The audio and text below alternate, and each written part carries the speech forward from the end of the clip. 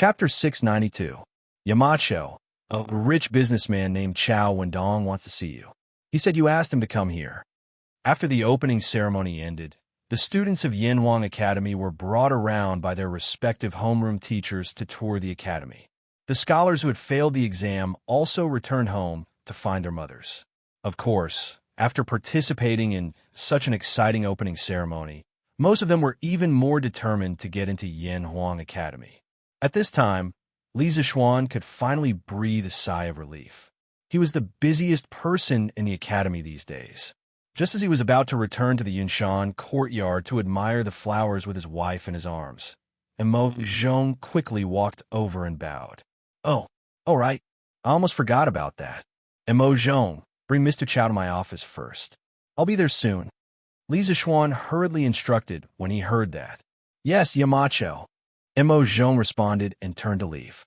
Li Zixuan said to the curious Li Gang and Yin Silu beside him, "I have some things to deal with now, so I'll have to excuse myself. Gentlemen, you've worked hard these 2 days. Please go back and rest early." It was convenient for Li Gang to go back and rest because he had a villa in Yinshan. As for Yin Silu, he didn't have a villa in Yinshan, so he could only go back to his house in Chang'an. In the academy, other than Li Zixuan, only Li Gang was a professor, so the old man could get a house. As for Yin Silu, it wasn't that Li Zixuan was stingy and didn't want to give him the title of professor, but Yin Silu himself refused. According to him, the current teachers in the academy were just a temporary team. Most of them, including him, didn't have any teaching experience. If he was given the title of professor, it would be difficult to convince the others. At present, the only professor who could convince everyone was Li Gang. Therefore, in the first phase of Yinshan Villa, only 3 buildings were occupied. They were his, Li Gang's, and Yin Xiaoning's. "Well, good, Yamacho, go ahead. Brother Yin and I are both in good health." Li Gang stroked his beard and smiled. Yin Silu also echoed, Yes, Yamacho, don't worry." Li Zixuan nodded and made a sound of acknowledgement before walking towards Guanghua Building. "Haha, Sir Li, you're here." After a while, Li Zixuan returned to the office. Chao Wendong, who had half his but on the sofa, saw Li Zixuan come in and quickly stood up and bowed. It had been 3 months since they last met. Li Zixuan, who used to be a minister in the Imperial College, was now a third-rank crown prince. More importantly, Li Zixuan was now the Yamacho of Yanhuang College. During this period of time, Yanhuang College and engineering had been hyped so much. Today, Li Zixuan had personally attended the opening ceremony of Yanhuang College. Anyone with half a brain could imagine how terrifying Li Zixuan's strength would be when Yanhuang College's foundation became stronger and he had such important resources in his hands. Therefore, when facing Li Zixuan, Chao Wendong no longer had the demeanor of a business tycoon. His words and actions were even a little flattering and fawning. "Haha, Boss Chao, you don't have to be so polite. Please take a seat. I asked you to come here today to help me." Li Zixuan guffawed and pointed at the sofa opposite him. That's right.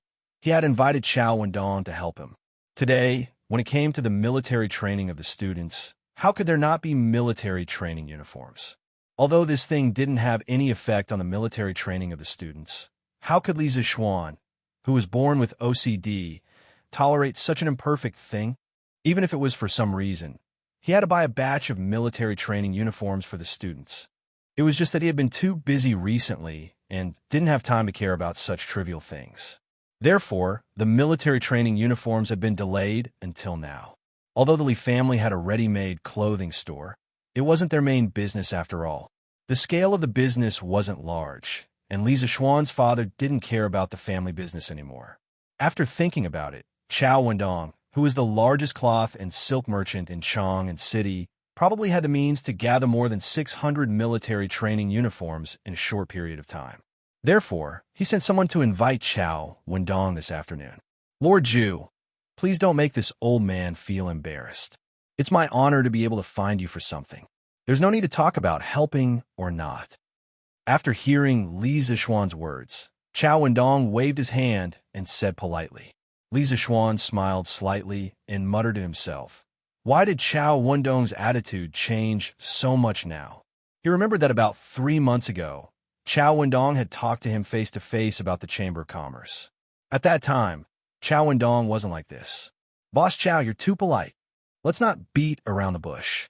Today, I asked you to come because I have something to ask of you. Chow Wendong bowed and said, Lord Zhu, please speak. As long as I can help, I will definitely help. Li Zishuan thought for a moment and said, I have a special style of clothing here. I wonder if Boss Chow has the means to make 700 sets of it in a short period of time.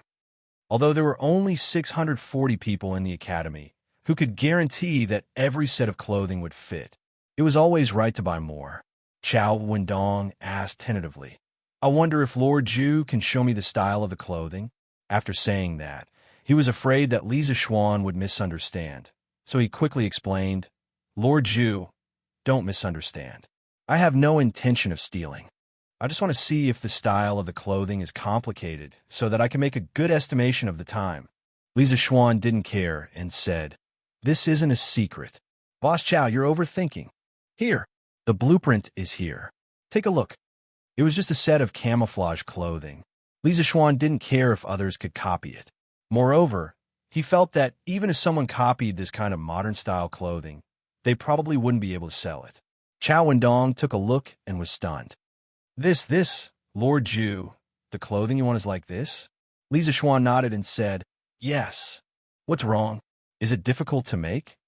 Chow Wendong wiped the sweat on his forehead and quickly said, No, it's easy. This clothing looks like it uses less fabric and it's faster to make it. Li Zishuan thought to himself, compared to the 3 layers of clothing that the people of the Tang dynasty wear now, of course camouflage clothing uses less fabric. Then, can Boss Chow make 700 sets of these clothes in a short period of time? This was the question that Li Zishuan was most concerned about. He had the money, but he didn't have the manpower to do it. He could only look for someone else. Chow Wendong pondered for a while, then gritted his teeth and said, 5 days. Lord Zhu, please give me 5 days. I will use all the resources I have on hand to help Lord Zhu make 700 sets of clothes like this within 5 days. Chapter 693. Guanghua Building, Principal's Office. When Li Zishuan heard that Chow Wendong could rush out 700 sets of camouflage uniforms in 5 days, he was both surprised and happy. This was the power of connections in the business world. He smiled and said to Chow Wendong, Haha, Boss Chow is straightforward, but don't worry. If the quality of these clothes passes, I won't treat you badly in terms of price. Chow Wendong hurriedly said, Hey, Lord Zhu, what are you talking about? It's just a few pieces of clothing. Do you think I would use this opportunity to make a big profit from you? Since you like me and are willing to let me do this, this is more precious than any amount of money. Chow Wendong obviously knew that Li Zishuan wouldn't owe him a favor for a few pieces of clothing, so he tactfully didn't say that he wouldn't accept a single cent for these clothes. To him, if he could get in touch with Li Zishuan, it didn't matter whether he lost money or earned money. Li Zishuan smiled knowingly and said, Haha, then I'll have to trouble Boss Chow. Chow Wendong knew that Li Zishuan wanted to send him off. Logically speaking, he should tactfully say goodbye, but, Lord Zhu, after witnessing the grand opening of Yanhuang Academy today, I really yearn for this place. In this world, only an immortal like you, Lord Zhu, can create such an academy that is like an immortal palace. Boss Chow, if you have something to say, feel free to say it. Li Zishuan leaned back and smiled with his eyes squinted. Chow Wendong looked embarrassed and said, Lord Zhu, it's like this. I have a son. He's 15 this year, and I want him to come to Yanhuang College. I wonder, before he could finish, Li Zishuan interrupted, Boss Chow, you don't have to say any more. If you want to enter Yanhuang College, there is only one way, and that is to pass the exam. Do you know that His Royal Highness Prince of Wei and His Royal Highness Prince of Han are among the candidates this time? Even they need to take the exam. What do you think? Chow Wendong wiped the cold sweat from his forehead and quickly nodded. Of course, I have to take the exam. I don't have any other meaning. I just want to ask you, is Yanhuang College recruiting business students? Li Zishuan's face looked a little better. He paused and replied, as long as the student has a good character, has no record of breaking the law, and has good grades, of course. Yinhuang College will accept them. When Chao Wendong heard that, he bowed with a face full of joy and said, "Thank you, Lord Zhu, for your kindness. When I get back today, I'll have my son prepare for Yinhuang College's exam next year. Then I won't disturb you any longer. Goodbye." Li Zixuan nodded lightly, and Chao Wendong slowly left the room. "Hey, what are you two doing?" Not long after Chao Wendong left, Li Zixuan tidied up a little and then left the office to go home. When he reached the 9th floor, he saw Yin Xiaoning holding a large round ice cube in his hand and Mo Lingwei holding a smaller round ice cube. She was looking at the ice cube in her hand, as if she wanted to see through the small ice cube and observe the large ice cube in Yin Xiaoning's hand. No matter what they were doing, in Li Zixuan's eyes, they were like two idiots. This was because they were obviously grimacing from the ice cube, but they couldn't bear to let go. Seeing this scene, he couldn't help but speak up. "Hey, it's Xiaoxian. What a coincidence." When Yin Xiaoning heard that, he turned his head and glanced at them, then shifted his attention back to the ice cube in his hand. Li Zixuan said unhappily, "What a coincidence. Hurry up and tell me, what are you two doing? Although the weather isn't cold now, don't you two feel that the ice cubes in your hands are cold?" Yin Xiaoning laughed and said, "Hee hee, not at all. We're searching for the truth. Xiaoxian, don't interrupt. Yes. Yamacho, don't disturb us. I'm doing something big now. Let's see if you still dare to look down on me after I succeed. Let's see if you still refuse to let me be a teacher at the academy." Mo Lingwei at the side pouted and snorted. The two of them were really like a couple singing the same tune. Okay. I won't disturb you guys. You two take your time. I want to see what you two can do today. Li Zixuan didn't expect this adulterous couple to get together so quickly. He waved his hand, indicating that he was defeated. Then, he squatted at the side and calmly watched what Yin Xiaoning and Mo Lingwei were doing. However, after watching for a long time, he still couldn't figure out anything. He thought that even if he asked, these two wouldn't tell him. So he changed the topic and said, "Didn't you two study how to drill wood to make fire yesterday?" "Oh no, I used to make fire." "How was it? Did you guys figure it out?" It couldn't be helped.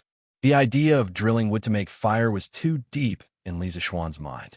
Sometimes, he couldn't help but blurt it out. "Of course we figured it out. How can it be bad when I personally did it?"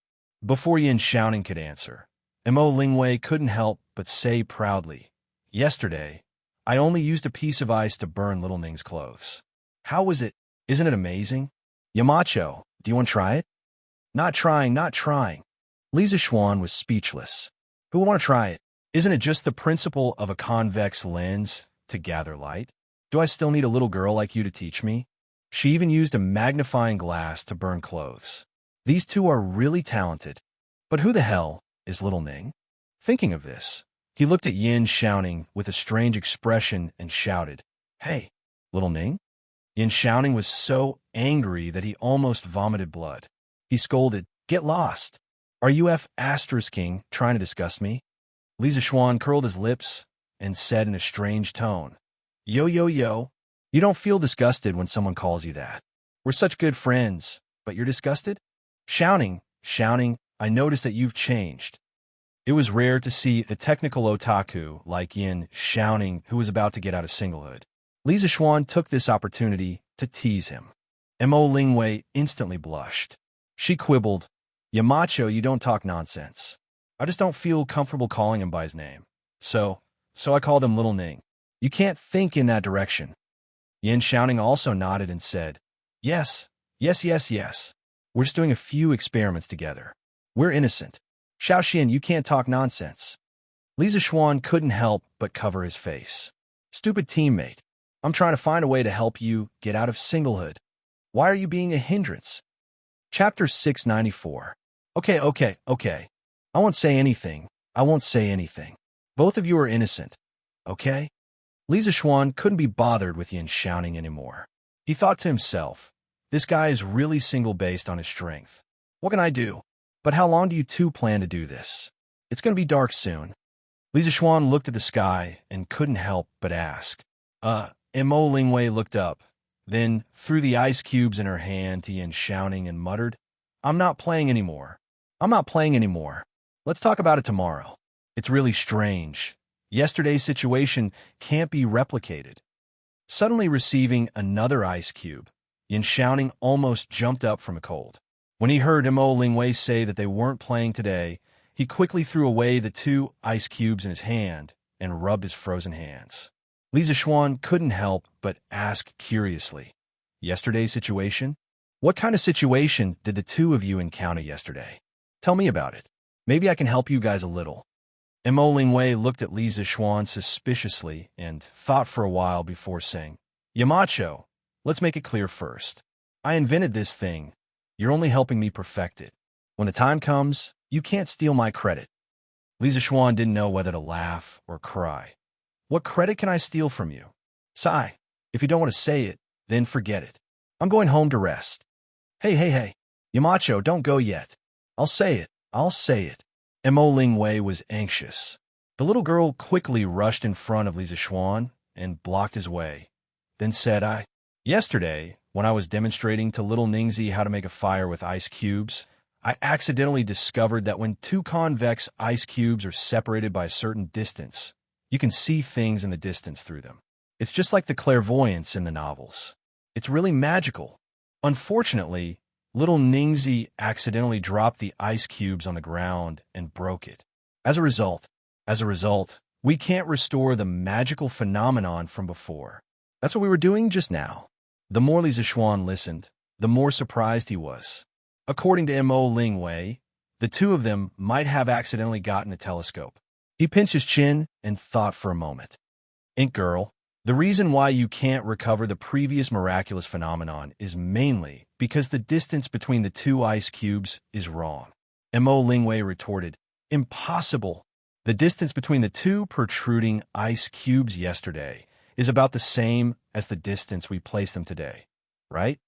Li Zixuan smiled and explained, "Even if your distance today is exactly the same as yesterday, it's impossible for yesterday's miraculous phenomenon to happen. Actually, Ink Girl, you've overlooked a problem from the beginning to the end. The protrusion of the ice cubes you used today might be different from the ice cubes you used yesterday." Mo Lingwei nodded. That's possible. After all, this is my first time making something like this.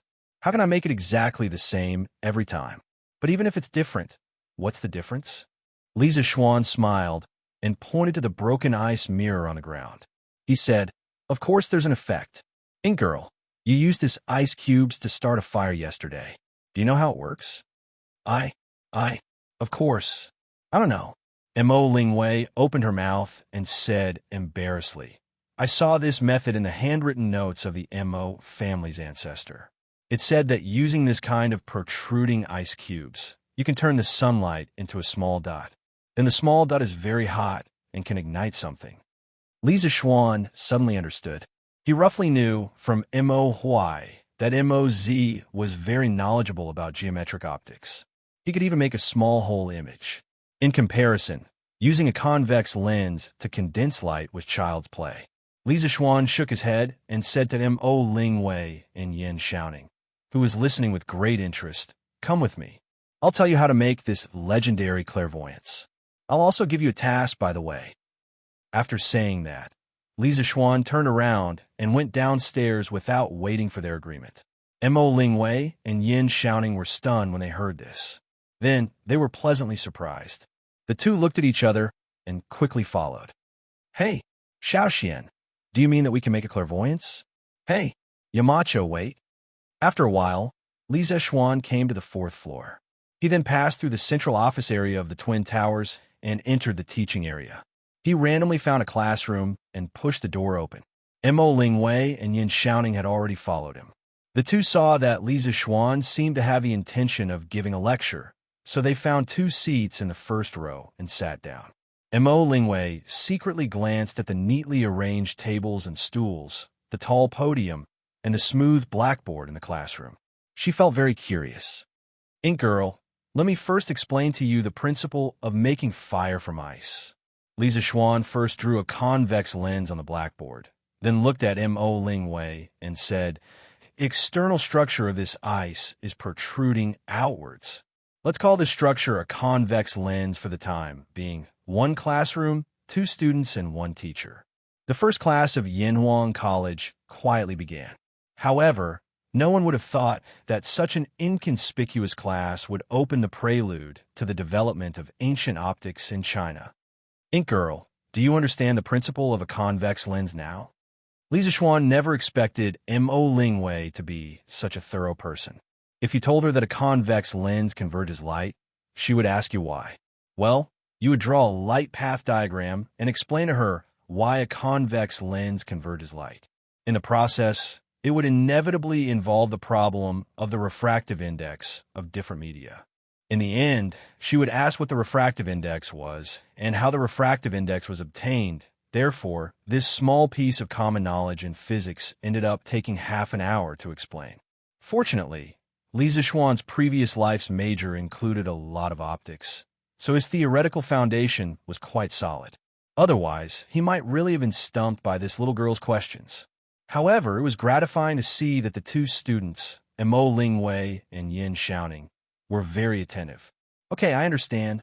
Yamacho, continue to tell us about the clairvoyance. Mo Lingwei rubbed her chin and smiled at Li Zixuan.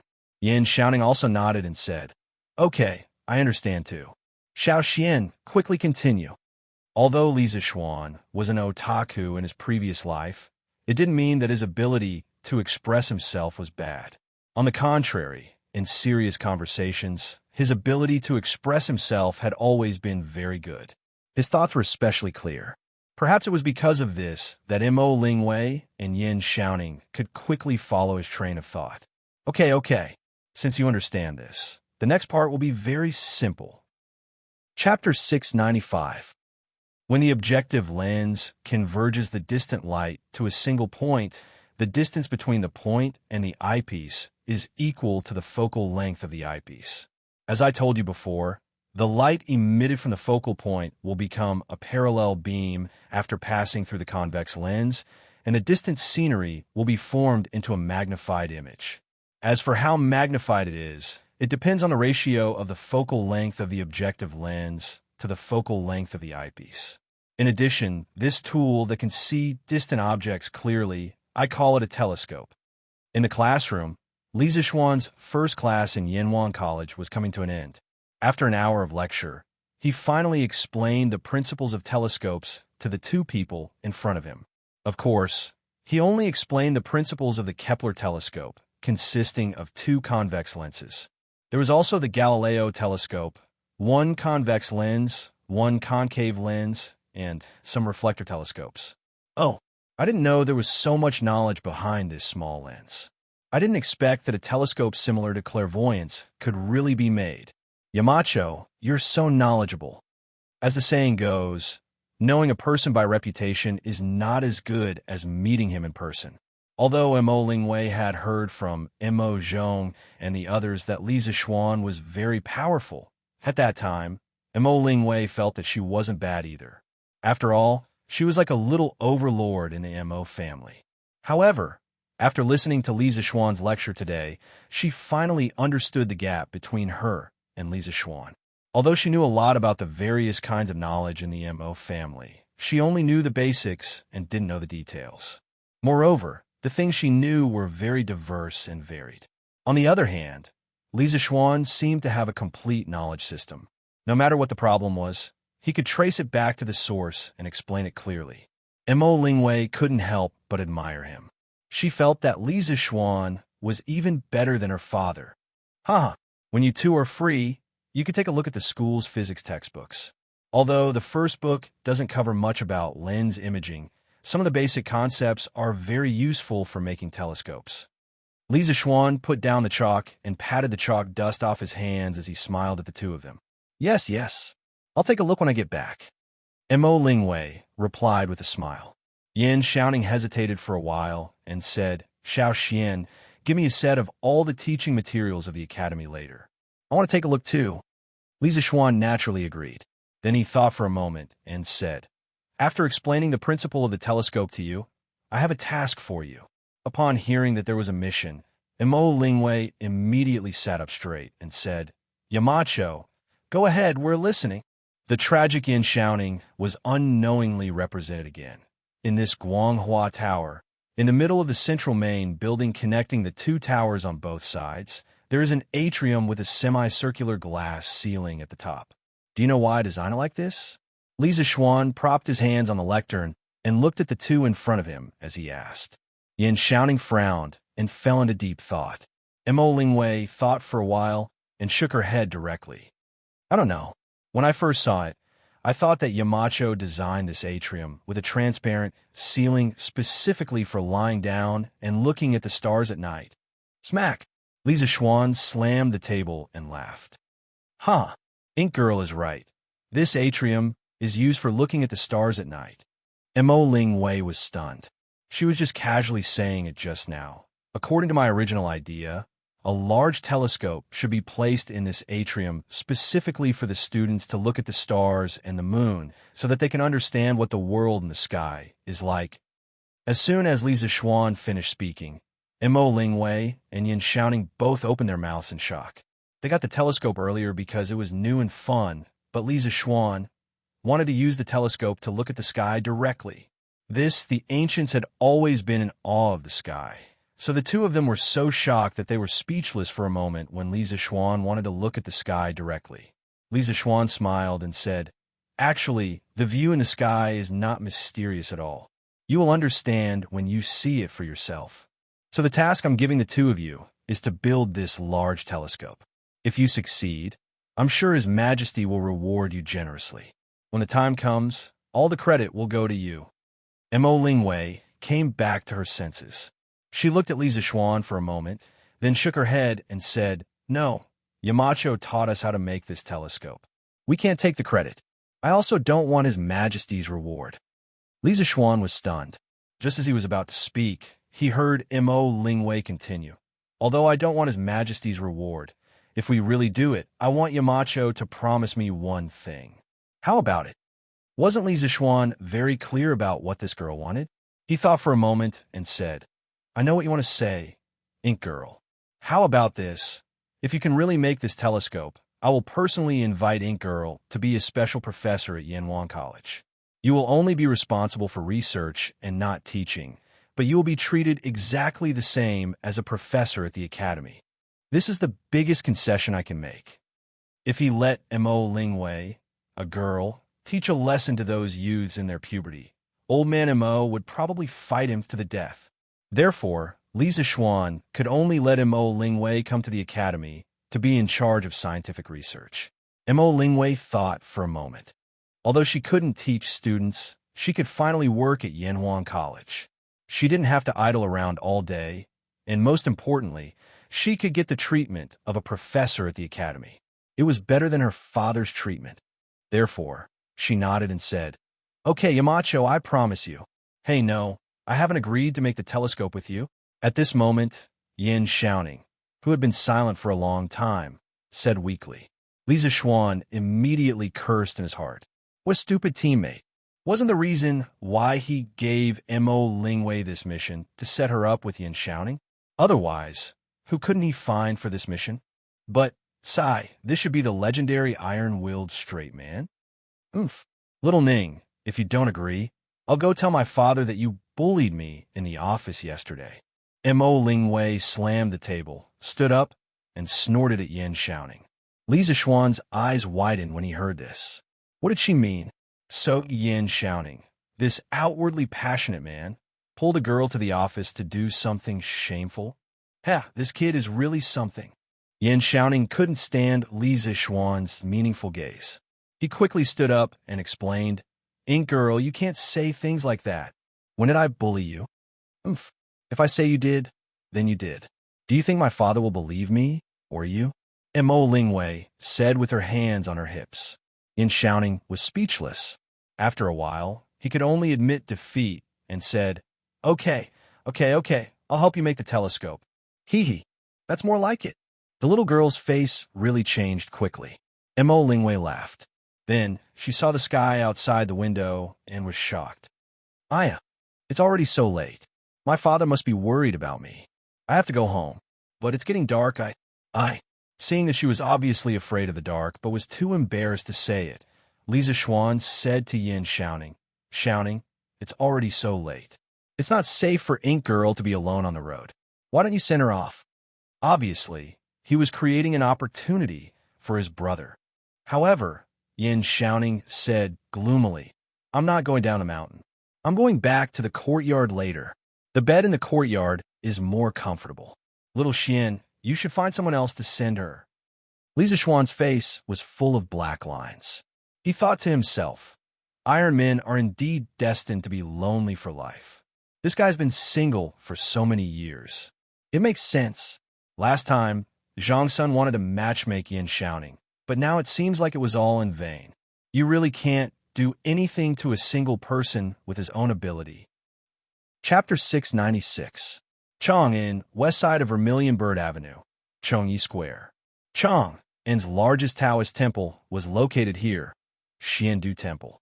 According to the Chong and Annals, Xiandu Temple was located in Chongyi Square. In the second year of Emperor Kai Wang, Sui dynasty moved from the old city of Chong into this temple and changed its name to Xiandu in the first year of the Ding. Yang Jian was abdicated by Emperor Jing of North Zhou and changed his name to Emperor Kai Wang. After that, Emperor Wan of Sui conquered Chun and united China, which had been divided for hundreds of years. At that time, the old city of Chong was dilapidated and narrow, and the waterways were heavily polluted. It did not match the capital of a great country. In the second year of Emperor Kai Wang, Emperor Wan of Sui started to build a new capital city, Daxing City. The location and construction of Daxing City incorporated the theory of feng shui and the concept of Zhou Yi's Gan hexagram. Daxing City was located on 6 high hills from the south to the north, symbolizing the 6 lines of the Gan hexagram. The palaces, government offices, temples, and alleys were located on these 6 lines. Xingshan Temple and Xiandu Temple were located on both sides of Vermilion Bird Avenue in the south of the city. Emperor Wan of Sui, Yang Jian, was born poor and was raised by a nun. After he became the prime minister of North Zhou and ascended the throne, he was very respectful of Buddhism and Taoism. Xiandu Temple became the royal Taoist temple of the Sui dynasty. On the west side of Xiandu Temple, there were 2 courtyards with green bricks and green tiles, with heavy eaves and corridors. The whole courtyard seemed to give people a sense of peace and quiet. Father, Mother, I'm back. As the sky was getting dark, a little boy in a green Taoist robe pushed open the door and shouted at the middle-aged Taoist priest and the woman who was collecting clothes. The middle-aged Taoist priest was stunned and looked at the boy. Proverb, why are you back so late? It turned out that this little boy was the second place of Yanhuang College's entrance exam, Li Yin. Obviously, the middle-aged Taoist priest was the famous Li Chunfeng in the future, and the woman beside him was his wife, Mrs. Liu. As the little boy walked into the courtyard, he said, after the opening ceremony in the afternoon, the teachers of the academy showed us around the academy and taught all the students how to use some of the new things in the academy. That's why we came back late. When Mrs. Liu heard this, she was overjoyed. So, Proverb, you were admitted to Yanhuang College. Li Yin didn't go home at noon, so it was understandable that Mrs. Liu didn't know his results. Li Chunfeng, who was standing at the side, smiled but did not say anything. Li Zhongyu replied, Yes, mother. I got in, but I only got second place. The first place is the current king of Wei. Mrs. Liu pulled her son and stroked his little head, then happily said, Not bad, not bad. I've heard that Prince Wei has always been knowledgeable since he was a child. As the proverb goes, it's already not bad if you can get second place. Moreover, I've heard that even His Majesty went to Yanhuang College to participate in that opening ceremony. This proves that my son is promising. Haha, Proverb, just you wait. Mother will go and cook something delicious for you. Let's have a good celebration tonight. Yes, thank you, Mother, the little Taoist boy said in a crisp voice. Mrs. Liu pinched her son's little face and happily went into the house to prepare dinner. Li Chunfeng looked at this heartwarming scene with a hint of warmth in his eyes. He then turned around and said, Proverb, come with me to the study. Yes, Father. By the way, Father, how did you predict that I wouldn't get first place yesterday? In the study, Li Yin raised his head and asked curiously. Ah, this is a heavenly secret. Proverb. I'll tell you when your divination skills improve. Li Chunfeng did not answer. Instead, he chuckled and turned around. He paused for a moment before he asked. Proverb, how do you feel at Yanhuan College today? Li Yin pursed his lips and seemed to be organizing his words. After a while, he replied, Father, although the architectural style of Yanhuan College is unique, the overall layout is in accordance with the Taoist principles of yin, yang, and 5 elements. I can see that Li Zishuan. Yamacho, he put a lot of thought into the design of the college.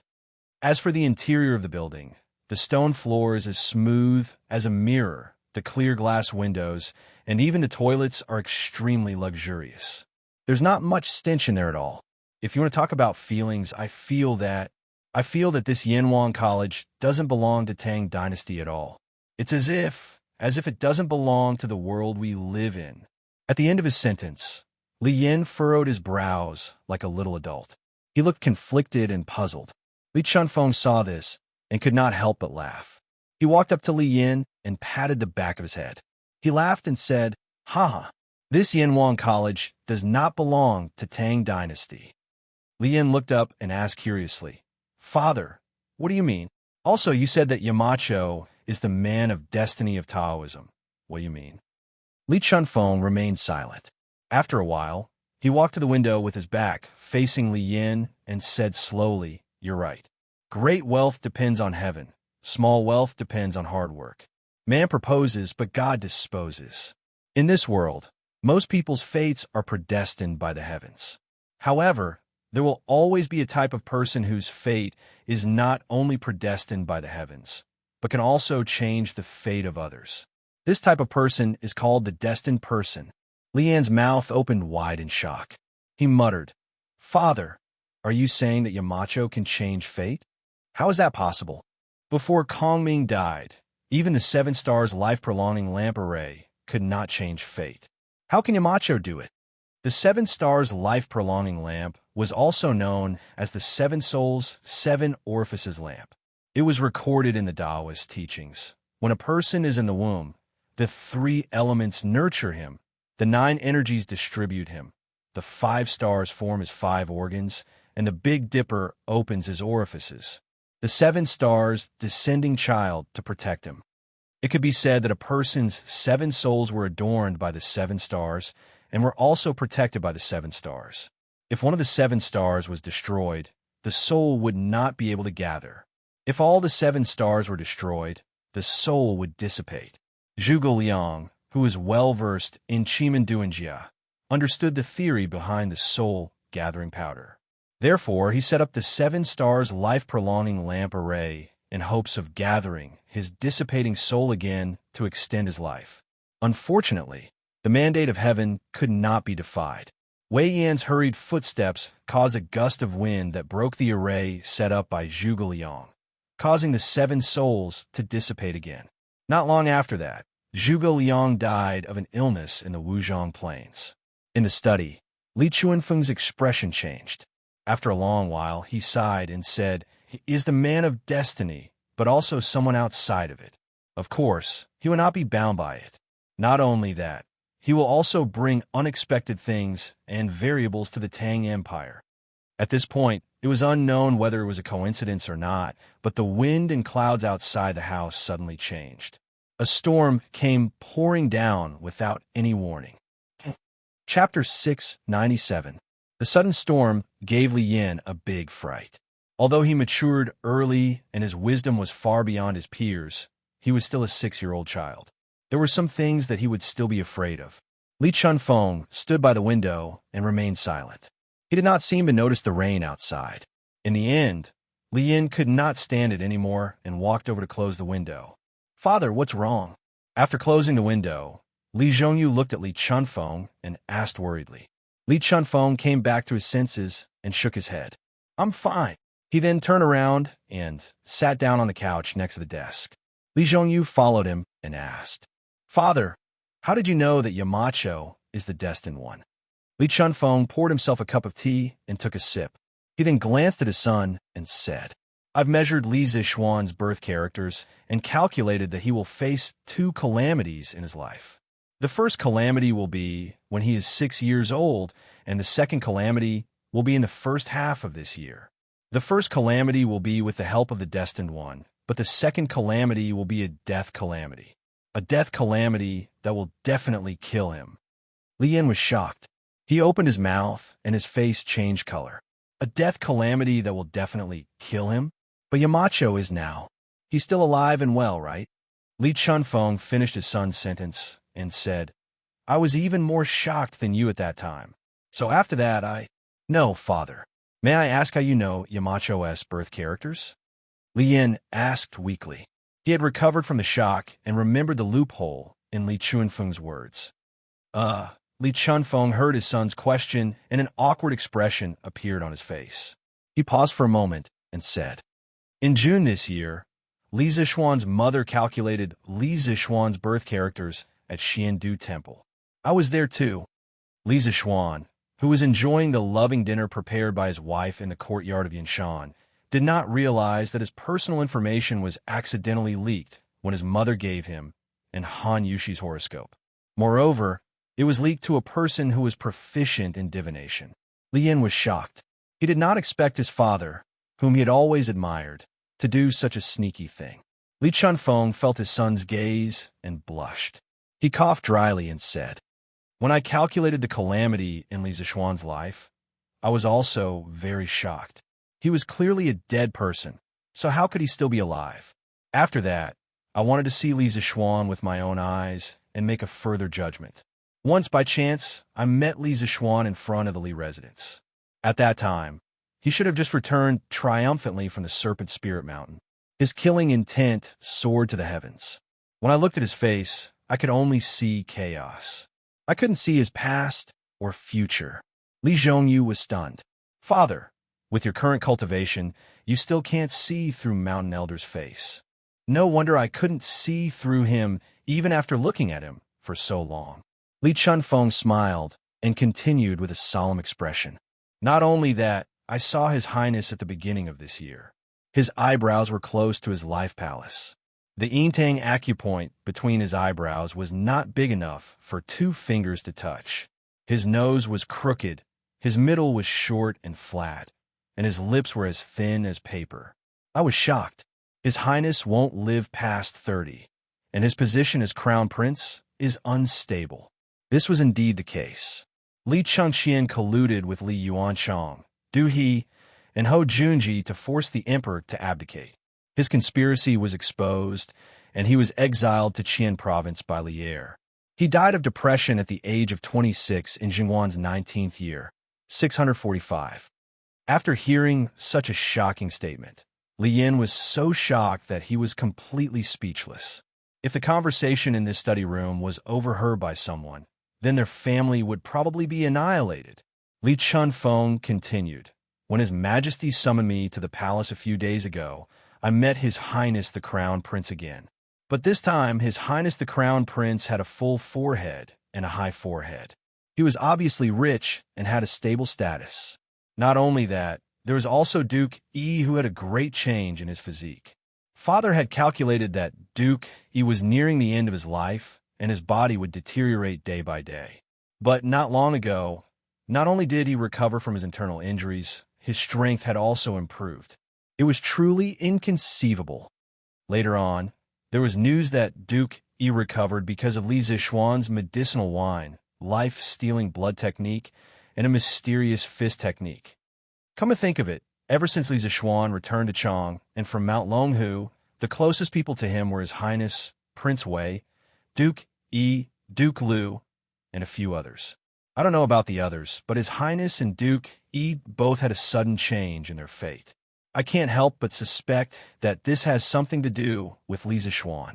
Not only can he change his own fate, but he can also change the fate of others. If he isn't a man of destiny, what else can he be? Moreover, he is a disciple of the celestial master path of Mount Longhu. Li Yin was shocked speechless by Li Chunfeng's words. He was silent for nearly half an hour before he recovered and asked, Father, do you know Yamacho's master, Senior Lingshu? Li Chunfeng smiled. Of course I know him. However, I know him. He doesn't know me. It was obvious that he wasn't an old-fashioned person. He could still make such a joke at this time. Lian didn't know whether to laugh or cry. He asked, Father, do you know if Senior Lingshu knows divination? Li Chunfeng thought for a while and said, Of course. Moreover, his divination skills are far above mine. Li Yin asked curiously, Then why didn't Senior Lingshu predict that Yamacho would face a calamity this year? Li Chunfeng's expression changed. He closed his eyes as if he was recalling some old memories. After a while, he opened his eyes and said, It's not that he didn't, but he didn't want to. I've heard Master say before that although spiritual Master Ling Su is proficient in divination, he doesn't believe in destiny. In his life, there are two things that he doesn't divine. One is that he doesn't divine people's marriages, and the other is that he doesn't divine the calamities of those close to him. He feels that even if it's a death calamity, there is still a chance of survival. If he tells others about the death calamity in advance, it will destroy the only chance of survival. Even though this point of view is poles apart from what I learned on Southern Mountain, it can't be said to be completely unreasonable. After all, everyone's Tao is different when it comes to cultivating the Tao. Chapter 698. It was said that Li Chunfeng's master was Yuan Tiangang, but that was not the case. In the second year of Sui Rinshou, Li Chunfeng was born in Yong, Qizhou. He was smart and studious since he was young. He read a lot of books, especially astronomy, calendars, and mathematics. Li Chunfeng's father, Li Bo, was a small official in the county government during the Sui dynasty. He gave up his position and became a Taoist priest. He was quite knowledgeable and called himself Huang Guanzi. He wrote Laozi, 10 volumes of maps, and astronomical elephant prose. Li Chunfeng was known as a prodigy since he was young. Under the influence of his father, he read a lot of books, especially astronomy, geography, Taoism, and yin yang. In the 7th year of Sui dynasty, the 9-year-old Li Chunfeng went to Mount Nanta'a to become a disciple of Taoist Yuan. In the 14th year of Sui dynasty, Li Yuan became the emperor and gave Li Shimin the title of king of Qin. In the 2nd year of Tang dynasty's Emperor Wuda, the 17-year-old Li Chunfeng returned to his hometown. He was recommended by Li Er's good friend, Lu Wenjing, to become the secretary of the king of Qin's army. The legendary Taoist priest went down the mountain. In the 1st year of Jingguan, Li Chunfeng was given the title of general officer and worked in the Imperial Historian Bureau. In the Imperial Historical Bureau, which was in charge of astronomy, geography, calendar making, and history, he fully displayed his talent and wisdom. Once he entered the Imperial Historical Bureau, he worked hard for 40 years. Proverb, Actually, I didn't want you to enter the Yanwang Academy. You've been smart since you were young and have a spiritual root. If I'm not wrong, you'll definitely inherit my mantle in the future. But now that you've gone to the Yanwang Academy, it's hard to say what will happen in the future. In the study, Li Chunfeng looked at his son and sighed. Li Chunfeng was about to say something when he heard his mother's voice outside. Your husband, dinner is ready. Come out and eat. Okay, mother. Li Yan answered quickly. Li Chunfeng smiled and pulled his son out for dinner. Guanyin maid, what do you think of this essay? Li Zheng Hall, West Court of the Imperial Palace. Li Er put down his brush and picked up a piece of paper from the desk. He walked to the bed and smiled at Empress Zhang's son. As soon as Your Majesty came over, Your Majesty focused on the writing desk. I've been wanting to see it for a long time. Zhang's son chuckled and took it. When she opened it, she immediately exclaimed in surprise. Ah, Your Majesty's calligraphy has improved again. Is that so? Ha! Li Er was pleased with himself and simply sat down. Holding Empress Zhangxuan's waist, he began to watch with her. Old people often think of the past. Young people often think of the future. I can only think of the past. Zhang's son smiled and then focused on the content of the text. When she saw the opening, she couldn't help but read it out softly. As he continued to read, the surprise on Zhangxuan's face became more and more intense. When she read, "A young man's wisdom is the wisdom of the country. A young man's wealth is the wealth of the country. A young man's strength is the strength of the country. A young man's independence is the independence of the country. A young man's wisdom is the wisdom of the country. A young man's wealth is the wealth of the country. A young man's strength is the strength of the country. A young man's independence is the independence of the country. At the end, my beautiful young China is not old with the heavens. My young China is boundless with the country. Empress Zhongsun seemed to feel the heart-wrenching roar and earth-shaking cry of the author of the essay at that time. Her whole body trembled a little. Li'er, who was next to her, could feel the trembling of her body. Your Majesty, this essay is too shocking. I'm a woman, but after reading this essay, I can't help but feel my blood boil. Empress Zhongsun took a few deep breaths to calm her surging heart a little. Then she looked at Li'er and said. Li'er smiled and asked, Haha, this is not shocking. If you listen to someone reading it, then it's shocking. Guanyin maid, guess who wrote this essay? Empress Zhongsun's gentle eyes turned slightly, and then she smiled and said, I guess this essay should be written by Lisa Xuan, right? Li'er was startled and asked curiously, Guanyin maid, how do you know? Zhongsun smiled and said, looking at your Majesty's reaction, it seems that I guessed right. Then she explained, such a hot-blooded and angry essay, no one in the imperial court would write it. Today, your Majesty went to Yanhuang College outside the city to participate in the opening ceremony in addition to the morning court. So presumably, this essay was read by Xiao Xian at the opening ceremony, right? After listening to Empress Zhongsun's analysis, Li'er praised, the Empress is still the most meticulous. It's my great fortune to have Guanyin maid, haha. Fong residence, study room. This Lisa Xuan is really bold. Fong Xianling looked at the words on the desk and sighed with his hands behind his back. The content of the word fortune was the introduction to young China that Lisa Xuan spoke in the afternoon. Fong Yizhi, who was next to him, nodded and said, after listening to it in the afternoon, I also admire Li Zhe. Yamacho. It's hard to imagine that he's not even 15 years old. Fong Xianling turned around and looked at his eldest son, who was also the most reliable son among his several sons, and said, whether it's the civil officials or the military officials in the imperial court, our descendants can't compare to Lisa Xuan. Since you were admitted to Yanhuang College this time, study hard there. If you can learn 10% of Lisa Xuan's knowledge, it's also excellent. What's more, according to His Majesty's current intention, he wants to vigorously support Lisa Xuan and Yanhuang College.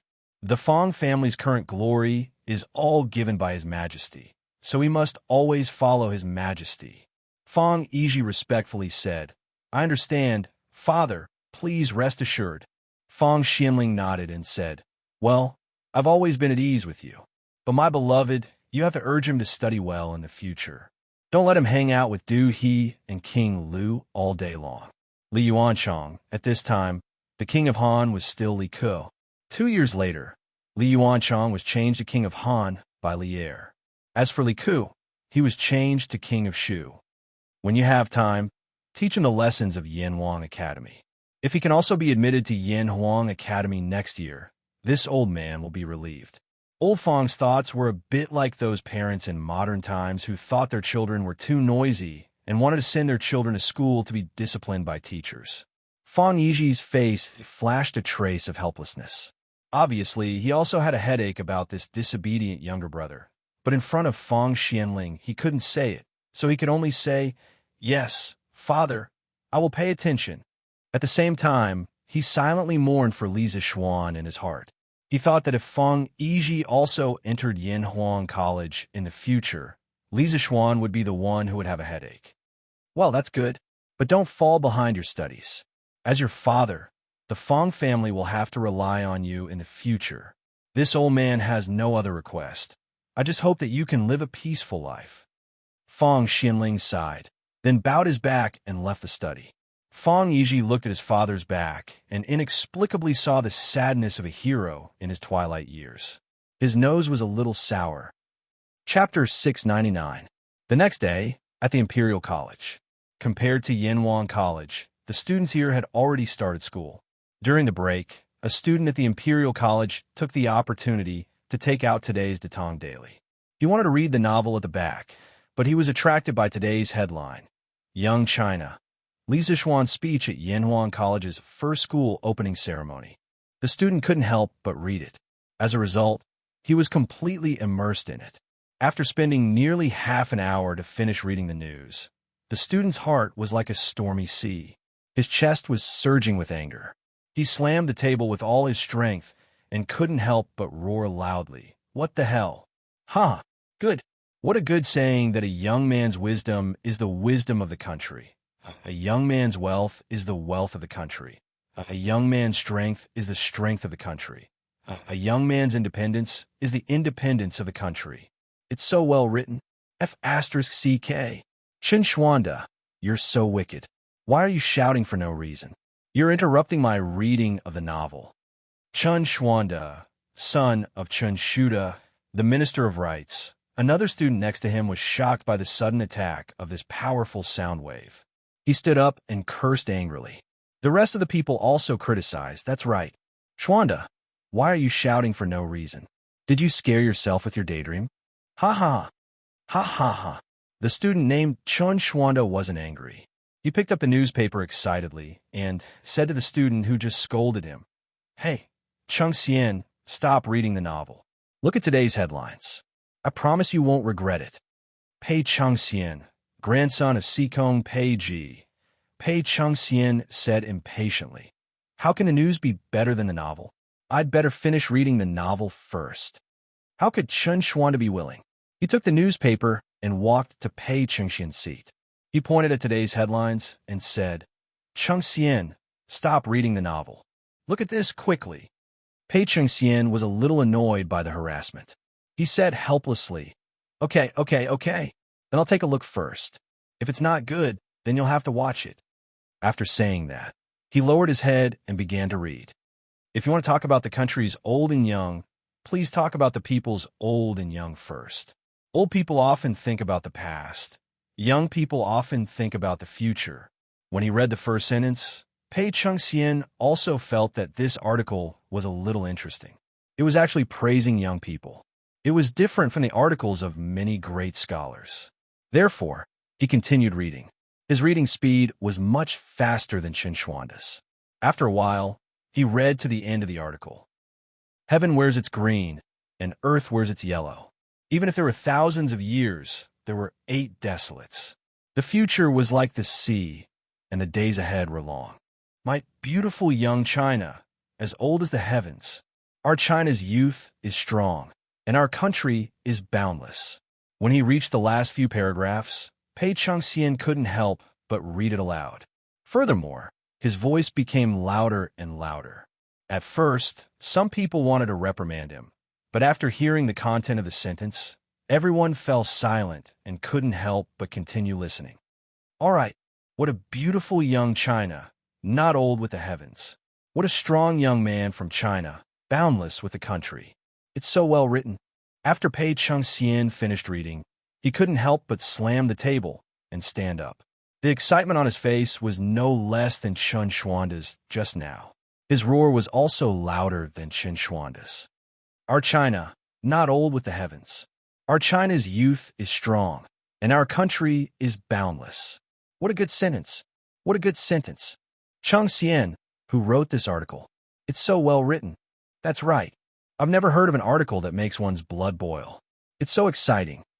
The newspaper said that this was Li Sai's speech at Yanhuan College's opening ceremony yesterday. This means that this article must be written by Li Sai. Li Sai? Yanhuan College? It's actually like this? Oh my God. Is Yanhuan College still recruiting this year? I want to go to Yanhuan College. I want a tiger to roar in the valley, and all the beasts to tremble in fear. I want to be that China's youth. Sob, it's so well written. Previously, when Pei Cheng Xian was reading this article, he had been muttering it in a low voice. Although his voice was a little soft at the beginning and many students did not hear it, they heard the last few paragraphs clearly. Therefore, all of their blood surged, especially the last 2 sentences. It was like a fuse that ignited the hearts of all the students. Young China This is our China, our Tang dynasty. At this moment, they could only shout excitedly to vent the excitement and passion in their hearts. There were also some students who couldn't control their eyes from reddening at the end. They were excited, moved, and impulsive. Tears flowed down their cheeks uncontrollably. I'm crying? Why am I crying? They reached out to touch their eyes and looked at the water droplets hanging from their palms in disbelief. Once upon a time, every time they listened to the teachers of the Imperial College speak, they would involuntarily feel sleepy, and the words would go in one ear and out the other. They would act as if they were listening carefully, but in reality, they were not listening at all. But now, today, this article was clearly being read by Li Zixuan to the Yanwang College students. Why were they so excited to the point of tears when they heard it from Pei Qingxin's mouth? Under such circumstances, many students were filled with endless yearning for Yanwang College. Or rather, they were filled with yearning for the former directorate head of the directorate, Li Zixuan.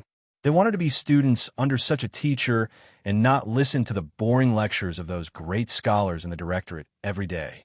Our young China is so beautiful that it doesn't age with the heavens. Our young China is so strong that it has no borders with the country. A young person's ambition is the country's ambition. A young person's wealth is the country's wealth.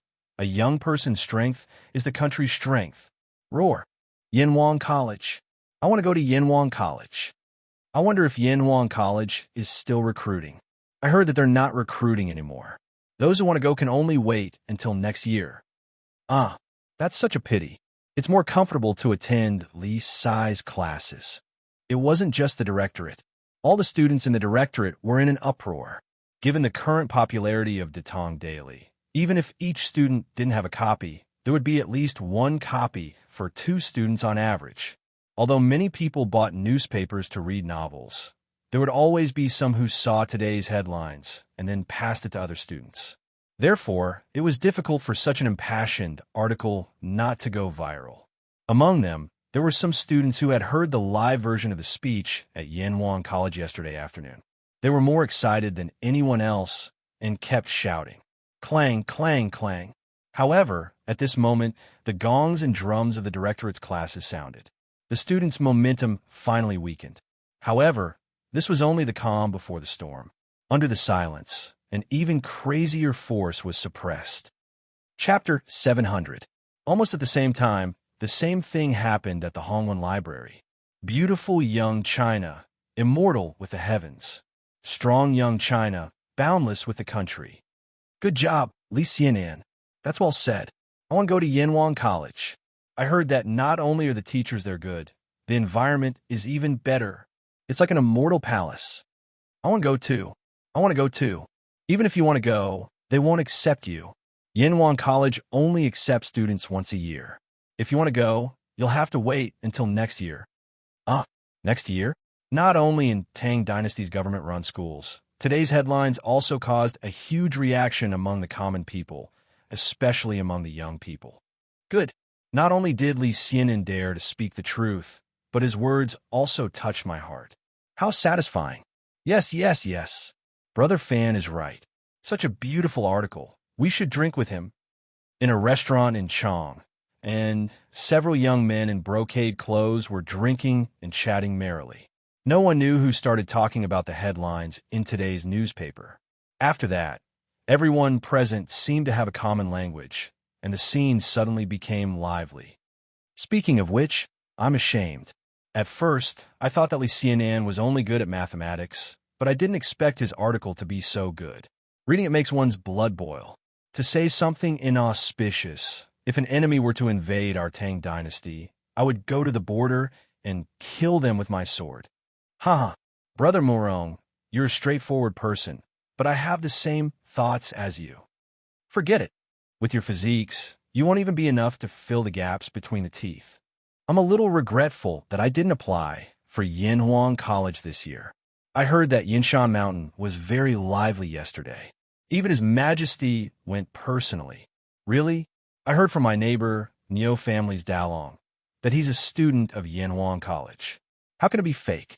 I also heard that Yanwang College is like an immortal palace. It's so beautiful. Yes, that's right. I also visited Yanhuang College before. Sigh.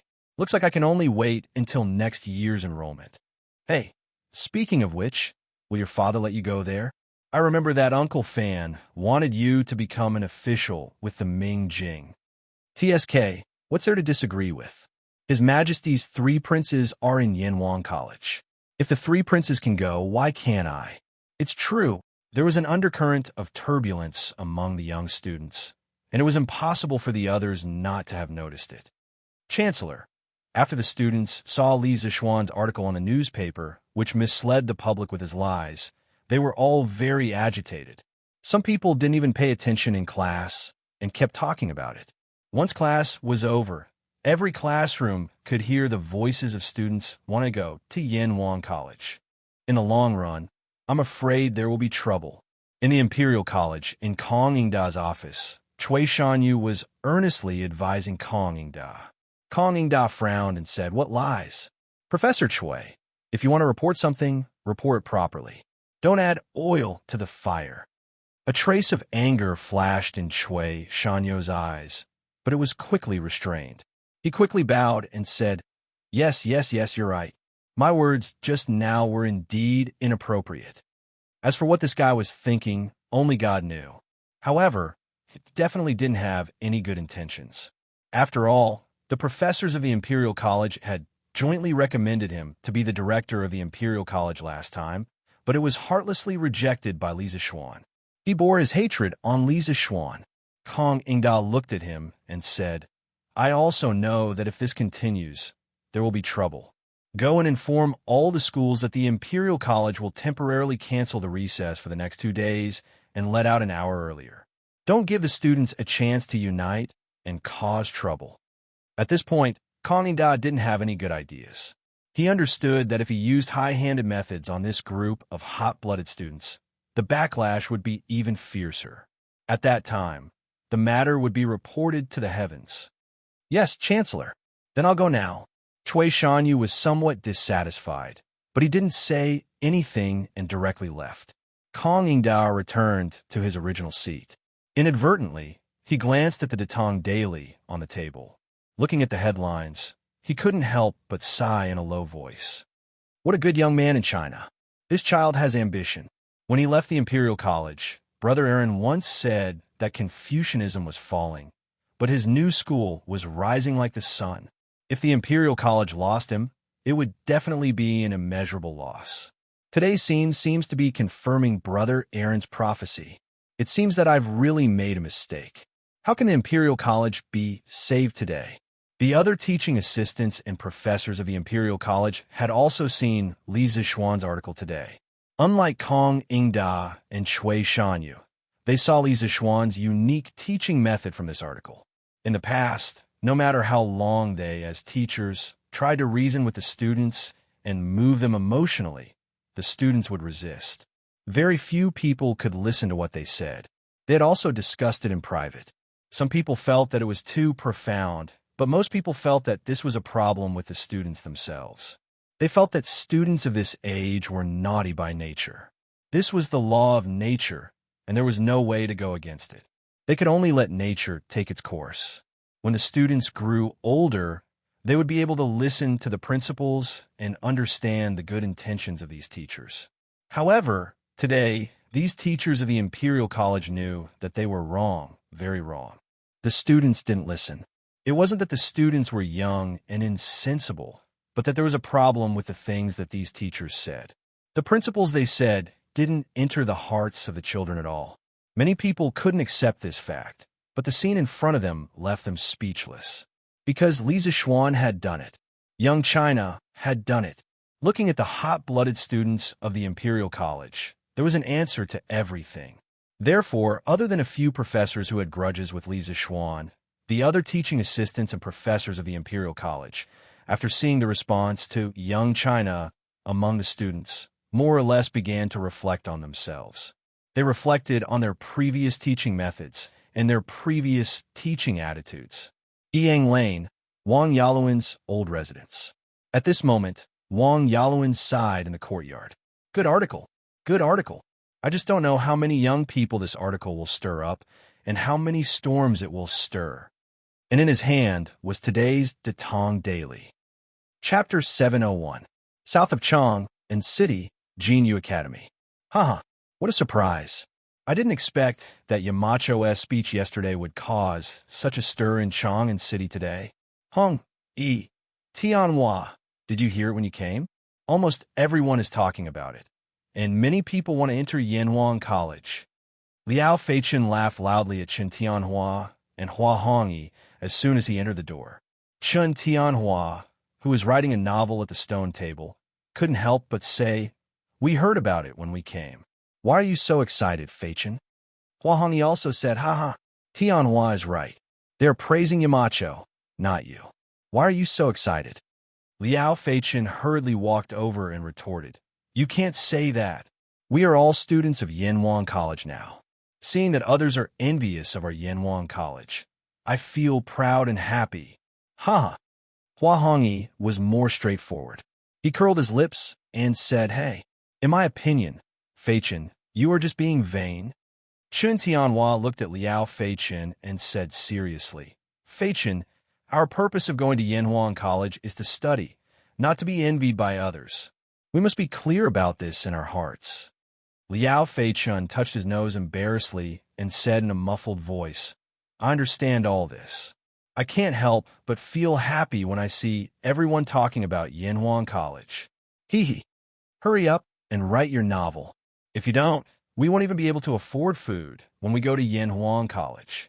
Hua Hongyi elegantly patted the dust on his sleeves and stood up. Liao Feichen's face was full of black lines.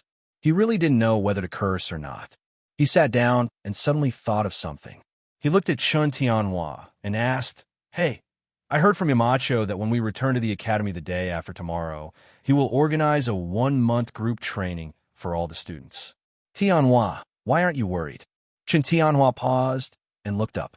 "Why should I be worried? We are not spoiled, rich young masters who have never suffered hardships since we were young. It's just a training. If Wei Wang and Han Wang aren't afraid, what are we afraid of?" Speaking of Prince Wei, Liao Feichen was fortunate enough to see his true appearance at the academy yesterday. Thinking of Li Tai's appearance of 200 to 300 caddies, he immediately felt a lot more at ease. "Tianhua, you are right. If that's the case, then I have nothing to worry about."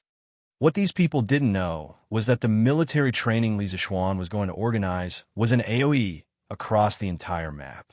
He wouldn't be soft-hearted just because some people were physically weak. He would treat all students the same. "Uncle Qin, I'm here to discuss the military training with you." Li Zishuan went to the Qin residence in the afternoon to find Qin Xiong. He wanted to discuss the details of the military training. In the main hall, Qin Xiong took a sip of tea and asked, "Xiao Xian, do you have any ideas of your own? You could just say it in front of me." Li Zishuan shook his head. "Let's not talk about me first. I don't know much about the training methods of the Tang Army, so I would like to hear Uncle Qin explain it to me first. Do you want to know about cavalry or infantry?" Qin Xiong asked. It was a very simple question, but Li Zishuan almost burst out laughing. It felt like some bad jokes in his previous life. "Brother, do you have any films here?" "Yes. They are much older." "Can you give me some?" "Then do you want cavalry or infantry?" 23333. Li Zishuan shook his head and discarded the impure thoughts in his mind. He wanted to show that he was very pure. "Uncle Qin, of course, infantry. Can you explain it to me?" Returning to the main topic, Li Zishuan cupped his hands towards Qin Xiong and said in all seriousness, "Yes, of course." Qin Xiong nodded. After thinking for a moment, he began to explain. In the Tang Army, other than long-distance running, there are also various combat and formation training. There are 50 people in a company. Tie up the guns and flags in the camp and bring them to the left and right sides of the training ground. Untie the flags according to the number of each team and stand in formation. The distance between each team is 10 steps, and each team takes up 10 square steps. Each team is placed in the gap between each team, and they are 20 steps away from the team in front. After setting up the formation, the generals of each team go to the general's office and wait for instructions. Every team will choose a team and step forward 50 steps. After hearing the sound of the horn, all the teams spread out and stand. After the second sound, all the teams raised their guns, raised their flags, and unsheathed their swords. After the third sound, all the teams raised their guns at the same time. After the fourth sound, all the teams knelt or sat down. At the same time, they looked at the big yellow flag and listened to the sound of the drums. When a yellow flag was lowered and the drums sounded, they shouted in unison and walked to the center line. At the same time, they practiced fighting and shouted kill as they charged into the enemy formation. After the enemy retreated, they could chase for 30 steps. After knowing that the enemy had retreated, the cavalry would charge in from the back. When the pursuing enemy heard the sound of the golden flag, they would immediately stop shouting and retreat. They would hold their guns in their right arms and turn around to stand in their original positions. This was definitely not made up by him. There were detailed records in Duke Wei's Art of War. With Qin Xiong's explanation, Li Zixuan's mind gradually formed a picture of the Tang army's training. What he did not expect was that the training of the army in this era would be so strict. The formations, positions, and actions according to the sound of the horn were almost the same as modern military training. This way, to Li Zixuan, it would save him a lot of trouble. Uncle Qin, Yanhuang College's military training this time is to strengthen the students' bodies and cultivate their sense of discipline. So, can you remove the weapons in the training method you just mentioned, such as swords, bows, and spears? We will only train in formations and formations. In addition, the battle cry during training will be changed to 1, 2, 3, 4. What do you think? Li Zixuan thought about it and decided to make some changes based on the Tang Army's training method to adapt to the special situation of Yanhuang College. But then again, he had no choice but to change it. If he were to completely copy the training method of this era, where would he find so many controlled weapons? His changes were basically a mix of modern military training and ancient military training. It was not only scientific and reasonable, but also easy for the people of this era to accept. Qin Xiu nodded and said, "No problem, but you have to tell me what kind of formation you want the students to practice. You better have a detailed plan." Li Zixuan replied, "I have this. I wonder if I can borrow it from Uncle Qin's family and let them demonstrate it to you." Great. Chapter 702. When Li Zixuan came out of the Qin Manor, it was already past 3 in the afternoon.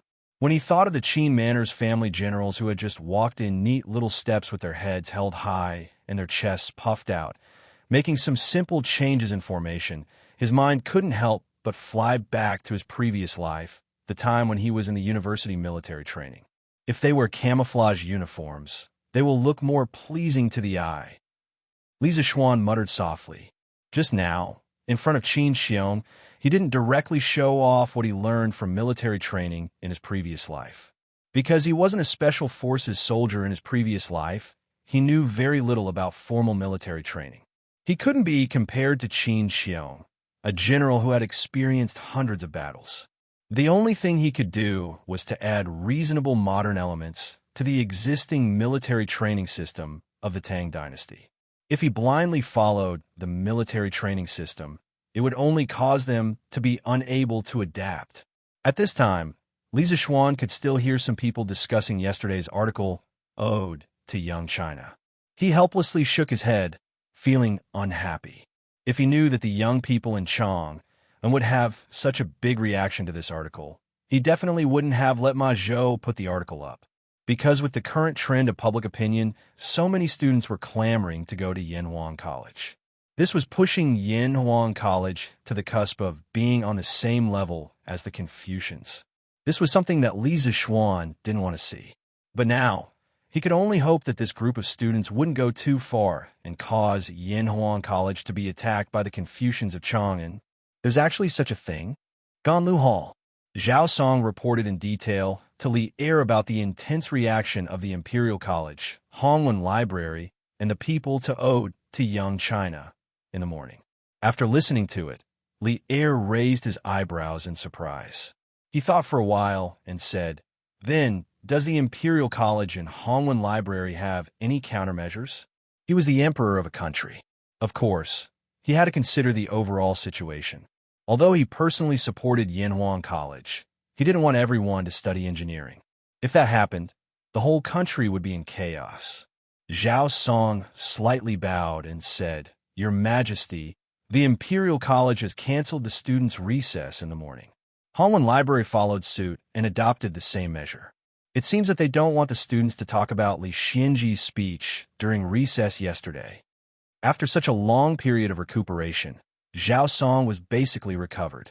However, his strength had dropped to the middle stage of the Grandmaster realm. It would be difficult to recover to the peak of the Grandmaster realm in a short time. But then again, in his previous situation, being able to keep his life was already good enough. How could he ask for more? The current situation was already the best outcome. If that's the case, it's fine. After the storm passes, I'm sure many people will calm down. Besides, Yenhuang College won't enroll any more students this year. Even if they don't want to, they have to calm down. Lier nodded. He was quite satisfied with the Imperial College's actions.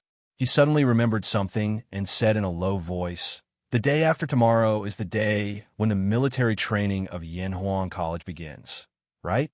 Asked Cheng Xian and Qin Ke to come over. "Yes."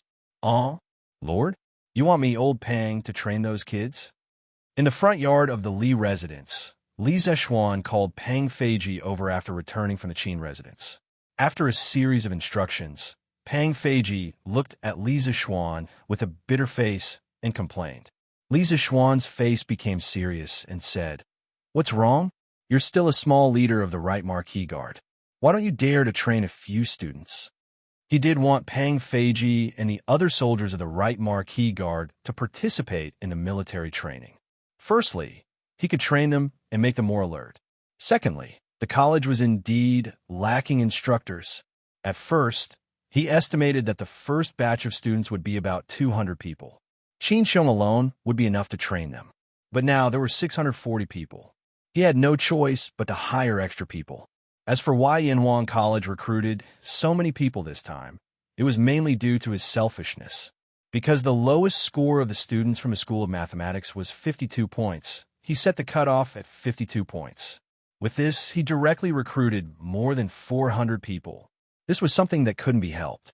Back then, when a group of students from the School of Mathematics heard that he was going to set up his own academy, they wanted to join him without hesitation. Li Zexuan was very touched by their trust in him, so he hesitated for a very long time when he drew the cutoff line. On the contrary, Li Gang and the others thought that Li Zexuan recruited too few people. Actually, it was quite a lot, 600 to 2,000. This was a nearly 30% acceptance rate. Whether it was in the ancient imperial examinations or in modern top universities, this ratio was definitely not small. So Li Zexuan told Li Gang that this was the limit of his tolerance. "Lord Ju, it's not that I don't dare. It's that my brothers and I all have responsibilities. After we leave, the safety of the residents won't be guaranteed." Pang Feiji's face turned red when he heard Li Zexuan's words. He quickly explained. As for how much of this explanation was true, only he himself knew. Li Zexuan stared at this guy for a while and said, "You don't have to worry about the safety of the residents. This month, I'm going to bring my father, mother, and Lan to the Yunshan residence. There are about 15 experts above the Qi transformation realm there. Naturally, you don't have to worry about safety. As for the residents, the two elders and Lan had long wanted to take a look. However, Mrs. Li was a little cautious. She didn't want to disturb her son and daughter-in-law's private time. After all, she wanted to have a grandson soon. So, Mrs. Li and Mr. Li didn't mention the request to go to the Yunshan residence. But even if they didn't mention it, Li Zexuan also wanted to let the two elders go to the Yunshan residence to take a look at his business. Pang Feiji couldn't back down now. He could only say, "Yes, sir." Li Zexuan nodded calmly. You guys will pack up today. Including you, there's a total of 49 people, right? Since you're my personal guards, you naturally have to act like one. Tomorrow, all of you will report to Yenhuang College and receive training from the instructors. When the students come back from the holidays, all of you will take turns to be the instructors and train the students. Those who don't have a turn will form a team and train by themselves every day. I will personally train them. A few months ago, Snake King failed to assassinate Li Zishuan. Li Er transferred Pang Feiji and the rest of the Right Marquee team to Li Zishuan as his personal guards. He hadn't taken them back until now. So, these people were destined to follow him in the future. Li Zishuan planned to use this opportunity to improve their military discipline. Yes, sir. Pang Feiji opened his mouth. He felt a little bitter. He didn't need to think to know that the next month would be very difficult.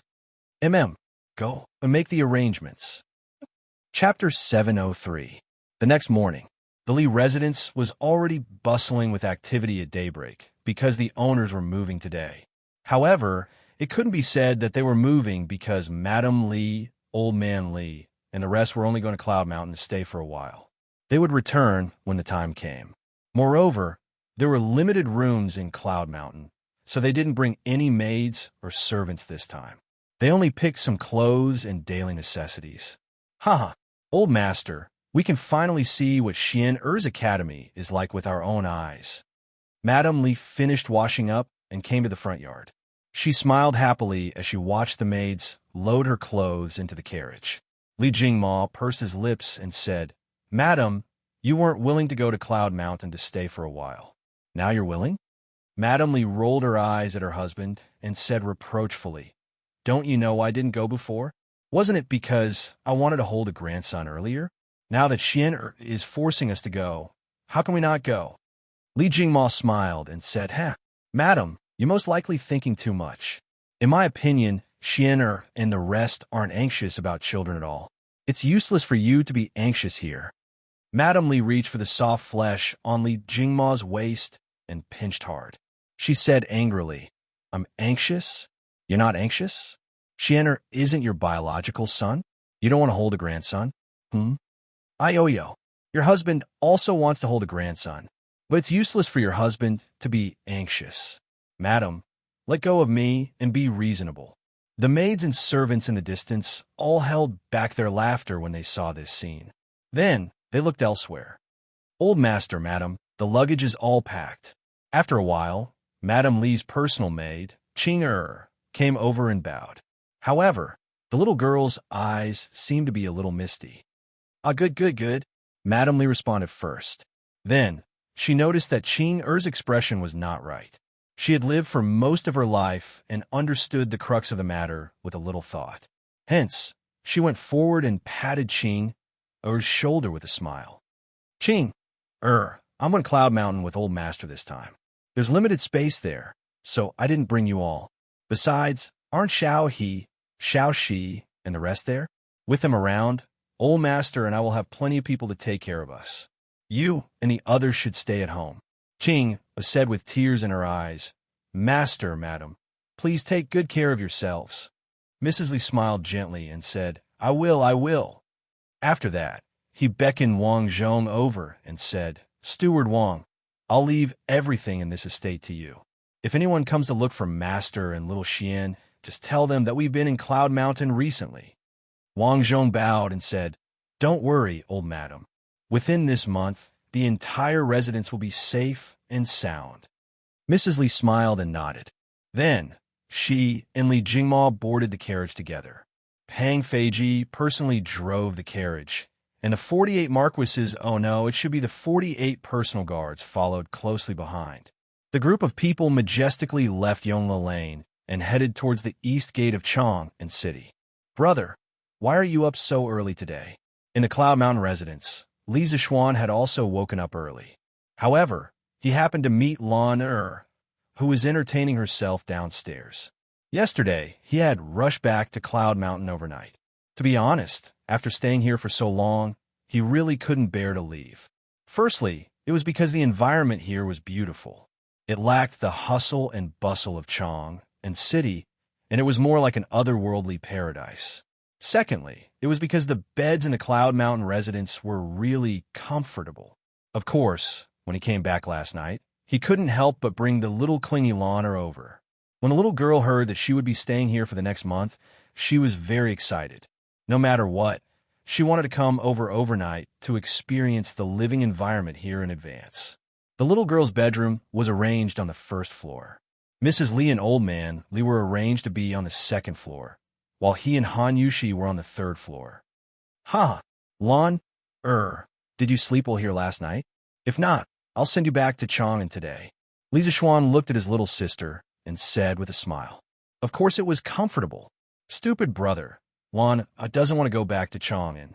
Lon will stay here forever. Oomph. Lon pouted and snorted. Ha! Fine. Little sister, you can stay here for as long as you want to. Li Zixuan smiled dotingly, then shook his head and walked to the backyard. Brother, why are you going to the backyard? Lon eyes were sharp. She saw that Li Zixuan was going to the backyard with a sword, so she quickly chased after him and asked. Nothing much. I just want to make a little toy. What little toy? Lon wants to play too. Lon? You'll know when you come and see. In the rear courtyard, the brother and sister walked to a small bamboo forest in the corner of the east wall.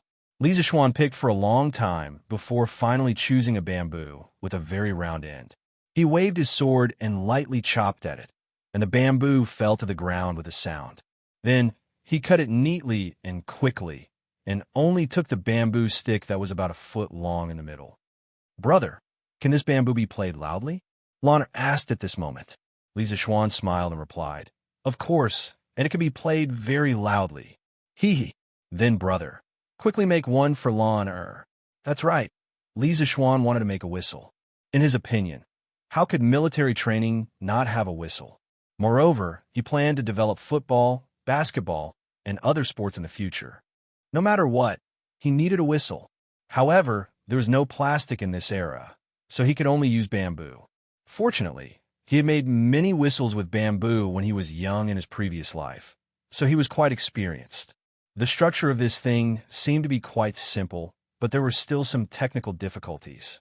If he didn't understand it, he might not be able to make a sound. Li Zixuan cut a section of the bamboo. One end of the section was left in a closed state, and the other end was cut open to be used as a blowhole. At a position half an inch away from the blowhole, he made a 45-degree opening.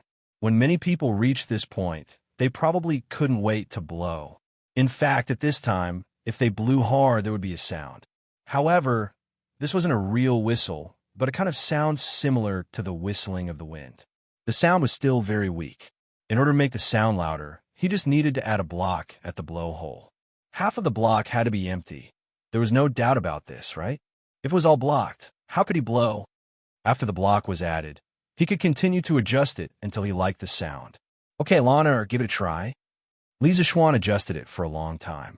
After making the sound sharper, he handed it to Lana and said, Thank you, brother. Lana got a new toy, and her mouth was sweet. Li Zixuan smiled and continued to make the second, third, and fourth whistles. Chapter 704. Master, Madam, we're here. Around 7 in the morning, Pang Feiji brought a group of horses and carriages to the Yunshan residence. Madam Li and Li Jingma jumped down from the carriage. Li Zixuan and Han Yushi, who were in the room, had long heard the commotion and walked out. Father, Mother, you're here. Han Yushi went up to support Madam Li and smiled. I'm here. You don't have to support me. This house is quite unique. Yushi, are you used to living here? Madam Li smiled and patted Han Yushi's hand. Mother, this place is quite good. I won't be uncomfortable. Let me show you in Father's room. Han Yushi laughed softly. Madam Li agreed. The mother-in-law and daughter-in-law left the two men and went into the house. Ahem. Father, come in and have a seat. Li Zixuan coughed and said. Li Jingma looked around and replied, No need.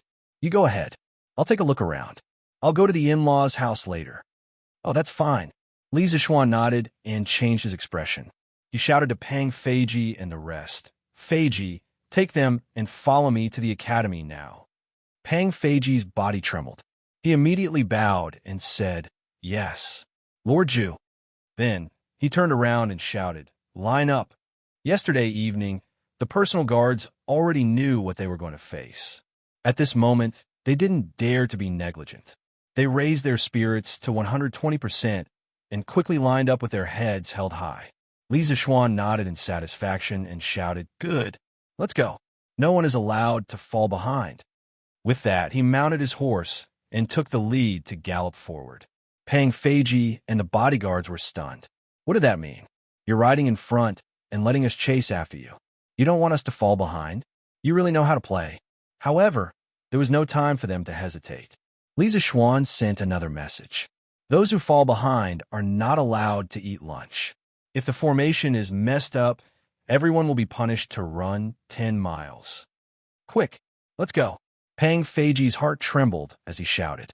He finally understood that the military training that Li Zixuan had told him about yesterday had already begun.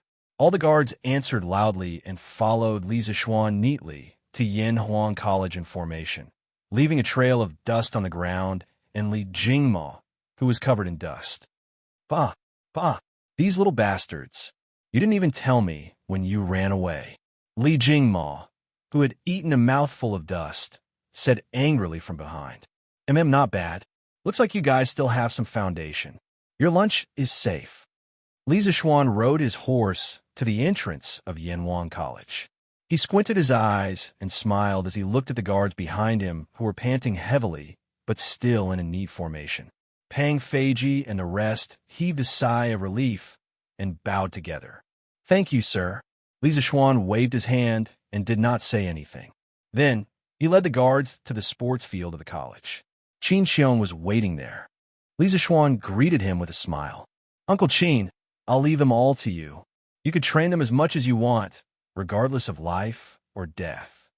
The guards, who were still grateful, almost fell to their knees when they heard Li Zixuan's words. What did he mean by regardless of life or death? He was trying to kill them. However, the person in front of them was the founding general of the country, Qin Xiong. Even if they were dissatisfied, they did not dare to say it out loud. I know what to do. Qin Xiong replied calmly. Then, he looked at the small army formed by the 49 guards. Although these people were not as fierce and murderous as before, he could not help but recall the glorious days of the past. I haven't led soldiers for more than a year, right? Qin Xiong sighed silently in his heart. Then he calmed himself down and spoke to the soldiers in front of him. You are all from the right Marquis Guard, one of the 16 guards of the Tang Empire. I don't think I need to repeat the rules of the military, right? In the next month, Yanhuang College will be a military camp. As instructors, you must set an example and strictly follow the military rules. If anyone slacks off, don't blame me for being merciless. Do you all understand? The second half of Qin Xiong's words were cold. All the guards felt a chill in their hearts and shouted in unison, Yes, sir. Li Zixuan couldn't help but nod in satisfaction. This was the reason why he insisted on having Qin Xiong come over to be the instructor. Qin Xiong's prestige was grand, and no one in the military dared to provoke him. Among the young students, no one dared to provoke him. At the very least, not even Li Tai and Li Ku dared to do so. Thus, he was simply a stabilizing force. With him around, there would be fewer troublemakers in the entire military training process. Li Zixuan smiled and then handed the stage to Qin Xiong. He turned around and went to the rostrum to watch Pang Feiji and the others train. First of all, I'll teach you some new military commands. Everyone must remember the key points of each command. The first one is to stand at attention. Watch carefully. When I shout to stand at attention, everyone must keep your heels close together, your toes slightly apart, your legs straight, your abdomen slightly tucked in, your chest naturally puffed out, your upper body straight, and your upper body straight, slightly leaning forward. On the field, Qin Xiong explained some of the basic movements during military training to everyone while personally demonstrating. His self-address had also changed from old man to this general, which meant that from now on, this place had become a military camp. Actually, at this time, the standing posture of a soldier was very standard. It was very close to the standing posture of a modern soldier. However, there was no one in the Tang dynasty who had a professional name for the official standing posture. Therefore, Li Zixuan taught Qin Xiong some modern basic movements, such as attention, at ease, straddle, turn left or right, look left or right, and so on. As for formation training, Li Zixuan did not know much about it. He planned to let Qin Xiong follow the military formations of the Tang dynasty. As long as the students could follow the rules and maintain order, it would be fine. Speaking of which, during the Ming Dynasty, there were already military commands such as stand at attention and at ease. According to records, when Qi Jiguang was fighting against the Japanese in the south, he sent soldiers to guard the coast at night. If they found any enemy, they would immediately call the police. However, at night, they could not distinguish between friend and foe. What could they do? Qi Jiguang had set the commands. The soldiers on guard all carried bamboo whistles. If they found anyone, they would immediately raise their guns and shout, "Whistle up!" This meant that the whistle was about to sound. If the person was one of their own, they would immediately stop walking and shout, "Stand at attention." This meant that they would immediately stand at attention. If they did not do this, they would be thought of as pirates, and the whistle would really sound. In order to let the soldiers familiarize themselves with this set of commands, Qi Jiguang constantly made them practice these two movements. Later, after a few changes, whistle up and stand at attention became the official commands used in the military. It was still used in the modern era, but there were some changes in the meaning and pronunciation of the commands. And now, Li Zixuan had made these commands appear 800 years earlier. It could be considered a contribution to the Chinese. Chapter 705. Attention. Swish. At ease. Swish. Turn to the right. Bam. Start running. Bam. Bam. Bam. At noon, on the sports field of Yanwan College, there was a group of soldiers wearing black and red robes. Under the command of an old general, they were constantly changing formations or running on the sports field with neat steps. The scorching sun made them look like they had just been fished out of the water. Even so, no one dared to complain because they were soldiers of the Tang Empire, and the person leading them was Duke Yi Qinxiong. The physical fitness and ability of the Tang Dynasty soldiers are not bad. Li Zixuan, who was sitting on the rostrum to enjoy the cool air, looked at the scene below and could not help but sigh. It was the first time these people had participated in this form of military training, but none of them fell behind halfway. The training results were also very good. After a short 4 hours of training, they could do all kinds of movements neatly and uniformly.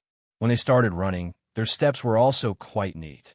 Although there were occasional flaws, the flaws did not obscure the beauty. After all, to be able to do this in such a short time was already very good. This was also because Li Zixuan had transmigrated to the Tang Empire. If he had transmigrated to the Southern Song Dynasty or the end of the Ming Dynasty, it would probably be difficult for him to find such a strong army, even if he searched the entire country. 1-2-1, 1-2-1, 1-2-1, 1-2-1, 1-2-3-4, 1-2-3-4. Yesterday afternoon, Qin Xiong was a little not used to shouting this kind of slogan, and it was not coherent when he shouted it. Well, it cannot be said that it was not coherent, but the rhythm was not right. This kind of 1-2-3-4 slogan was originally to let the trainees find the right rhythm. But at the beginning, Qin Xiong could not shout the rhythm, and the Qin manners guards naturally could not follow the rhythm. However, Qin Xiong was a person, and it did not take long for him to familiarize himself with the rhythm of shouting slogans.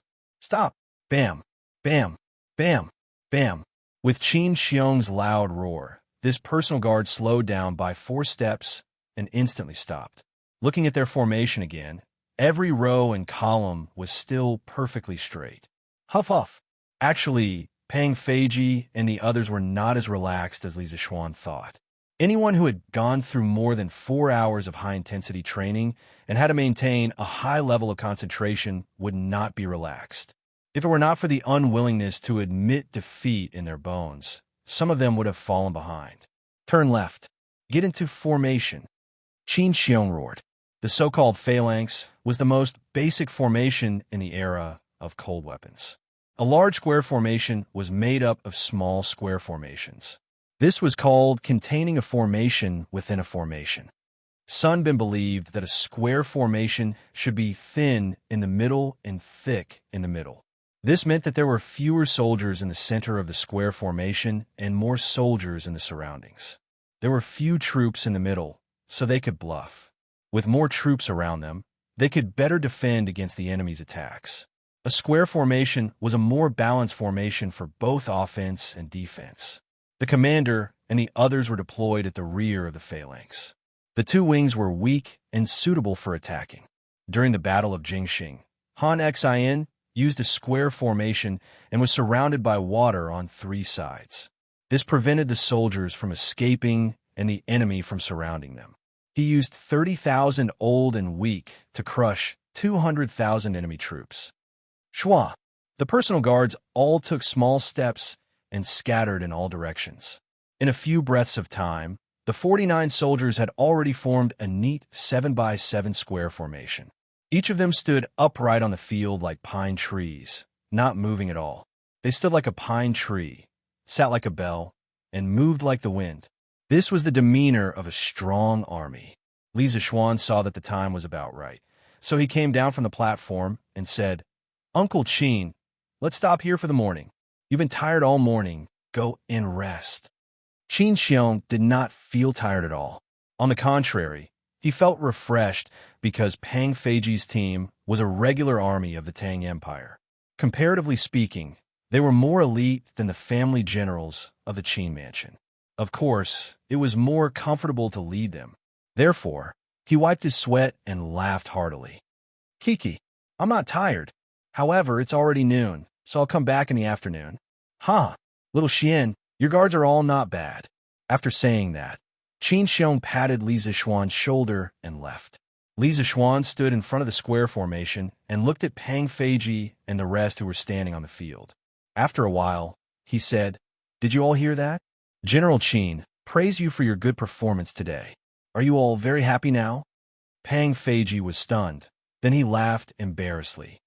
It's okay, hee." The others also let out a burst of laughter, feeling somewhat proud in their hearts. However, they did not expect Li Zishuan to suddenly shout, "You're happy with this little result? This is not even close. You're all soldiers and the instructors of the academy. You must have high standards and strict requirements for yourselves. All right, your training in the afternoon will be doubled. Dismissed. Go to the canteen to eat now. Everyone must gather here in the afternoon." Pang Feiji and the rest were stunned. This was a F**king trap. What? Hurry up and go. For the afternoon training, whoever is late will have their training increased by 4 times. Li Zishuan said in an indifferent tone, Let's go eat. After hearing that, Pang Feiji did not dare to hesitate. He quickly wiped his sweat and waved at the guards behind him. The team of 49 people immediately scattered and rushed to the academy's canteen. Li Zishuan laughed evilly and said to himself, if I don't give you guys something, how will I know where your limits are? After saying that, he shook his head and prepared to go back to the courtyard to eat. His family was waiting for him there. Lord Ju, please wait. Suddenly, Pang Feiji's voice came from behind again. Li Zishuan was puzzled. He turned around and waited for Pang Feiji to come over. He asked, Is there anything else? Huff. Pang Feiji took 2 deep breaths and then said embarrassedly, Lord Ju, my brothers asked me to ask you if we need to pay to eat in the academy's canteen. Li Zishuan was stunned. Of course we need to pay. Don't tell me you guys want to eat for free. Pang Feiji quickly waved his hand and said, cough, no. If that's the case, can we eat at the foot of the mountain? It was not Pang Feiji's fault for asking so many questions. It was just that these burly men had a shocking appetite. If they wanted to eat their fill in the academy's canteen, it would cost at least a few hundred copper coins. Li Zishuan glanced at him and said exasperatedly, No way. Don't you need time to go up and down the mountain? Moreover, you guys are getting double the salary for this month as instructors in the academy. How can you not even afford to eat? Pang Feiji's eyes lit up. He said excitedly, There's such a good thing? Thank you, Lord Ju. I'll go tell my brothers now.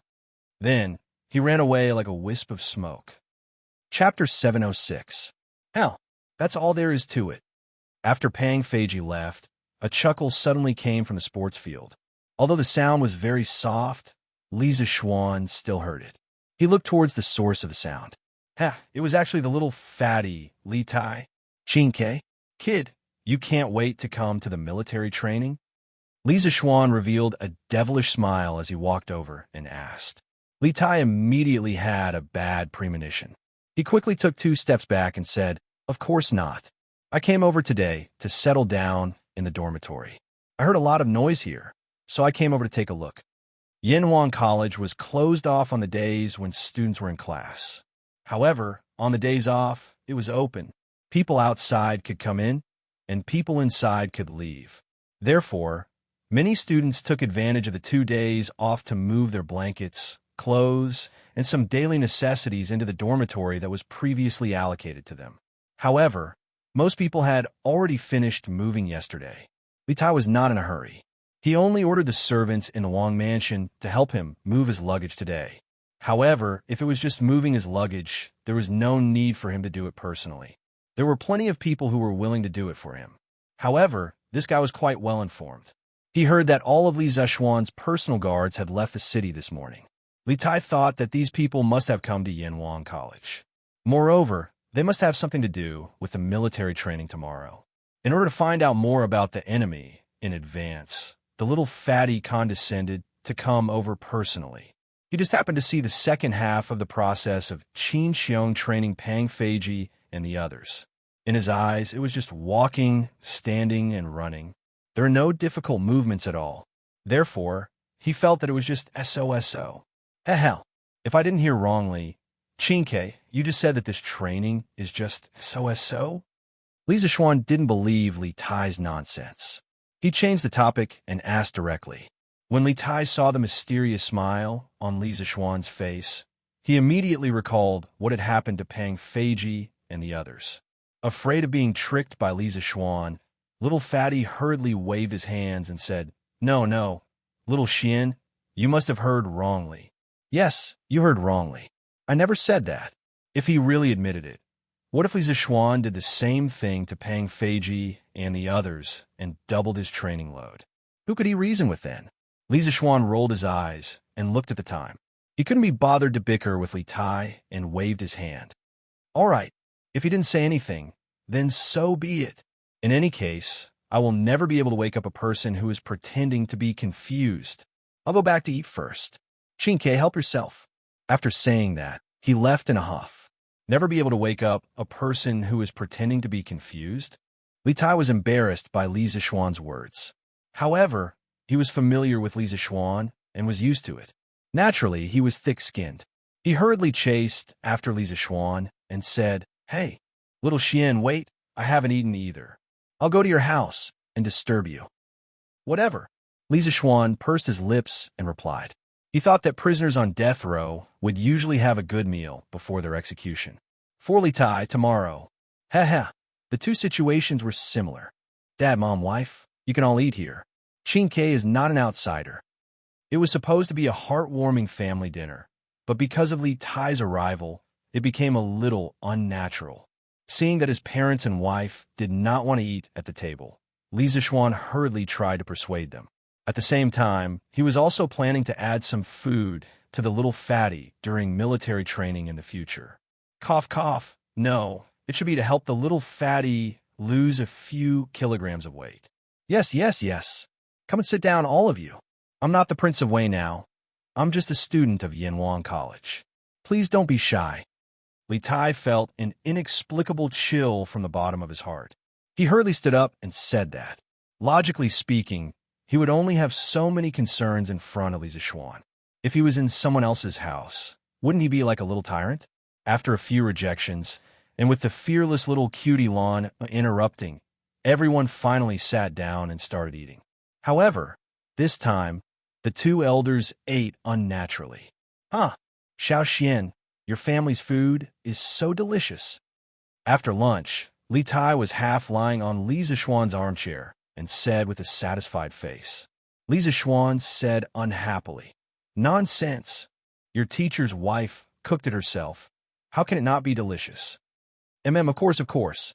It's a pity that your teacher's wife doesn't have a sister or something. Otherwise, Li Tai, who was too comfortable, was a little distracted, so much so that he said some things that he should not say. Otherwise what? You brat, you're pretty careful.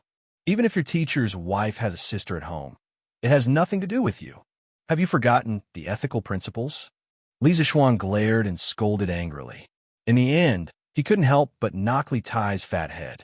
If Han Yushi really had a sister, then if Li Tai really got his way, wouldn't he become his brother-in-law? From teacher and student to brother-in-law, the little fatty wanted to rebel. Ouch! Don't. Pain. I was just saying it casually. Little Xian, did you take it seriously? I'm just envious that you married a good wife. Li Tai hurriedly pushed Li Zishuan's hand away and shouted. In fact, at this time, he also knew that he had just said something wrong, so he quickly flattered the latter sentence to make up for it. However, it couldn't be completely counted as flattery. To Li Tai, Li Zishuan was indeed envious of Li Zishuan for marrying such a good-looking wife who could cook delicious food. Han Yushi, who was eavesdropping on the second floor, couldn't help but smile. Li Zishuan glanced at him and said, "Hey, I think you need to be taught a lesson. Looks like I'll have to take good care of you during the military training tomorrow." The two words "take care" were very emphasized. Obviously, it wasn't as simple as it seemed on the surface. Li Tai was not a fool. He also knew this. Thus, he quickly said, "Hey, little Xian, don't. You don't have to be so petty, right? And you're now the Yamacho of Yanwang College. You can't use your position to avenge private grudges." Li Zishuan ignored the little fatty. He waved his hand and walked out the door. As he walked, he said, "I remember someone saying that Yanhuang College's military training is just like this. Hey, I'm not going to talk nonsense with you. I have to go to the college to supervise their military training." Li Tai, Chapter 707.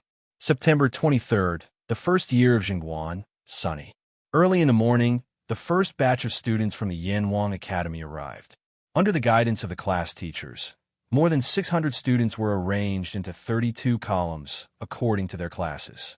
In front of each class, there was a soldier in a neat uniform standing upright. In this weather, and in addition to the high-intensity training, they could only wear these thin robes. If they wore armor, wouldn't they die from the heat? "Yamacho, all the students are here. No one is late." Behind the rostrum, Mo Zhong ran over and reported to Li Zishuan in a low voice. "Okay, I know." Li Zishuan nodded, then stood up and walked to the rostrum. Looking at the energetic faces below, he was silent for a moment and then said loudly, "From today onwards, you are members of Yanhuang College. The country will be strong if the young are strong, whether others believe it or not. I always believe that you carry the future of the Tang Empire on your shoulders for hundreds of years. Since you came to Yanhuang College, you must have a heart for heaven and earth, a life for the people, and contribute to the continuation and prosperity of the descendants of Yanhuang." The more than 600 students below couldn't help but raise their heads and straighten their backs, as if they really had a heavy burden on their shoulders. Li Tai and Li Chengxian were the same. As members of the royal family, although they knew that Li Zishuan's words were just a means to gather people's hearts, they still couldn't help but be fascinated. It was as if Li Zishuan's words had some kind of magic. As the saying goes, when heaven is about to give a great responsibility to a great man, it must first make his heart suffer, his muscles and bones toil, and his skin starve. If you want to become a pillar of the Tang Empire and carry the future of the Tang Empire, you must go through this month of military training.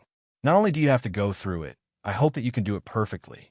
Because you are His Majesty's disciples, you are also my students, Li Zishuan's students, and you are also a part of Yanhuang College. Tell me loudly, do you have the confidence? Li Zishuan's voice became louder and louder. In the end, he began to roar. "We have confidence." The students replied in unison. On the rostrum, Li Zishuan pretended to be dissatisfied and said, "Your voice was too low. I didn't hear it. Please tell me, do you have the confidence to do it perfectly this month?" These were just small tricks that the instructors and leaders in his previous life were tired of playing. But now, especially for this group of students in their prime, these tricks were very effective. Yes, believe, heart. As soon as Li Zishuan finished speaking, there was an earth-shattering roar from below the rostrum. This sound wave reverberated through the cloud mountain and went straight to the clouds. Li Gang, who was standing in front of the students with his hands clasped behind his back, couldn't help but narrow his eyes. The Confucian school taught people to be modest and modest, but Lisa Schwann was now stimulating the wolf in the depths of the students' hearts. He didn't know if this kind of teaching method was good or bad for these students, so he could only wait and see. Lisa Schwann certainly didn't understand Li Gang's complicated thoughts. At this moment, he felt that the students below the stage were in high spirits. He smiled with satisfaction and said, "Very good. They all say that gentlemen are modest and gentle, but let me tell you, my Yanhuang College doesn't need such gentlemen. From now on, regardless of whether it's military training or learning, I hope that all of you will always maintain this high level of enthusiasm. Like a pack of wolves, you will madly train and madly absorb knowledge. One day, when all of you become pillars of the Great Tang, you will be the gentlemen that the Yin Huang Academy needs." The students instantly quieted down.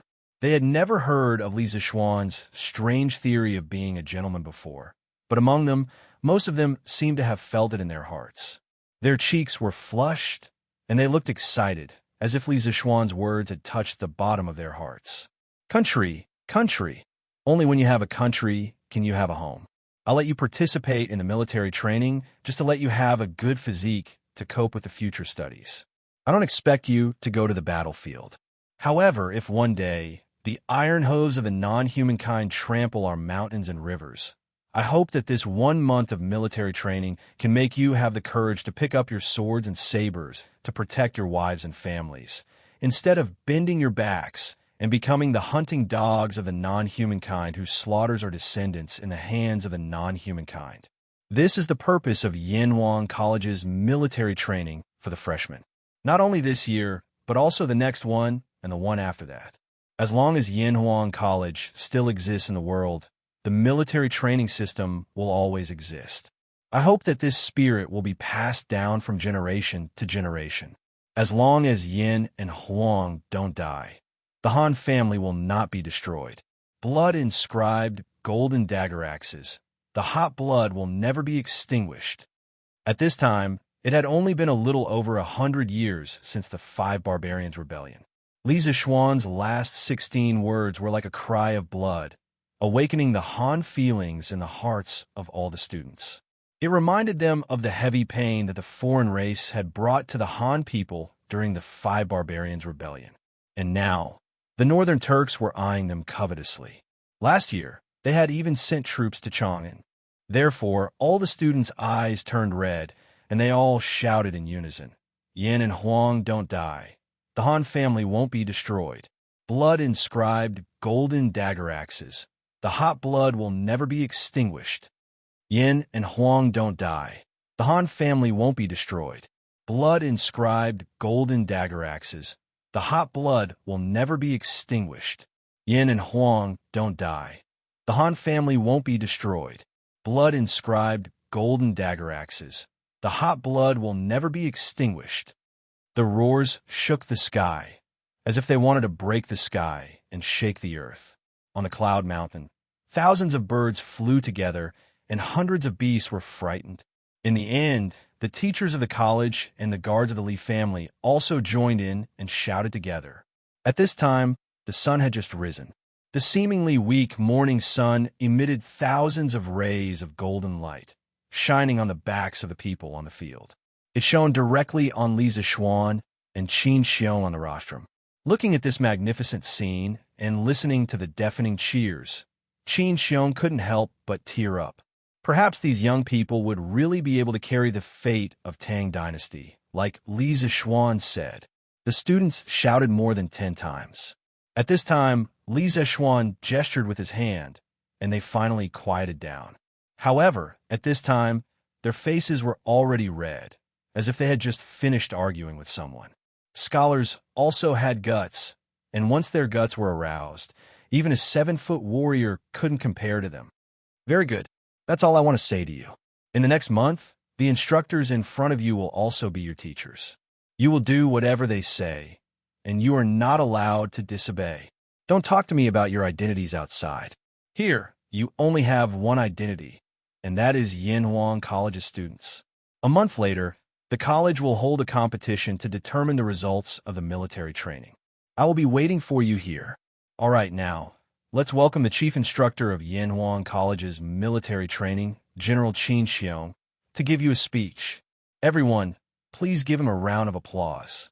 Li Zixuan extended his hand and invited Qin Xiong to stand in the middle of the rostrum. He then retreated to the back. Clap, clap, clap. With the experience at the opening ceremony, the students didn't have any resistance to applauding now. Moreover, Qin Xiong's identity alone was worthy of their applause. Qin Xiong pursed his lips. Li Zixuan's words just now still made his heart very excited at this moment. After a pause, he said in a deep voice, "This old man only hopes that you can all become the pillars of the country and be able to follow orders in the future military training. From today onwards, Yanhuang College will be a military camp. This old man will be strict with the army, and I hope that you can all abide by the military training rules."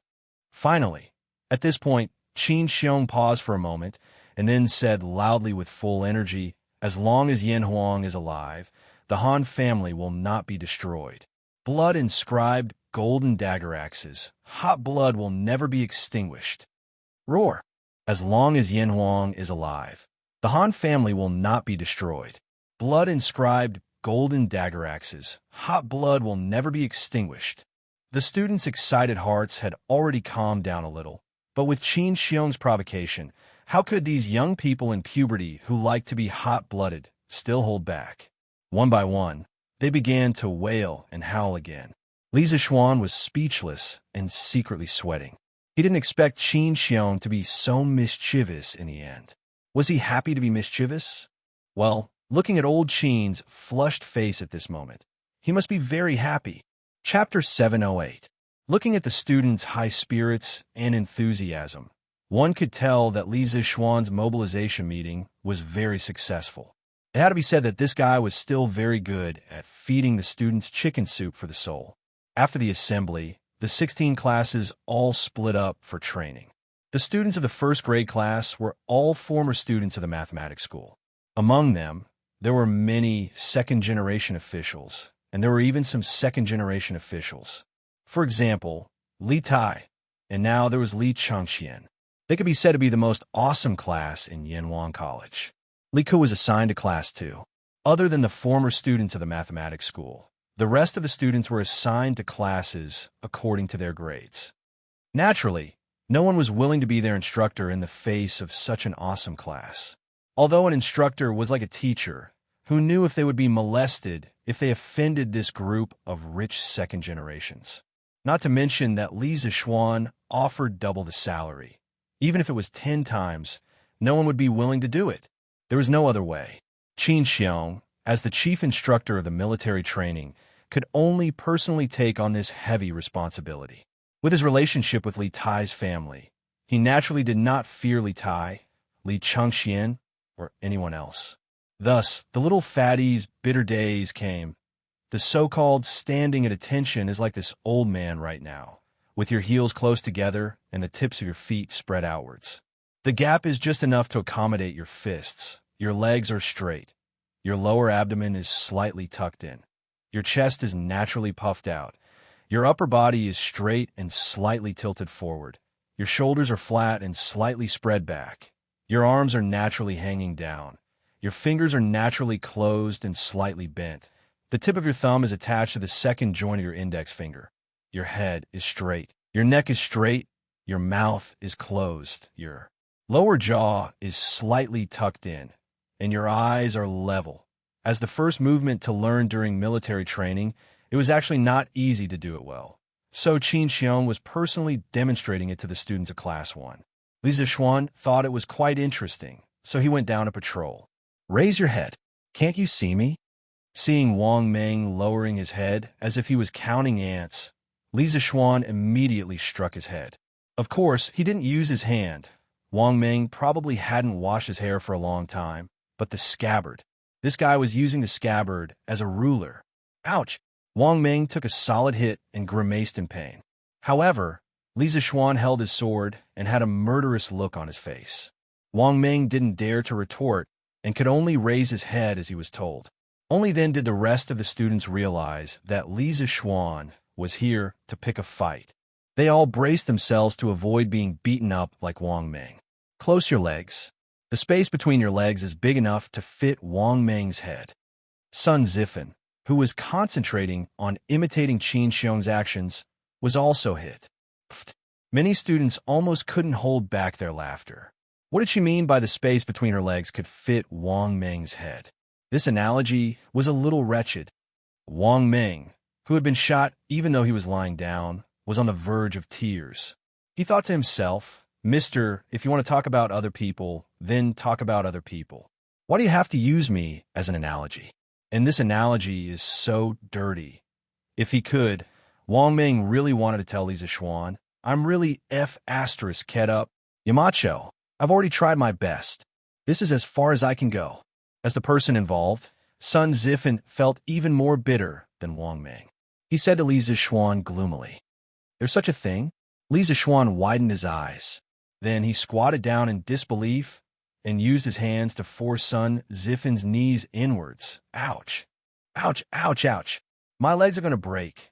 Yamacho, please spare me. Sun Zifan felt as if his bones were going to break as he hurriedly cried out, "All right, looks like you're really born. You could just stand there like this." Lisa Xuan stood up speechlessly and said, only then did he remember that he had probably encountered the legendary O-shaped leg. He really didn't notice it normally. Sun Zifan looked at Lisa Xuan pitifully with a F***ed-up expression on his face. It was easy to imagine how gloomy he was in his heart. Feeling Sun Zifan's gaze, Lisa Xuan felt as if 10,000 alpacas were galloping across his heart. He couldn't be blamed for this. Who knew that Sun Zifan actually had O-shaped legs?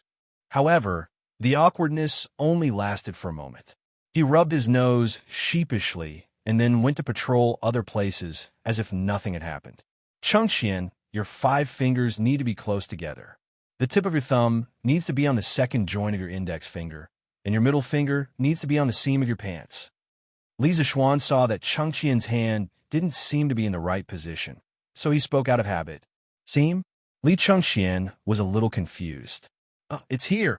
Lisa Xuan only just realized that the pants they were wearing now didn't have seams. In order to hide his awkwardness, he hurriedly used his scabbard to point to a position and then immediately slipped away.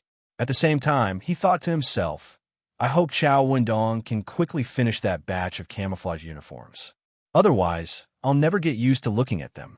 Walking towards the back of the group, Lisa Xuan suddenly encountered a huge monster. He couldn't help but say, "Pull in your belly. What did General Qin teach you?" "Qin, your belly is almost touching Chang Chumo in the front row. Why aren't you pulling in a little?" Li Tai was about to curse out of habit, but he thought about it.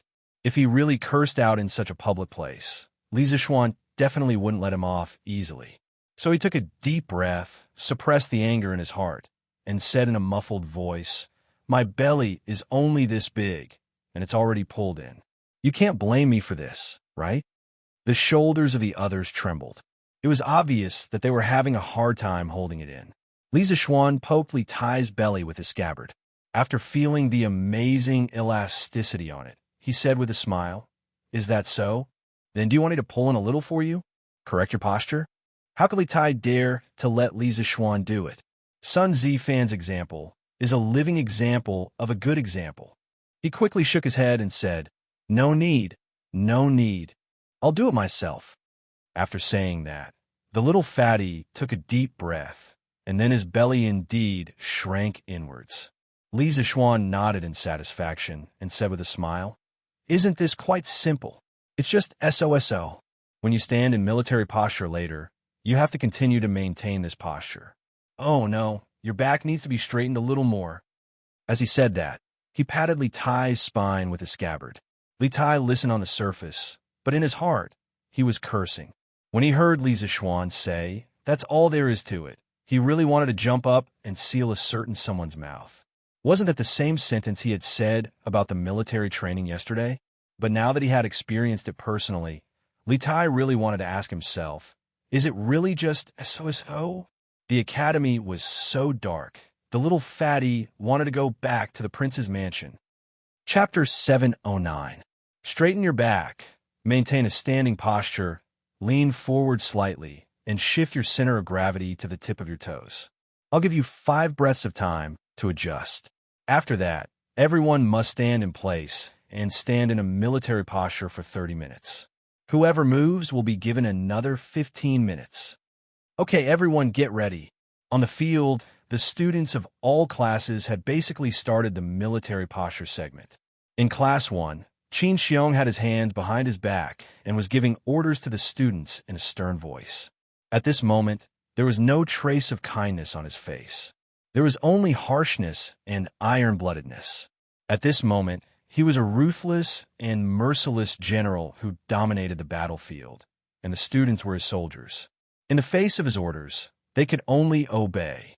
As for Li Zixuan, no one knew which class he had gone to patrol at this moment, or perhaps he had gone somewhere to cool off. Upon hearing Qin Xiong's orders, the students quickly adjusted their postures. After more than 2 hours of training in the morning, they had long known that Qin Xiong would definitely not go easy on them. The only thing they could do was to try their best to find suitable movements during training to reduce their pain. Stop! The countdown begins. After about 5 breaths of time, Qin Xiong roared loudly. The students who were adjusting their postures or taking the opportunity to secretly rest quickly stood up straight and stood in place with their heads held high and chests out, motionless. After Qin Xiong gave the order, he began to patrol the field. Smack! Chung Chimo, keep your hands close. Don't be lazy. Suddenly, Qin Xiong's merciless reprimand rang out in the crowd. Obviously, Chung Chimo was playing tricks and slacking off again. Qin Huayu, straighten your back and be more spirited. If you continue like this, I'll punish you to stand for another 30 minutes. Reality proved that when Qin Xiong was really strict, he would not show any mercy. Even his own son would also receive a storm-like reprimand if he did not do well. Under such circumstances, everyone began to become serious. Even the little fatty Li Tai tried his best to shrink his big belly, clenched his teeth, and stood upright on the field. Time passed slowly, and so did the students' endurance. If it was only for a short period of time, he believed that 90% of the students here could do it, and they could do it very well. However, Qin Xiong wanted them to maintain this posture for half an hour, and they couldn't move in the middle. Other than Chung Chimo, who had a foundation in martial arts, no one could do it. Midsummer had passed, and the weather in Chang and city had turned cold a few days ago. This made the people who had experienced the hot weather for more than 3 months think that they could finally live a cool life. However, the weather in these 2 days began to heat up again. It was a kind of stuffy heat that pressed on people's hearts, making them restless. As the saying goes, the early Lichio is chilly, the late Lichio is hot. Folk believed that the beginning of autumn was related to whether the weather was cool or hot, but meteorology had no conclusive conclusion on this. The sultry weather of heat death was also commonly known as the autumn tiger. At this moment, the students of Yinhuang College had a taste of Tiger Chio's bitterness. It turns out that standing in military posture is so tiring. This prince has miscalculated. If I had known, I would have put some K-Pok in my shoes. F***CK. This prince feels like he can't take it anymore. How much longer do I have to stand? In less than a quarter of an hour, Li Tai's legs began to tremble slightly. His clothes were completely soaked, as if he had just been fished out of the water. When he saw Peng Feiji and the others training yesterday, he thought that this military training was just running and standing. It didn't seem difficult at all. However, after personally experiencing it today, he realized that he couldn't even stand properly, let alone run in the future. At this moment, he finally understood the difficulty of military training. It was as difficult as ascending to the heavens. It couldn't be helped. This couldn't be blamed on his weak willpower. It was because he was too fat. His legs had to support twice the weight of others, and this kind of hot weather was the most fatal for a fat person. Li Tai really wanted to faint from happiness at this moment. Yes, that's right. The little fatty felt that fainting was the greatest happiness. Li Tai, stand properly. If you dare to move, you will stand in military posture alone for another quarter of an hour later. Qin Xiong's eyes were like torches. He immediately saw that Li Tai's legs were trembling slightly. He immediately shouted. Li Tai's heart trembled. Even if you beat him to death, he wouldn't be willing to stand in military posture for another quarter of an hour. He hurriedly used all his strength to prevent his legs from trembling. He didn't know how long he could last, but as long as he could, he would. At this moment, he really wanted to beat the person who invented military posture to death. Wasn't this torture? Qin Xiong's voice was loud. Not only did the students from Class 1 hear it, even the students from Class 2 who were not far away heard it. Everyone saw that the Academy's top scorer, the current Emperor's most beloved prince, had been reprimanded. How could they dare to take any chances? Qin Xiong meant what he said. At this moment, he was really using the attitude of an army to govern them. Therefore, even though many people's legs were already starting to ache, they still didn't dare to slack off. They all gritted their teeth and bitterly held on. Qinke, you have to hold on by yourself. This is not the palace. Father and mother can't help you, and I can't help you either. Hold on, Qinke. Standing in the front row, Li Chengxian was sweating profusely. At this moment, he was very worried that Li Tai couldn't hold on and would be punished by Qin Xiong. He knew that since Qin Xiong said it, he would definitely do it. He wanted to help Li Tai, but he couldn't do anything. He could only silently encourage Li Tai in his heart. Imperial Palace. After the morning court, Li Er went straight to the Li Zheng Hall in the West Court. Because of the hot weather, he couldn't work at all. He could only go to Empress Zhongxuan's place to talk for a while, to relieve his boredom. When he arrived at the Li Zheng Hall, he found that Empress Zhongxun and concubine Yang were both sitting in the hall worriedly. Their eyebrows were all knitted together.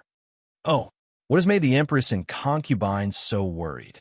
Li Er strode in and asked with a smile. Empress Zhongxun and concubine Yang were both shocked. They hurriedly stood up and bowed. Greetings, Your Majesty. Li Er indicated that they didn't need to be so courteous. Then, he repeated the question just now. The two of them looked at each other and hesitated. In the end, it was Empress Zhongxun who spoke up. Your Majesty, my sister and I are worried about Chengxian, Qinke, and Ke. We thought that the weather would cool down after autumn, but we didn't expect that it would become hot again recently. I just sent someone to the Imperial Astronomer and learned that it will be the same for the next few days. However, Chengxian and the others still have military training. What should we do? If they get heat stroke, then... Chapter 710. A mother's love was innate.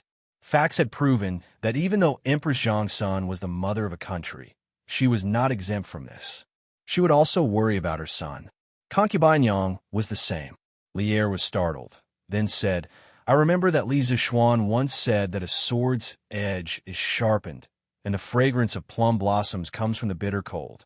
This military training might be a very good training for Qinke, Chengxian, and Ke. Besides, Li Zishuan is very prudent in his actions. He definitely won't let Chengxian and the others get heat stroke. Empress and concubine Yang, don't worry.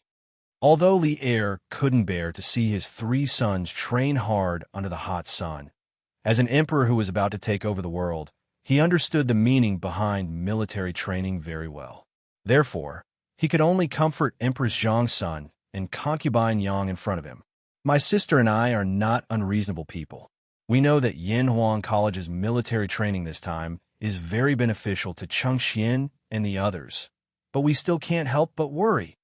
Empress Zhongxun stroked the hair in front of her forehead and said worriedly. Li Er hugged the two beauties and said with a smile, Don't worry. When I have time in 2 days, I will bring the Empress and concubine Yang to Yanhuang College to see with your own eyes. At that time, you will be at ease. The two were overjoyed and quickly broke free from Li Er's embrace. They bowed and said, Thank you, Your Majesty. Yanhuang College on the sports field. Half an hour passed, but Li Tai felt as long as 100 years. Right now, he was completely relying on his will to support himself, a will that was unwilling to be punished for increasing the time. The little fatty felt that his 2 legs no longer belonged to him. Just as his head was dizzy and he was about to faint, Qin Xiong's voice sounded beside him. Okay, time's up. Everyone, rest where you are, but you're not allowed to sit down. Sit down after 7 minutes. Otherwise, this general will punish him to stand in military posture for another 30 minutes. When many students heard that they could rest, they hurriedly bent their legs and prepared to sit down, but when they heard the second half of Qin Xiong's sentence, they were all scared out of their wits and quickly stood up. Li Tai was the most unlucky. Half of his body was already about to fall, but at this moment, he didn't know where he got the strength from, but he forcefully changed the direction of his 200 kilograms of fat and stood up again. It had to be said that the little fatty's desire to live was very strong. F***CK. I almost fell for it. If you don't want to sit, then so be it. It's good to stand and move your legs. As long as you don't stand in military posture, I'll do anything you want me to. Although he was still standing, Li Tai felt 100 times happier than before. Li Changxian, who was in the front row, heaved a sigh of relief. When he turned his head and saw that Li Tai was about to sit down, his heart was in his throat. If he really sat down, he felt that with Li Tai's current state, he would definitely faint from exhaustion. Okay, you can sit down and rest now. I'll give you 15 minutes to rest. After 15 minutes, this general will teach you how to turn on the spot. After a while, Qin Xiong instructed loudly. All the students fell to the ground as if they had been pardoned.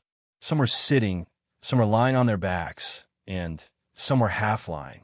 In short, they were in all kinds of strange shapes and were swaying left and right. What no one noticed was that Qin Xiong, who had been strict the entire morning, actually had a hint of a smile on his face. A quarter of an hour later, Qin Xiong woke everyone up on time. Then, they began training to turn left and right. Compared to standing in a military posture, this was quite easy because they didn't need to maintain a posture and not move. Clang, clang, clang, clang. After about half an hour of training, the sound of gongs and drums could be heard everywhere in the academy. The exhausted students suddenly felt refreshed, and all of them looked at their instructors with eager eyes. When they were visiting the academy, the teachers not only introduced them to the usage of the new items in the academy, but also explained the meaning of the gongs and drums. Now, they knew that school was about to end. This nightmarish morning was finally coming to an end. The instructors of the various classes also stopped training at this moment. They all looked at the position of the first class. They had to listen to the chief instructor, Qin Xiong. Thus, the students of the 16 classes all looked at Qin Xiong.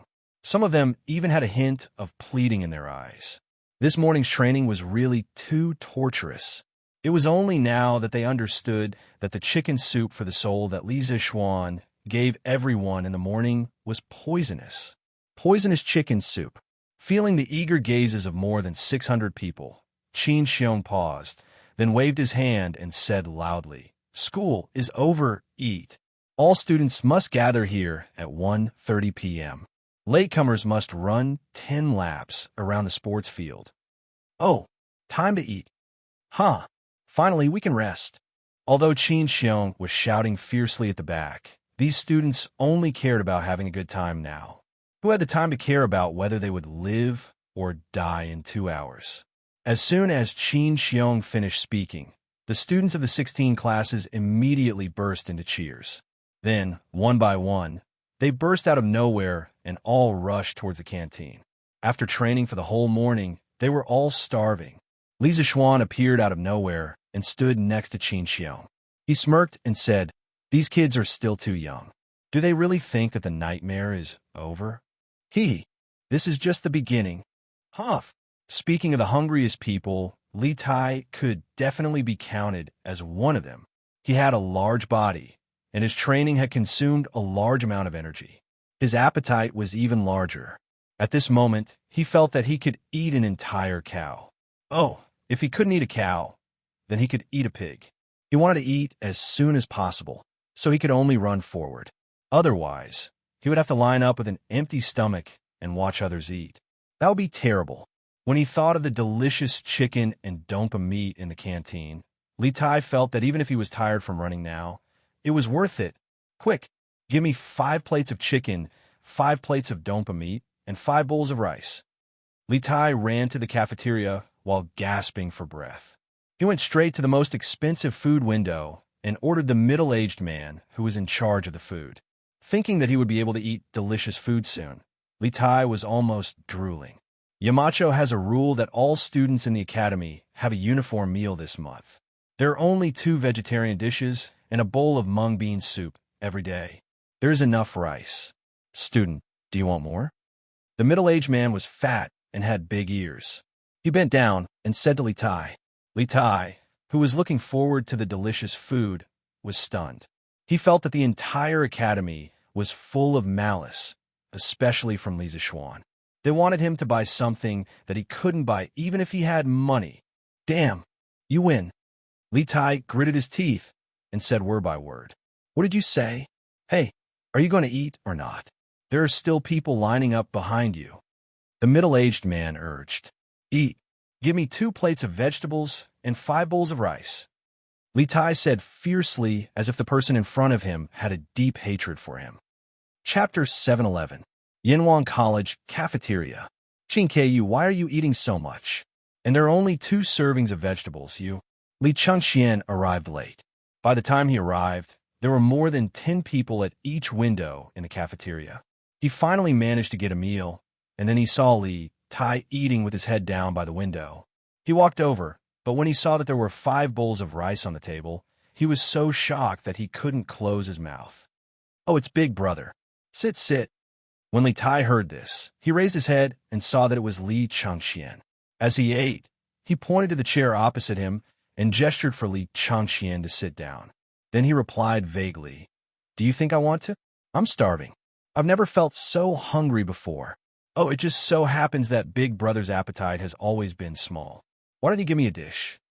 Although the little fatty used a negotiating tone, his actions didn't seem like he was negotiating with anyone. Before he finished speaking, his claws had already reached for Li Chengxian's bowl. Li Chengxian's forehead was full of black lines.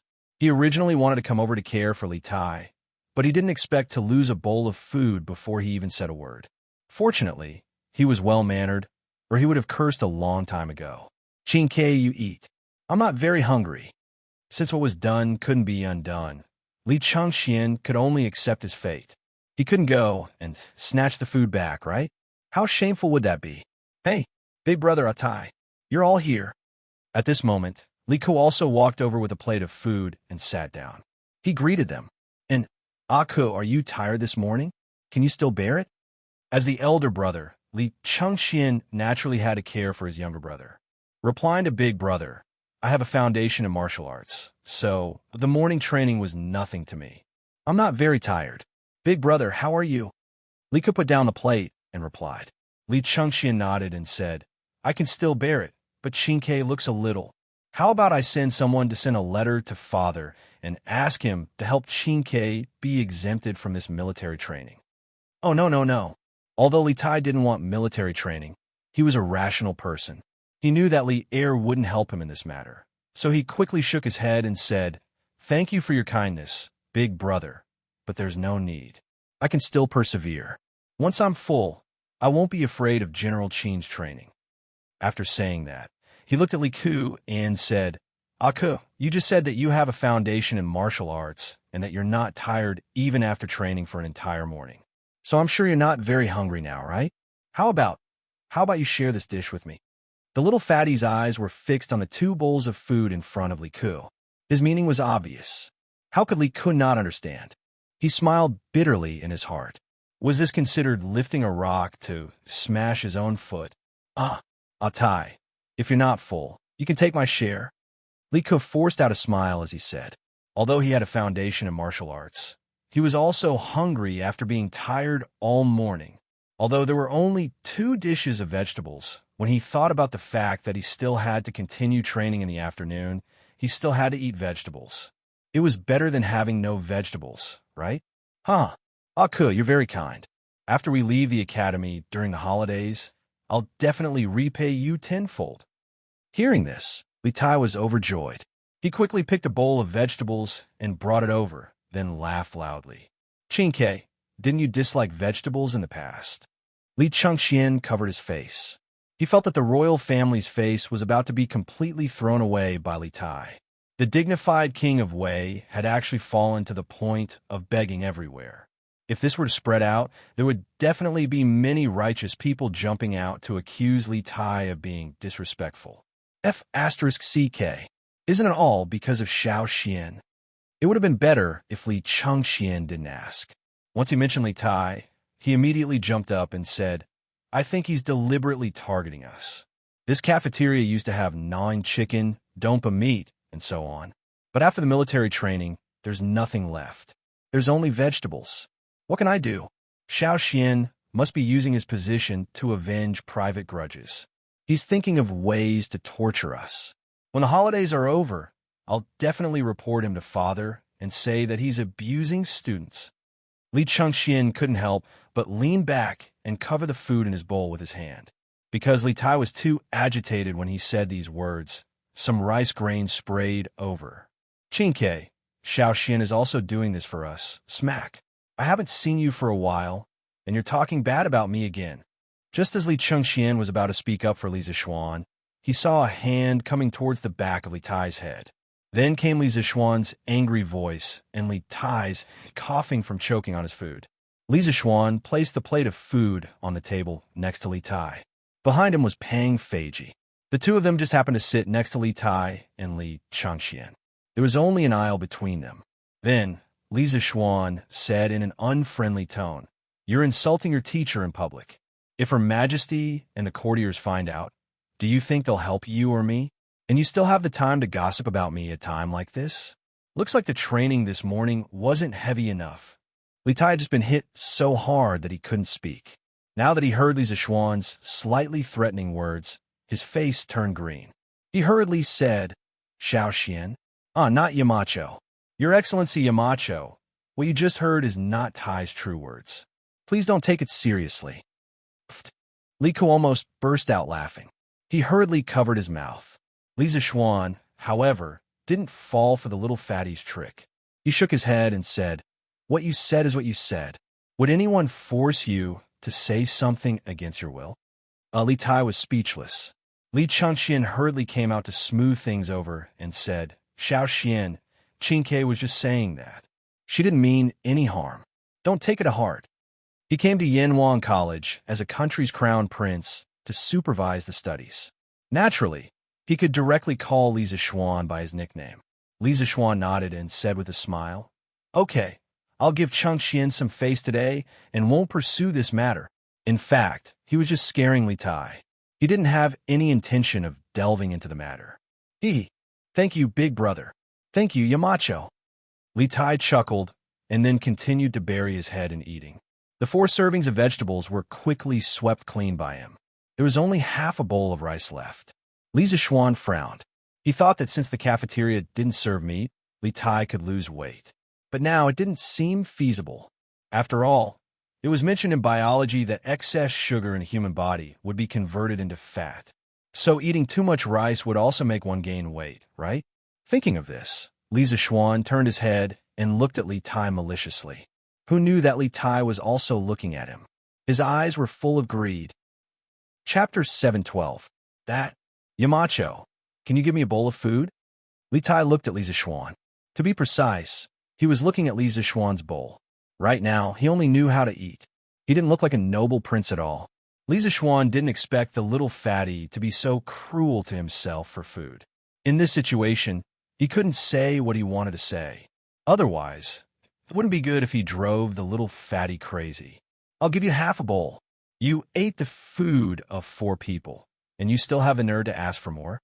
After that, Li Zishuan picked up some food with his chopsticks and threw it into Li Tai's bowl. This little display of skill made everyone's eyes pop out. Li Ka gave a thumbs up and said, Yamacho, you have good control. This strength is just right. Li Zishuan smiled slightly and lowered his head to eat. To be honest, although there was no meat in the Academy's cafeteria today, the vegetarian dishes were pretty good. Otherwise, Li Tai wouldn't have eaten 4 bowls in a row. Hunger was one reason, but the vegetables were also good. Chinke, don't be greedy. The Academy is already doing you a favor. You should know that according to Uncle Chin, he wants to train you like an army. Ask Feiji if the food in the army camp is better than the food in Yanwang College. After lunch, Li Zishuan stood up and looked at Li Tai meaningfully. Without waiting for Li Tai to ask, Pang Feiji quickly said, "Of course not. Your Highnesses may not know, but although the Academy only has vegetables to eat now, the taste is more than 10 times better than the food in the army camp. The oil is also much better than the food in the army camp." Li Changxian suddenly said, "I see. It seems that we have all misunderstood." Li Tai was stunned and scratched his head. "I see. Hee hee. Thank you, Yamacho. Come on. I don't want you to thank me. Chinke. You might start scolding me again after I leave." Li Zishuan pursed his lips and said, "You guys should go to the classroom and rest for a while. Don't be late for the afternoon training. I'm leaving now." After that, he waved his hand and walked towards the gate of the academy. He had to go back and take a nap at noon. He had lunch in the academy cafeteria just to listen to the students' reactions. "You guys go to the dormitory first. I'm going back to the dormitory." After Li Zishuan left, Li Tai tilted his head and thought for a while. Then, he suddenly said something and ran away. "Sai, Chinke, the military training is starting soon. Why are you going to the dormitory now?" The teaching building of Yanhuang College was very close to the sports field, but the student dormitory was very far away from the sports field. There was only half an hour left before the military training began in the afternoon. The students chose to take a nap in the classroom instead of going back to the dormitory, so Li Changxian shouted, Nothing. Big brother, Aku, you guys go back to the classroom first. I definitely won't be late in the afternoon." The little fatty's intermittent response came from the front. Li Changxian had no choice but to take Li Ku back to Guanghua Building. In the afternoon, almost half an hour, most of the students came to the sports field in advance. After all, no one wanted to be punished for being late. "Oh no, why isn't Chinke here yet?" Everyone else gathered in twos and threes to talk and laugh. Only Li Changxian was like a little wife who was eagerly waiting for her husband to come home. He kept tiptoeing to look at the back of the group, looking very anxious. "Big brother, is Atai not here yet?" Lika walked over from class 2 and asked. "Sai, he's not here yet. Chinke is really too much. It's just a short time, and she insisted on going back to the dormitory. But she still hasn't come back. Don't be late. Otherwise, you'll definitely be punished." Li Changxian said with a worried face. "Sai, he's here. Big brother, Atai is here." Just as Li Changxian was sighing, Li Tai suddenly shouted excitedly. Li Changxian took a closer look and saw Li Tai running over here. Behind him was a muscular person. It was Qin Xiong. Li Ku hurriedly returned to his class, and Li Changxian heaved a sigh of relief. He thought to himself that Li Tai's timing was really accurate. He just made it before Qin Xiong. Huff. "Hey, big brother, I'm back." Li Tai returned to class 1 and then came over to greet Li Changxian. Li Changxian nodded and said, It's good that you're back." He didn't know if it was an illusion, but he felt that Li Tai seemed to have become taller. Very good. No one is late. Military training will begin now. Everyone will stand in military posture for half an hour. Like before, you will have 5 breaths to adjust your posture. Start preparing. After a while, Qin Xiong came to the front of the team. He glanced at the students of class 1 and said in a deep voice. Li Changxian looked back worriedly at Li Tai before starting to prepare. However, he was destined to be worried for nothing because the little fatty's face was full of relaxation at this moment. He was completely different from the person in the morning. "Everyone stop. The time starts now." After a while, Qin Xiong shouted loudly. The students all perked up and stood in military posture with their heads held high. Qin Xiong began to enter the team to patrol, as usual. Not bad. Chinke, continue to maintain it." When he passed by Li Tai's position, Qin Xiong noticed that something was different. At this moment, Li Tai's legs were straight and not as loose as they were in the morning. Thus, he praised him with relief. "Yes, General Qin." The little fatty shouted loudly, full of vigor. The students were puzzled. Was this still that Li Tai who couldn't even stand properly in the morning? Or was Li Tai's current state just forcing himself? They weren't the only ones who thought so. Qin Xiong also thought so. However, what happened next made everyone doubt life. After a quarter of an hour, Li Tai didn't show any fatigue on his face, and was still very relaxed. After a quarter of an hour, Li Tai didn't stagger and was still motionless. After half an hour, Li Tai only pursed his lips and didn't show any signs of collapse. Qin Xiong stared suspiciously at Li Tai for a long time, but he couldn't find any clues. He could only return to the front of the team and say loudly, "Okay, everyone rest where you are. The rules are the same as in the morning. Here, I'll focus on praising Li Tai. He has improved a lot." The students of class 1 immediately cast their gazes on Li Tai. The little fatty smiled as he raised his head and thought to himself, "You're so arrogant. Hee hee." Fortunately, this king was quick-witted and stuffed cotton in my shoes during the lunch break. This way, standing in military posture will be much easier. It had to be said that the little fatty was really the king of points. Chapter 7:13. Qinke, you're good. The amount of training in the afternoon wasn't any less than in the morning, but you look much more relaxed now. In the afternoon, taking advantage of the free break, Li Chengxian came to Li Tai's side and said happily. He had been worried that Li Tai wouldn't be able to hold on and faint midway. But now Li Tai's face was only a little red and his body was sweating a lot.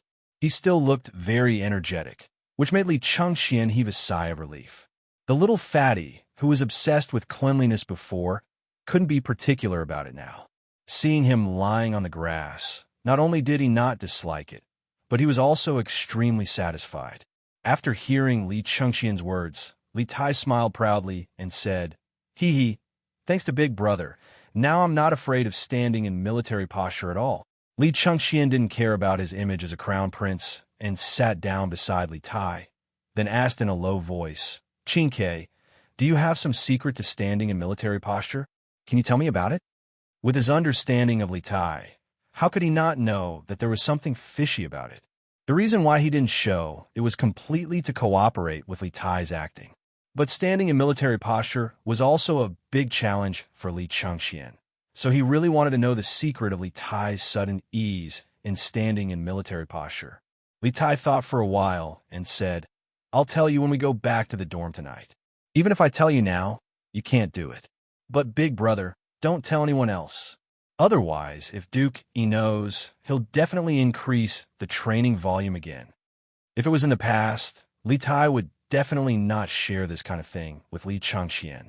But after hanging out with Li Zixuan for so long, he found that his interest wasn't in palace politics. And this time, Li Chengxian came to Yanhuan College to accompany him in military training, which made him have a much better impression of this big brother that he didn't like before. Seeing that Li Tai agreed, Li Chengxian smiled and hurriedly said, "Qinke, don't worry, Big Brother definitely won't tell anyone. But shouldn't we tell little Ke?" Li Tai shook his head and said, "No need, no need. Xiao Ke's foundation in martial arts is even better than Cho Ox's. Why would he need to use these unorthodox methods? Who knows, with more training, his martial arts might even improve." Li Tai thought about it, and also felt that what Li Tai said made sense. He nodded and said, "And I got it. Hey, what are you two talking about? What is it that you can't let others know?" When the two of them were talking about the main topic, suddenly, Chung Chumo's head popped out from behind them, giving the two of them a fright. "Damn it, ugly bull, do you know that you can scare someone to death?" Li Tai reacted and was furious. He flipped over and was about to fight Chung Chumo to the death. "Sigh, Qinke, you haven't told me what you were discussing. Discuss your sister. I just want to beat someone up right now." Clang, clang, clang. With the sound of gongs and drums, the students who had been tortured for the whole day heaved a sigh of relief. Qin Xiong didn't make things difficult for them and decisively announced that school was dismissed. Compared to noon, there was more time at night. Li Tai leisurely went to have dinner with Li Chengxian, Li Ku, and Chung Chumo before returning to the dormitory. Yanhuan College's dormitory was usually 6 people to a dormitory. Li Chengxian, Li Tai, Chung Chumo, Qin Huayu, Yuchi Baolin, and Sun Zifen stayed in the same dormitory. "Qinke, let's go. Let's go to the bathhouse, and then we can rest." Back in the dormitory, Li Chengxian said to Li Tai, who was sitting on the bed. The little fatty had a strong physique, so of course, he slept on the bottom bunk. Otherwise, he would definitely flip over. At this moment, he leaned against the wall and waved. Big brother, go ahead. I'll just take a bath in the dormitory. Haha. Chinke, you're afraid of being naked with everyone, aren't you? Chung Chumo, who was opposite him, laughed loudly. Chung Chumo, you're bullshitting. I'm just tired and don't want to go to the bathhouse. Li Tai seemed to have been poked in his sore spot. He straightened his body and scolded angrily. Hee, is that so? Then, Chinke, if you're not afraid, why don't you come to the bathhouse with us to take a bath now? Chung Chumo said with a smile. Li Chengxian saw Li Tai's embarrassed face and hurriedly helped him out. Cough, cough. Chonyo, if Chinke doesn't want to go, then forget it. Let's go first. Baolin, Huayu, Ziffin, let's go. No. I'm not going either. You guys go ahead. Sun Ziffin also shouted. When he thought of so many people standing together to take a bath naked, he panicked a little. In the end, he was still not used to this kind of public bathhouse that had never appeared in the Tang Empire before. Chung Chumo immediately laughed loudly and said, Haha, looks like it's not just Chinke who's afraid. Ziffin, you're also afraid. TSK. Could it be that all fatties are afraid of being naked in front of others? At this point, Chung Chumo's eyes and expression suddenly became extremely wretched. Scram. The two fatties let out angry roars at the same time, so loud that it hurt the eardrums of others. Seeing that he was about to be beaten, Chung Chumo hurriedly pulled Qin Huayu and Yuchi Baolin and fled. Li Chengxian thought for a moment and said, Chinke, Ziffin, you guys can't be like this in the long run. It's fine if the weather is hot now, but what will you guys do when the weather turns cold? Although they could take a bath in the academy's dormitory, they could only take a cold bath. That was why Li Chengxian advised them to take a cold bath. Li Tai and Sun Ziffin looked at each other and then said in unison, Then we'll take a bath when we're back during the holidays. Li Chengxian immediately retreated and turned to leave. Then, the two fatties in the dormitory, one big and one small, stared at each other. After a while, Li Tai said, I'll take a bath first. Ziffin, you're not allowed to peek. Sun Ziffin made a disgusted vomiting gesture and said, Chinke, you're really narcissistic. Only a ghost would want to peek at you. But you have to hurry, or they'll be back in a while. Yes, of course. Li Tai didn't take it to heart. He hurriedly picked up a change of clothes and rushed into the inner cubicle. Then, he didn't forget to close the inner door. Hey, Chinke, hurry up. If you delay any longer, Miyumo and the others will have to come back. Not long after Li Tai went in, Sun Ziffin began to impatiently rush him from outside. Damn, what's with the rush? How long has it been? It's been so long. Chinke, if you delay any longer, I'll rush in. Sun Ziffin threatened. Li Tai, who was inside, panicked and shouted, Damn, don't you dare. Wait a little longer, I'll be done soon. With that, he sped up, wiped himself carelessly, put on his clothes, and ran out in a hurry. Hey, I'm finally out. It's my turn. Sun Ziffin slipped in nimbly. Chapter 714. After about 15 minutes, Li Chengxian walked in from outside and saw Li Tai already lying on the bed. Big brother, you're back. Li Tai opened his eyes and greeted him. Then, he closed his eyes and went back to sleep. He had exercised a lot today, so he was very tired. Okay, Li Chengxian responded, then put the clothes he changed out of under the bed. He heard the sound of water in the room and guessed that Sun Ziffin was still inside. So, he bent down and whispered to Li Tai, Chinke, before Chu Mo and the others come back, quickly tell me the secret of standing in military posture. Li Tai patted his head when he heard that. Only then did he remember what he promised Li Chengxian during the day. He pulled the quilt over and said to Li Chengxian, Here, big brother, look, the secret is in here. Li Chengxian took a closer look and saw that the corner of the quilt was cracked, and that place was actually empty. He was a little confused and asked, Chinke, where's the quilt core in this part of the quilt? Li Tai laughed and said, It's all in my shoes. With this thing, when standing in military posture, the soles of my feet will be much easier. Anyway, the weather is hot now, so I don't need a quilt. Li Chengxian suddenly understood, but at the same time, he was very speechless. Late at night, a quarter to midnight, Yanhuang College, which had been noisy all day, finally returned to silence. Oh, it could not be said that there was no sound at all, because there were still sounds of snoring in the student dormitory. Obviously, the students were very tired tonight. Many of them had never been so tired since they were born, so naturally, they slept soundly. Beep, beep, beep, beep. At this moment, there was a sudden and sharp sound in front of the student dormitory door. It sounded like the cry of an ape eagle at night, but also like the scream of a ghost. The first to wake up was naturally the military training instructor, led by Pang Feiji. Lord Ju, why are you here? In order to facilitate the military training, Li Zixuan's team of personal guards stayed in the student dormitory at night. Feiji, take the brothers and inform the dormitories one by one. Get all the students to gather. Whoever doesn't show up in 15 minutes will be punished by running 10 laps. Li Zixuan did not answer Pang Feiji's question. Instead, he ordered in a deep voice. Lord Ju, why did you ask them to gather? Pang Feiji was dumbfounded. No matter how hard he thought about it, he could not figure out why Li Zixuan had asked everyone to gather. What are you talking about? This is a military order. Don't tell me you want to run laps in the field, too. Li Zixuan roared. Yes. Please wait for a moment, Lord Ju. I'll go now. Pang Feiji shuddered and immediately woke up. He quickly turned around and called for the rest of the guards to rush into the dormitory and wake the students up. Their shouts immediately rang out in the dormitory corridor. All students, come out and gather immediately. Those who don't arrive in a quarter of an hour will be punished with 10 laps.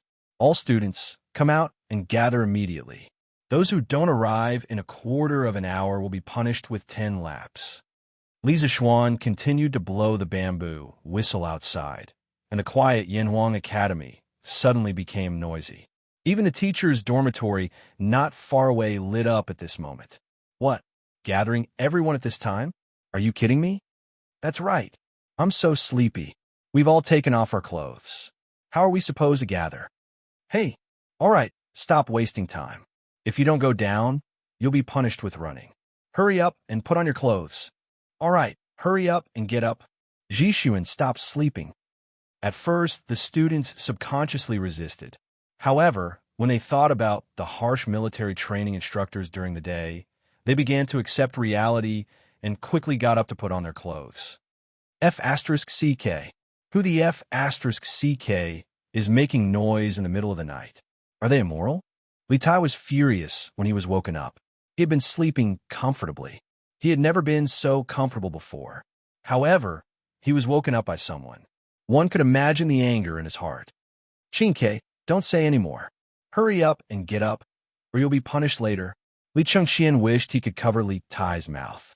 If the instructors outside heard what he said, there would definitely be new problems.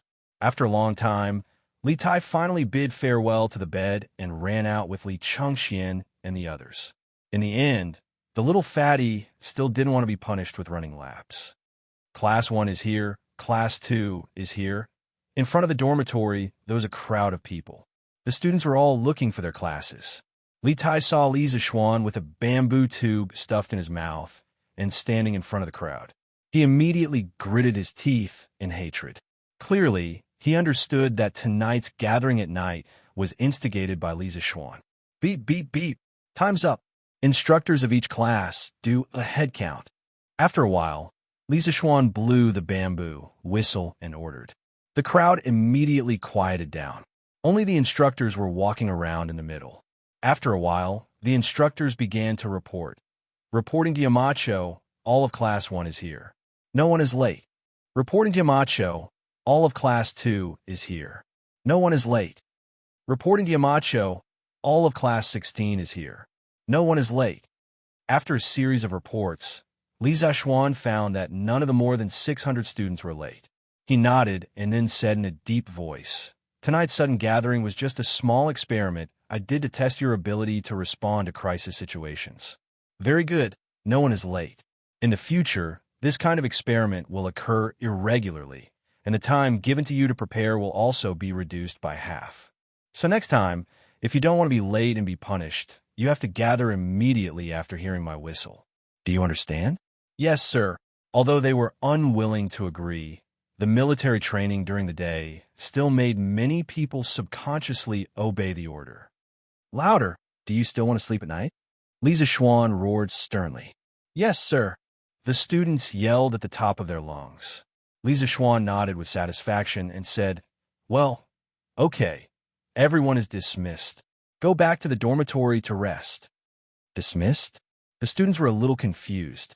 You called us to gather in the middle of the night just to say a few words? Isn't this a joke? Li Tai glared at Lisa Schwan with fire in his eyes. At this moment, the little fatty really wished that his eyes could kill. If it weren't for the fact that he couldn't beat Lisa Schwan, he would definitely go up and fight it out with Lisa Schwan right now. Let's go. Chinke, go back to sleep quickly. We still have to wake up early tomorrow. Afraid that Li Tai would do something stupid, Li Chengxian quickly came over and pulled him back and said. The two brothers followed the army of students and walked back to the dormitory. Lisa Schwan, who was a little mischievous, patted his butt and turned around to go home and sleep. What he didn't expect was that there was also a surprise attack thousands of miles away on the sea tonight. Chapter 7:15. In the middle of the vast sea, a nameless island that had been lonely for countless years welcomed a large group of guests tonight. Your Highness, there's a small island up ahead. Should we approach it? In the southern direction of the small island, there was an unusually large fleet of ships. There were at least 1,000 of them. Their sails fluttered in the wind, whistling as they faced the sea breeze. On the deck of the largest ship at the front of the fleet, a soldier bowed to a middle-aged man. Let's approach it first. Have the 6 soldiers rest on the island for the night. At the same time, send someone up to see if there's any fresh water or fresh fruit. The middle-aged man was none other than Li Shaogong, and this fleet was the Great Tang fleet that had sailed south for more than 4 months. In truth, this fleet had begun to return 10 some days ago, and the closer it got to the Great Tang, the faster it moved. Everyone couldn't suppress their homesickness, and after drifting for so long, quite a few people in the fleet had fallen ill.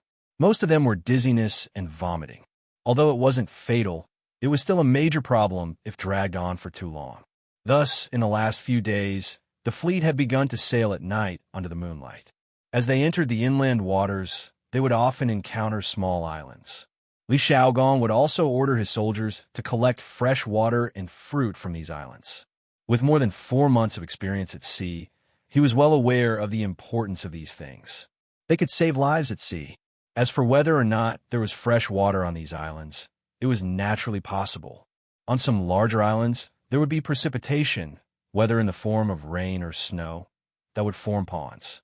However, not all large islands had such ponds. This was a matter of probability. Yes, Your Highness. The soldier bowed and then climbed onto the mast to signal the fleet behind him. The massive fleet began to slowly approach the island. But to everyone's surprise, not far behind the fleet, there were 30-some small boats following. Boss, they have so many people. Why are we following them? Of course, they weren't speaking in Chinese. On the leading boat, a sloppy man asked the scar-faced man in front of him. The scar-faced man spat and viciously said, Bah, so what if they have more people? Once they're asleep on the shore, we'll steal a few of their merchant ships and strike it rich. After following us for so many days, we can't let our brothers work for nothing. The sloppy man looked at the fleet in front of him and swallowed his saliva in fear. He said weakly, Boss, this seems to be a caravan from the Great Tang. If we make a move and anger the Great Tang Emperor, how can we be a match for them? Baka. The scar-faced man slapped the sloppy man's head, and then he heard him angrily say, Coward. Even if the Great Tang Emperor has a magnificent army, what can he do to us if we hide in the sea? Tell the brothers to buck up and listen to my instructions later. After we finish this job, we can go back to eat and drink and look for beautiful girls. Hi. The sloppy man saw that Scarface was angry and quickly went to inform the rest of the crew. Scarface stood at the bow of the ship and looked at the big ships in front of him. With a greedy face, he muttered to himself, With these big ships, who on this sea can be a match for me? Nakamura Kawayudo? Ha ha! Your Highness, there's a lot of fresh water and coconuts on the island. There's also a cave. Do you want to go in and rest for a night? After the fleet docked, Li Shaogong first sent a group of people to the island to check. After a while, a soldier came to report. Send the 6 soldiers ashore to rest first. Then, let the envoys follow me into the cave. Li Shaogong thought for a while and said, this time he not only brought back a full ship of goods, but also the envoys from the Nanyang countries. Compared to when he went, the size of their fleet was now a little bigger. Yes, Your Highness. The soldier quickly went to pass the order. Then he heard Li Shaogong say, wait, pass down the order. There must be at least 4 guards on each ship and at least 10 guards on the big ships. In this vast dark night, Li Shaogong had to be careful. He did not want any accidents to happen when they were so close to the Great Tang border. Yes, Your Highness. Seeing that Li Shaogong had nothing else to say, the soldier went to make the arrangements. Li Shaogong jumped off the big ship and took a small wooden boat ashore. Oh, finally, I can step on the ground. After a while, a few people with dark skin and different clothes came up. Obviously, they were envoys from other countries. One of them had a big beard and a big mole on his cheek. He stood on the island and sighed happily. After all, sailing the ocean was not a small challenge for many people. Only those who had drifted on the sea could feel how happy it was to stand on the ground. Your Highness, how long will it take to reach the Great Tang Empire? The bearded man sighed for a while, then caught up with Li Shaogong and asked. Naturally, someone translated for Li Shaogong. After listening, Li Shaogong said, Envoy, don't worry. In less than half a month, the fleet will reach the capital Chang'an. The bearded man immediately said happily, Haha, great. I can finally see the Celestial Empire. Did you see that? The army ashore, their big ships can't get close to the shore. Our chance is here. At the rear of the fleet, Scarface said excitedly to his men. Hee, boss is wise. The sloppy man was bitter in his heart, but his mouth was full of praise. Go, leave a small number of people to watch the ships. The rest of you, follow me to dive onto their big ships. Be nimble. Coincidentally, at this moment, a dark cloud covered the moon in the sky. Seeing this, Scarface immediately ordered. Yes, boss. After a while, under Scarface's lead, more than 100 men in black took off their clothes, quietly went into the water, and swam toward the few big ships at the back of the Great Tang fleet. We should be able to reach Chang in a few days. I wonder how Hao and Yaya are doing? On a large merchant ship, there were 4 soldiers yawning and 7 or 8 civilian workers, including Meng Wenhao's father. Meng Wenhao's father looked at the bonfire on the island, but his heart drifted back to Chang and thousands of miles away. Under the moonlight, a few black shadows silently climbed up the ship's ladder and quietly climbed onto the deck. Pucci. The 4 black shadows raised their swords at the same time, and the 4 soldiers on the ship immediately fell to the ground. The leader made a gesture, and they approached the other side of the deck. Chapter 716. 5 steps for steps, 3 steps. In the blink of an eye, the black figure was only 3 steps away from Father Meng. Achoo! The sea breeze at night was quite cold. Father Meng couldn't help but sneeze. He turned around instinctively and saw the black figure holding a scimitar behind him. Enemy attack. Someone is trying to steal the ship. Father Meng's eyes widened, and he roared at the top of his lungs without a second thought. Father Meng! Baka! Damn it!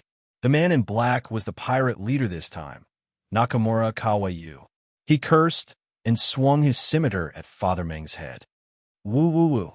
At the same time, the ships nearby noticed the commotion. The soldiers on the ships blew their horns, and the silent night suddenly became noisy. Clang! In the face of a life-and-death crisis, Father Meng's strong desire to survive made his body burst forth with great potential. With a roll, he actually dodged the pirate leader's sure-kill attack. Yuliang, be careful. I'm here to help you. 2 crew members in the cabin heard the commotion and immediately ran out and shouted, Baka, kill all of them, set this ship on fire, and then drive into their main fleet. Nakamura Kawayu's eyes were red as he shouted, Hi! At this time, more than a dozen black figures came up from the water. Some of them raised the anchor and pulled the sails, some set the ship on fire, and others swung their scimitars at the crew. The pirates on the other ships were doing the same thing. Woo woo woo. Ship after ship, like a relay race, the bleak sound of the horn finally reached the island. Wudi, what happened? Li Xiaogong, who was resting against the stone wall in the cave, immediately stood up and shouted outside. Reporting, Your Highness, the rear of the fleet is under attack. They seem to be pirates, and we don't know how many of them there are. They sneaked onto our ship and tried to kill us. After they were exposed, they tried to set the fleet on fire. Our brothers have gone to help. A young soldier ran into the cave and reported loudly. Li Xiaogong's expression suddenly changed. He bellowed, Preposterous! Which scoundrel dares to provoke the tiger's whiskers of Great Tang? Come with me and catch them all in one fell swoop. Understood. Sai, Your Highness, do you need the help of our Jinla Kingdom's warriors? Our Piao country's warriors are also at your disposal. Funan country is willing to lend a hand to Your Highness. At this moment, the envoys in the cave all stood up and said, in truth, they had long ago witnessed the power of the Tang fleet, and they had hoped to run into a few pirates so that they could show off in front of Li Xiaogong. But this fleet was simply too large. Let alone pirates. Even many countries had not dared to provoke this fleet. Now that they had finally run into pirates, these emissaries were not afraid. On the contrary, they were all excited, because they could finally show off and win Li Xiaogong's favor. There was no doubt that the Great Tang Navy at this time was just this powerful. Compared to the Han Dynasty, the maritime Silk Road during the Sui and Tang dynasties was obviously more developed. Of course, there was an interesting phenomenon from the historical materials at this time. The Sui and Tang dynasties did not attach as much importance to the sea as the Song dynasty. The reason was that the Tang dynasty was very powerful at that time. Its western border had reached Central Asia and West Asia. Its Silk Road was very smooth on land. The maritime Silk Road was relatively less important, but its naval power was still very strong. The Tang dynasty dominated the entire East Asia at that time. Of course, there were other maritime powers in East Asia, such as Japan. According to the historical records, the Tang dynasty won a series of naval battles at Baichuan River. Later, Japanese scholars researched this matter. They believed that the reason for Japan's defeat at that time was that China's shipbuilding technology was far ahead of other Asian countries. At that time, China's ships were sewn with rosin, and the number of iron nails were far more than Japan's. When the ships of the two sides collided in the naval battle, the Japanese ships fell apart, while the Tang dynasty ships were sturdy and did not fall apart. Therefore, the Tang dynasty had an advantage in naval battles. Therefore, the Tang dynasty was worthy of being the overlord of the sea in Asia and monopolize the trade of the entire region. Therefore, Li Zishuan, who had transmigrated, was not in a hurry to build more advanced ships because there was no need for it. At this moment, after hearing the request of the envoys, Li Xiaogong flicked his sleeves and said, Envoys, please take a seat here. There's no need to trouble you with mere thieves. After saying that, he led the soldiers out of the cave. What's going on? Yuliang, who are they? On the big ship at the back of the fleet, an old man who was sleeping in the cabin walked out when he heard the commotion. When he saw the two sides fighting on the deck, he was stunned.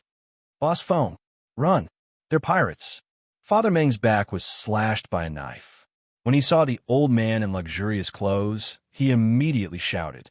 It turned out that this old man was Father Meng's boss, the rich businessman in Chang and Feng Zhihua. Pirates? Feng Zhihua's eyes were filled with horror. Then he shouted, Yuliang, hang in there. The prince and the others will be here soon. Baka, kill them all. Set them on fire. Nakamura, you did not understand what Feng Zhihua and Meng Yuliang were talking about. When he saw many ships approaching, he shouted anxiously. At this point, it was obvious that the plan to steal the ships would not succeed. However, he wanted to set the fleet on fire to take revenge on the Tang people. Hi! Several silhouettes rushed into the cabin and soon took out oil lamps. Boom! The deck was set ablaze, and then one of the silhouettes took control of the sails, allowing the fire ship to crash into the Tang fleet. At the same time, the battle on Father Meng's side was about to end. At this moment, there were more than 10 knife wounds on his body. The other crew members had all collapsed, and he was the only one left struggling to hold on. Go to hell. Nakamura, you did not expect the person in front of him to be so tenacious. However, no matter how tenacious a person was, he was destined to not be able to withstand his sharp knife. With a roar, he charged toward Father Meng with his knife. Yuliang. Feng Jihua saw it clearly and could not help but cry out in grief. Father Meng looked at the cold light that was flying toward him. He knew that he could not escape this time. At this moment, he thought of his wife, daughter, and son, as well as this cargo ship that carried the hope of his entire family. Two streams of tears rolled down from the corners of his eyes. Chapter 717. Die. Nakamakawa, you saw the despair and sorrow on Father Meng's face from midair, and a bloodthirsty thrill rose in his heart. This person in front of him had ruined his plans, and now he could finally cut him in half. At this moment, the dark clouds in the sky were blown away by the wind, and the moon revealed its beautiful face. The bright moonlight poured down, and the sword in Nakamakawa Yu's hand reflected a beam of light. It shone on Father Meng's face, making his face look extremely pale. Yuliang. Feng Jihua's heart was filled with grief. He knew a little about Meng Yuliang's family background, and now the pillar of this family of four was going to die on his ship. This made him feel extremely guilty. Farewell. How are Yaya Yulan? Meng Yuliang painfully thought as he felt the wind from the sword on his forehead. He didn't want to die, but he tried his best. Whoosh, whoosh, whoosh. At this moment of life and death, a cold snort sounded in the night without warning. 3 arrows suddenly shot from the side of the ship. The arrows were like flowing lights, and the intense friction between the arrowhead and the air made 3 explosive sounds. Upon closer inspection, the bodies of these 3 arrows were actually made of fine iron. Clang, clang, clang. The 3 iron arrows were like meteors, carrying a huge amount of energy, and shot on the blade of Nakamakawa Yu's sword one after another. The sword that was originally moving forward was suddenly stopped in midair by these 3 arrows, and a series of clanging sounds were heard, and each sound was louder than the last. Nakamakawa Yu was suddenly hit by a huge force, and he couldn't help but slow down. When the 3rd arrow hit the blade, he could no longer control his body, and his whole body was directly shaken and sent flying. Nakamakawa Yu knelt on the deck with one knee. His hair was disheveled, and he looked like a crazy demon. Suddenly, he felt his chi and blood surging, and he couldn't help but spit out a mouthful of blood. 3 arrows, just 3 arrows, and they were only on the blade. The impact from the sword alone was enough to make him spit out blood. The power of these 3 arrows was obvious. Master. Nakamakawa Yu instantly understood that he had met a master that he had never met in his life. Without hesitation, he turned around and jumped into the sea. Retreat. Before he fell into the water, he remembered the rest of the people on the ship, so he shouted loudly. You want to run? Whoosh. A bone-chilling voice came from the night sky, followed by another sharp arrow, aiming straight for Nakakawa Yudo's back. This was the sound of an arrow piercing into flesh, followed by Nakamura Yu's miserable cry. From a moment he raised his blade to kill Meng Yuliang to the moment he was hit by the arrow and fell into the water, it took less than 10 breaths of time. At this moment, hearing his screams, the rest of the pirates on the ship immediately reacted and were scared out of their wits. Hurry up and run. Boss is injured, and the Tang Empire's army is chasing us. Don't kill me. The pirates on the deck immediately fled in all directions. They wanted to jump into the sea to escape, but they heard the voice of the person from before coming from the side of the ship. These bastards still want to run? Release the arrows. Leave no one alive. Look carefully and shoot. Don't accidentally hurt the people on the boat. Yes, Island Master. There were dozens of people shouting in unison, and they were actually speaking Chinese. Whoosh, whoosh, whoosh. Following that, arrows rained down on the pirates on the ship. In the blink of an eye, more than 10 pirates fell one after another. Lying on the deck, Meng Yuliang finally had the time to turn over and look in the direction of the sound just now. He saw that there were actually more than 10 ships about 50 steps away from the merchant ship. The leading ship was only slightly smaller than the merchant ship he was on. He saw dozens of strong men standing on it. The leader was a burly man close to 7 feet tall, with a face full of beard. As for his appearance, Meng Yuliang couldn't see it clearly because he was too far away. This isn't the Imperial Court's army. Meng Yuliang was shocked because he saw that these people were wearing tattered clothes and looked even more like bandits than the group of people just now. Meng Yuliang, who had just escaped from the tiger's den, felt as though he had fallen into the wolf's den at this moment. However, the other ships were already approaching. Before this group of bandits next to him arrived, the Imperial Court's army should also be able to arrive. This is bad. This is bad. Meng Yuliang suddenly caught a glimpse of the blazing fire on the ship. He used all his strength to prop up his body and shouted at Feng Zhihua, who was beside him in a daze, "Boss Feng, quick! Quick! Quickly help me change the course. We can't let this fire ship crash into the fleet." After saying that, he gritted his teeth, stood up, and then staggered toward the sails of the merchant ship. The sails that used to be effortless now required him to pull with all his strength. Because he used too much strength, the wound on his back instantly split open, and his already bright red undershirt was now bleeding. "Yuliang, hold on. This old man will help you control the rudder." At this moment, Feng Zhihua had already recovered from his shock. He saw that Father Meng was covered in blood, but he was still controlling the sails. He hurriedly bypassed the fire and rushed to the rudder. After all, the sails only provided the ship with power and controlled the sailing ship's speed. The rudder determined the direction of the merchant ship. This required at least 2 people to cooperate with each other to make this fire ship turn around and leave the main fleet as soon as possible. "Prince, it's not good. The merchant ship in front is on fire, and it's rushing here at full speed." Li Xiaogong took a dozen of his personal guards to a large ship at the back of the fleet in a small boat.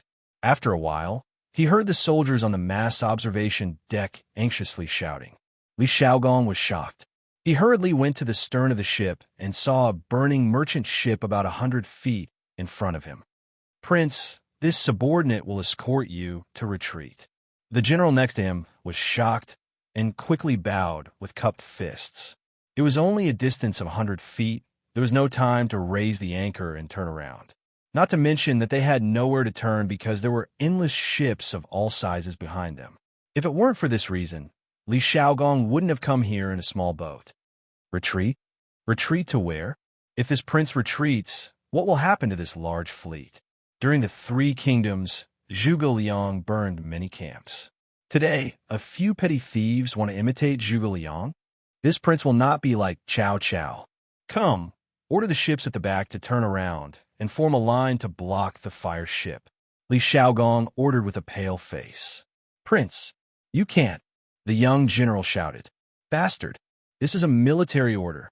You dare to disobey?" Li Xiaogong said coldly as he pulled out the long sword at his waist and placed it on the general's neck. "Report.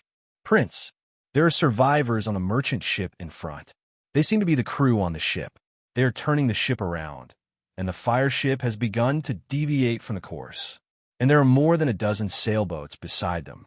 They are not our people." Chapter 718. At this critical moment, Li Xiaogong had never thought of running away, nor could he run. 20,000 soldiers, tens of thousands of civilians, and several thousand ships.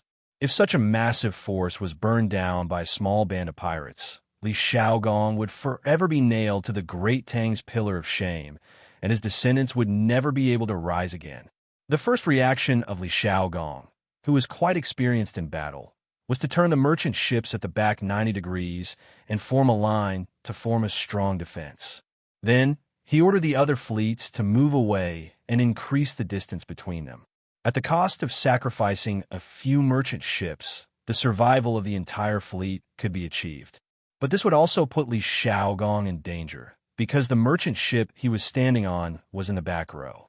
Just when Li Xiaogong was preparing to make a decisive decision, A messenger came down from the observation deck and ran up to Li Xiaogong to report. Li Xiaogong was taken aback. He looked at the deputy general with a sword at his neck and asked, "Whose ship does that merchant ship belong to?" The young general clasped his fist and said, "Your Highness, that ship belongs to the wealthy merchant of the capital, Feng Jihua. The ships next to it also belong to him." "Feng Jihua," Li Xiaogong softly muttered, and then his expression flickered as he asked, "Is the Meng Yuliang that this king asked you to keep an eye on that ship?" "Your Highness, he is indeed on that ship." Li Xiaogong's brow furrowed. At this time, he saw that the fire ship had already begun to turn to the right. At this rate, it would definitely not be able to hit the main fleet, so he decisively ordered, "Immediately turn the ship around and sail to our right to rescue the crew." "Yes, Your Highness." A few moments later, Li Xiaogong's ship had raised its anchor and was making straight for Feng Jihua's merchant ship. The distance between them was less than 1,000 feet, and the merchant ship was also turning, so its straight-line speed was greatly reduced. Thus, Li Xiaogong's ship was able to quickly catch up. At this time, the fire on the merchant ship was about to spread to the mast and rudder. "Hurry and have the people on the ship jump in. Find a few soldiers who are good at swimming to save them." At this moment, the two ships were moving side by side, and the distance between them was only about 30 to 40 feet. Li Xiaogong squinted his eyes and saw that the bloody man controlling the sails was Meng Yuliang. He let out a sigh of relief in his heart and hurriedly ordered. This time, Li Zishuan had helped a lot. Only those who had drifted on the sea would know the dangers of the sea. Previously, Li Zishuan had made a lot of preparations for the fleet to go south. Compasses, sea charts, and navigation precautions had saved many lives. Of course, Li Xiaogong was very grateful. Before he left, Li Zishuan had personally asked him to take good care of Meng Wenhao's father, Meng Yuliang. Although he was suspected of abusing his position for personal gain, Li Xiaogong was really willing to do so. If Meng Yuliang really died tonight, then he, Li Xiaogong, would owe him an even bigger favor. "Yes, Your Highness." A soldier immediately cupped his fist and accepted the order. Then the soldiers on the ship shouted in unison, "Listen to the crew on the other side. His Highness orders you to quickly jump off the ship. We will save you." Listen to the crew on the other side. "His Highness orders you to quickly jump off the ship. We will save you." Feng Jihua and Meng Yuliang, who were completely focused on controlling the ship, were overjoyed when they heard the commotion. "Yuliang, those are His Highness men, and His Highness is also here. His Highness has personally brought people to save us. We're saved," Feng Jihua said with tears streaming down his face. From a moment he had turned the ship around, he had never thought that he would survive. He believed that he would be buried in the sea like this merchant ship, but he had no regrets. He did not wish for his ship to destroy the entire fleet, because he was a man of the great Tang. A Tang citizen could not harm another Tang citizen, not even in death.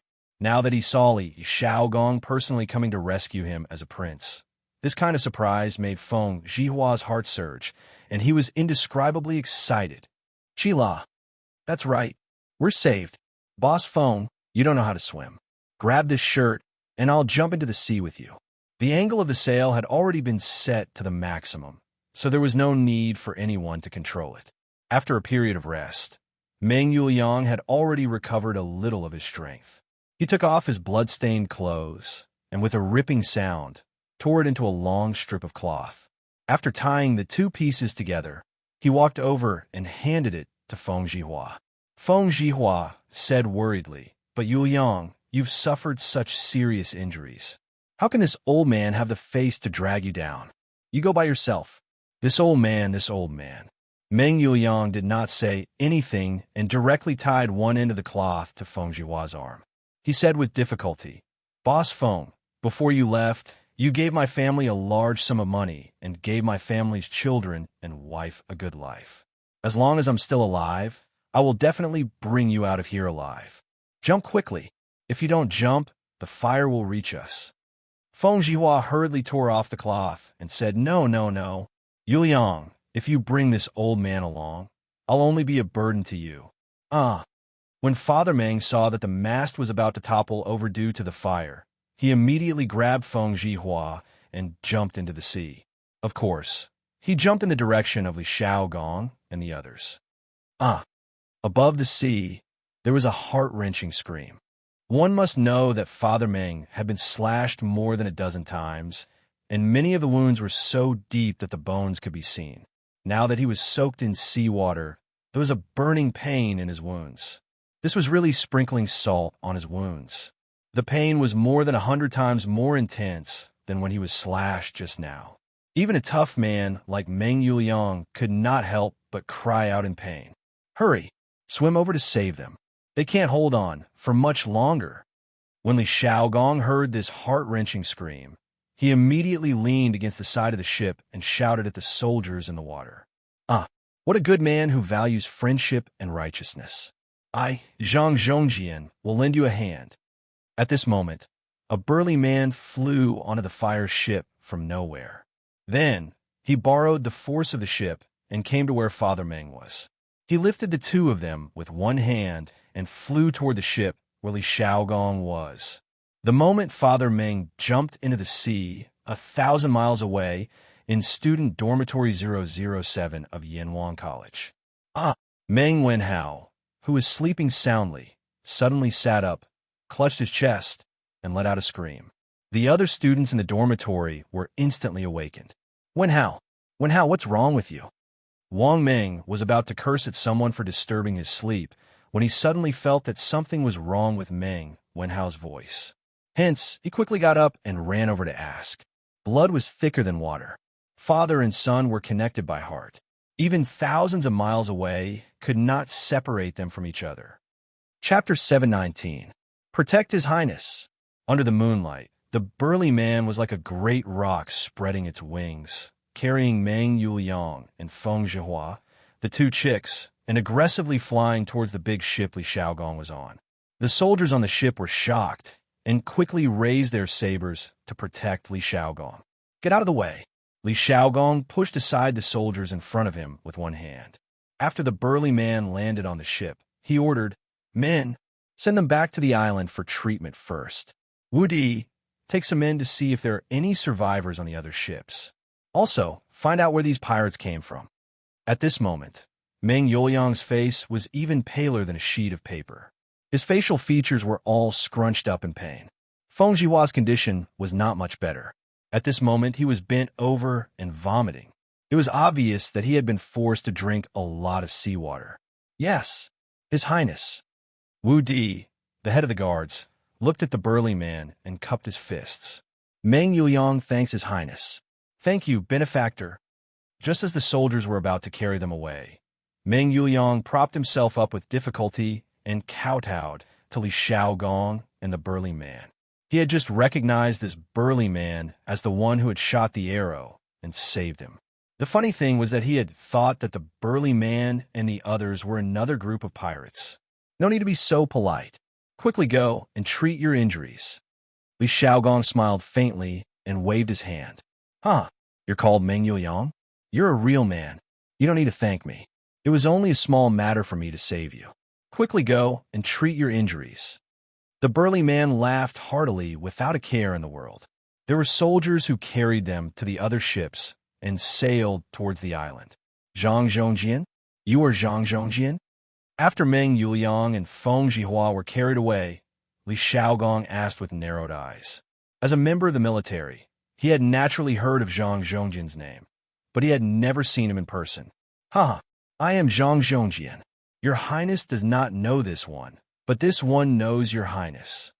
Yes, this robust man was Zhang Zhongjian, and his nickname was the Bearded Guest. Together with Li Jing and Hong Funu, they were called the Feng Chun Three Heroes. He was originally the son of Zhang Jiling, the richest man in Yangzhou. When he was born, his father despised him for being ugly and wanted to kill him. He was rescued and became a Kunlun slave. After he succeeded, he wanted to raise an army to conquer the world. When he saw Li Shimin, he was ashamed that his bearing was not as good as Li Shimin's. He firmly believed that the world would belong to Li Shimin. He was interested in Hong Fu. After knowing that Hong Fu had married Li Jing, the three of them became brother and sister. He gave all of his family's property to Li Jing and his wife to help Li Shimin unify the world. He left quietly and later became the ruler of the 72 islands in the Great Tang's Southeast Sea. The bearded guest's ending was not a tragedy. It was said that he personally led an army of 100,000 into the country of Fuyu, killed its master, and proclaimed himself king. The rest of his life was carefree and happy. Later generations believed that the country of Bio was located thousands of miles southeast of our country. To a large extent, it was either the Philippines or Thailand. Brother Zhongjian, why are you here so late at night? Hearing Zhang Zhongjian's admission, Li Xiaogong's face flashed with a hint of seriousness. The bearded guest's small display of skill was enough to prove that his skill should be above the peak of the Zhongshe realm. It was very likely that he had already touched the threshold of the great Grandmaster realm. Why? Is your Highness suspecting that I have ulterior motives? If I say that I came here by coincidence, would your Highness believe me? Faced with Li Xiaogong's interrogation, the bearded guest was not afraid at all. He was the king of this sea region. There was no one here that could make him afraid. Li Xiaogong suddenly smiled and said, "This prince was just casually asking. Since Zhong Jian said that you came here by coincidence, then why should this prince believe you?" The bearded guest looked deeply at Li Xiaogong and then laughed heartily. "Huh, your Highness is also a straightforward person. I have something to ask your Highness. Is it convenient for you to do so? Please speak." The bearded guest thought for a moment before saying, "Are Medicine Master and Hong Fu doing well?" Hearing this, Li Xiaogong smiled and said, "They're doing well. Medicine Master is now the Minister of War and is highly regarded by His Majesty. How could he not be doing well? As for Hong Fu, if Medicine Master is doing well, she will definitely be doing well too. It's just that this prince heard that they have been inquiring about you, Zhongjian. If they knew that you were here, Medicine Master and Hong Fu would definitely put aside their work and rush over to see you." Actually, disregarding everything else, Li Xiaogong and Li Jing's personal relationship had always been very good. Later generations said that Li Xiaogong's title as the second meritorious official in the Lingyan Pavilion was undeserved because all of his achievements were won by Li Jing. Li Xiaogong had experienced many great battles, such as eliminating Xiao Xian and capturing Fu Gongfeng. He was the commander, while Li Jing was the subordinate. Let's not comment on the truth first. However, Li Jing was willing to be a supporting character at that time, which showed that their relationship was very good. Those who said that Li Xiaogong stole Li Jing's achievements were even more excessive. Looking at the Jingguan dynasty, Li Xiaogong was a humble person. He did not take credit for himself, did not do anything, and did not seize power. In the imperial family, his character was one of the best. How could he steal a subordinate's achievements? Thus, Li Xiaogong had a very clear understanding of Li Jing's family situation. A hint of warmth flashed across the bearded man's boorish appearance. A moment later, he shook his head and sighed. "I'll have to trouble your Highness to inform Medicine Master and Hong Fu that they don't need to look for me anymore. When the time comes, they will naturally meet again.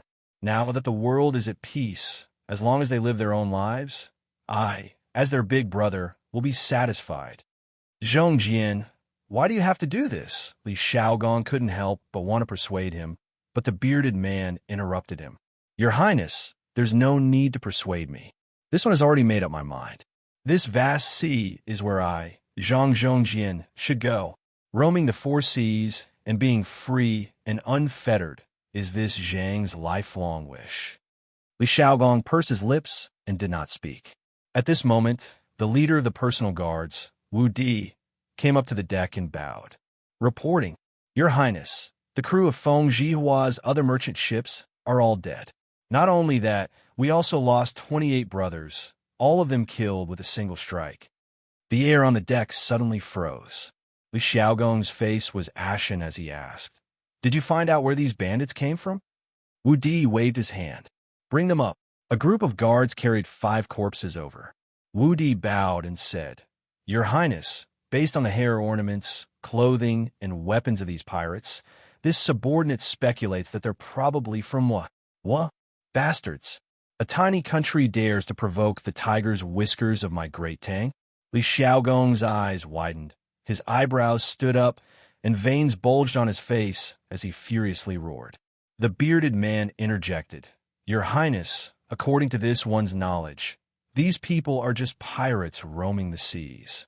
Given the current strength of Wa, they would never dare to provoke the great Tang.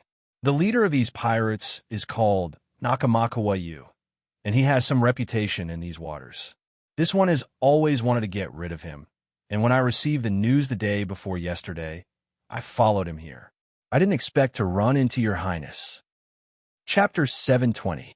The Neon mentioned by the bearded man was the name for Neon before the Tang dynasty. During the Eastern Han dynasty, more than 100 small countries were established on the island of Neon. One of them sent envoys to the Han dynasty. Because the envoys were short, thin, and small, Emperor Guangwu of the Eastern Han dynasty, Lu Xiu, granted them the name Neon, which was a vassal state of China. Therefore, the people were also called Neon, and the emperor was named the king of Neon. Since then, the Han people called Neon the slave state of Neon, and the Neon people were called Neon until the three kingdoms, the two Jin dynasties, and the northern and southern dynasties. During the Sui dynasty, Crown Prince Shengde of Neon wrote in his letter to Emperor Yang of Sui, the Crown Prince of the rising sun to the Crown Prince of the setting sun. This was the prototype of Neon's name. It was not until the first year of Xianheng of the Tang dynasty, 670, that Neon sent the Tang dynasty to change the name to Neon, which meant the place where the sun rises. In addition, in Chinese, Fusang and Dongying were also alternative names for Neon. On the big ship, after Li Xiaogong heard the bearded man's words, his face was gloomy, whether it was the Neon court's intention or not. Since those bandits came from Neon, the Neon King should give me an explanation and give an explanation to the 28 soldiers who sacrificed themselves. A blood debt must be paid with blood. The last 6 words were squeezed out from Li Xiaogong's teeth, which was particularly horrifying. He lost nearly 30 soldiers inexplicably, so he couldn't help but be angry, not to mention that the bandits came from a low-level country like Neon. Yes, that's right. Neon was now a low-level country in Li Xiaogong's eyes. It was even inferior to small countries like Zhenla and Piao, so it was even more impossible for him to call the ruler of Neon Emperor. In fact, the term emperor was first proposed by Crown Prince Shengde.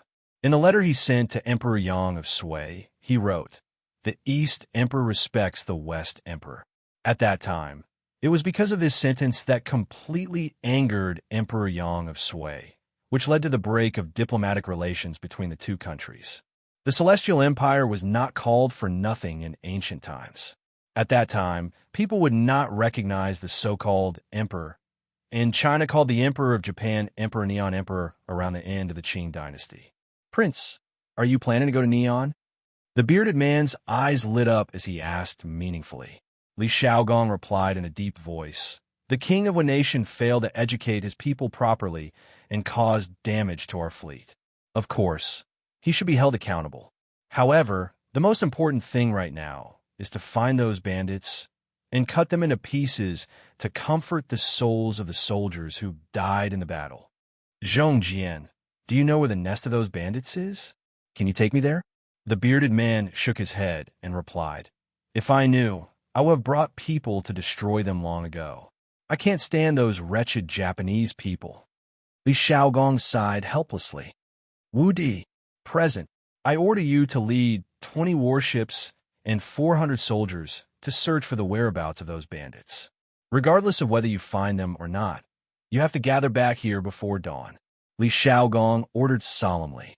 "Understood," Wu Di replied loudly. The bearded man suddenly said, "Your Highness, forgive this one for speaking out of turn, but it's very easy to get lost at night. The people this little brother is leading might not be able to return tomorrow morning." Li Xiaogong waved his hand and had Wu Di make the arrangements. Then he confidently smiled at the bearded man and said, "Zhongjian, there's no need to worry. Every ship is equipped with a compass and a sea chart. They won't get lost." The bearded man was taken aback. Then he asked curiously, If I may ask, Your Highness, what is a compass? Can I take a look at it? Li Shaogong smiled and whispered to the guard beside him. Then he said, Why can't I do that? It's not convenient to talk here. Why don't we go to the camp on the island first? The bearded man laughed and said in a genteel manner, Of course, I wouldn't dare ask. Then he waved his hand to the small ship next to him and said, Set up camp on the island ahead. Behave yourselves and don't cause any trouble. Do you hear me? He had acted like a modest gentleman earlier, but in the blink of an eye, he had reverted to his pirate nature. Li Shaogong didn't know whether to laugh or cry. This is a compass? In the cave, the bearded man pointed at the small round box that wasn't even 1/3 the size of his palm. Li Shaogong glanced at the envoys who were staring at the compass in his hand. Then, under everyone's shocked gazes, he handed the compass to the bearded man and smiled. That's right. This is a compass. No matter where you are, the red end of this needle will always point to the north, and the white end will always point to the south. With this, you won't have to worry about getting lost. The bearded man held the compass in his hand as if he had found a treasure. He found it hard to believe that such a small thing could have such a magical function. What was funny was that he actually held the compass and even spun it around twice on the spot. A 7-foot-tall man with a curly beard was spinning in circles on the spot like a little child. This scene was simply too beautiful. Too miraculous. Unbelievable. Your Highness, where did you buy this compass? It's simply a godly nautical artifact. After a while, the bearded man looked at Li Shaogong and said excitedly. As for the compass in his hand, he was really reluctant to return it. No one knew the importance of a compass better than him, the pirate king who had been drifting on the sea for many years. If the person in front of him wasn't Li Shaogong, he would probably even have the thought of killing him and robbing him. He had never been a righteous gentleman. He was only loyal to his brothers. Li Shaogong found it funny and said, This is something produced by the Strange Taste Pavilion in Chang'an. Zhong Jian, the crew member you saved, just now happened to be someone the shopkeeper of the Strange Taste Pavilion asked me to take care of. Strange Taste Pavilion. The bearded man secretly remembered these 3 words in his heart and then asked curiously, Who is the shopkeeper of the Strange Taste Pavilion? He can actually speak in front of your Highness? He was not surprised. Apart from Li Shimin and Li Yuan, Li Shaogong was definitely the person with the highest prestige in the Tang Empire and was respected by many people. Li Shaogong said, The shopkeeper of the Strange Taste Pavilion is called Li Zishuan. He has an identity. I think you'll be interested, Zhong Jian. He is the last disciple of spiritual master Ling Su. This compass was invented by him alone. Spiritual master Ling Su? This time, the bearded man was even more surprised than before. He murmured, Hey, it seems that I was right to save someone just now. I actually got involved with spiritual master Ling Su's disciple. At this time, Li Shaogong took out a roll of paper from his sleeve and said with a smile, This time, the Imperial Army escorted the merchant ships to the south for trade. In addition to providing a compass, Li Zishuan also gave me a detailed sea map. It was because of this that the army could return so quickly. The bearded man's eyes lit up and said, Can I take a look at it? Of course. The bearded man took it and slowly opened the map. What he didn't expect was that when he opened it, it opened up a new world for him. Chapter 721. What kind of map is this? The Strait of Malacca, the Mediterranean Sea, and the Red Sea? Why have I never heard of them before? The bearded man looked at the map Li Shaogong gave him and couldn't help but exclaim in shock. Li Shaogong pointed at the map and said, Those places are quite far from where we are now. Zhongjian, look here. This is where we are now. Neon is northeast of us. If Wu Di and the others can't find those pirates tonight, we will go straight to Neon from here tomorrow morning. Only then did the bearded man find a way to look at the map. He carefully looked at every sea area and every island on the map. He had been to some of these places before. After a long while, his expression became a little greedy. He smacked his lips and said, That's right. That's right. He smacked his lips and said, This map is too detailed, and I only found out today that there are so many countries and islands in this world. Li Shaogong smiled and didn't say anything. Then, He took the sea map back from the bearded guest. The bearded guest was very reluctant to part with it. He thought in his heart, if I have this sea map and a compass, where can I, Zhang Zhongjian, go in this big world? Thinking of this, he asked tentatively, Your Highness, I wonder if you can give me a copy of this map? As for the compass, he thought that since it was sold in the Strange Taste Pavilion in Chang'an, he would take the time to buy a batch. It was better to owe less favors. Li Xiaogong looked at the bearded man meaningfully and said, Ha, it's not that I'm stingy, but there's only one copy of this map. The maps in the hands of the other soldiers only cover the Southeast Sea. The complete map is too important, and I can't make the decision alone. Oh, I was too reckless. The bearded man cupped his hands and said. Li Xiaogong shook his head and said, If Zhongjian really wants the complete map, why don't you go to Chang'an and find Li Zishuan? This map was drawn by him, so he can give it to you. Clang, clang, clang, clang. The next day, at 5:30 in the morning, when all the students were still asleep, Yanhuang College's wake-up call sounded, causing a wave of screams. F***CK. Are you kidding me? The sun hadn't even risen yet, and they were already asking him to wake up? Do you still want me to live? Yeah, you didn't let me sleep last night, and now you wanted to wake up early in the morning. Can't you let me sleep a little longer? F***CK.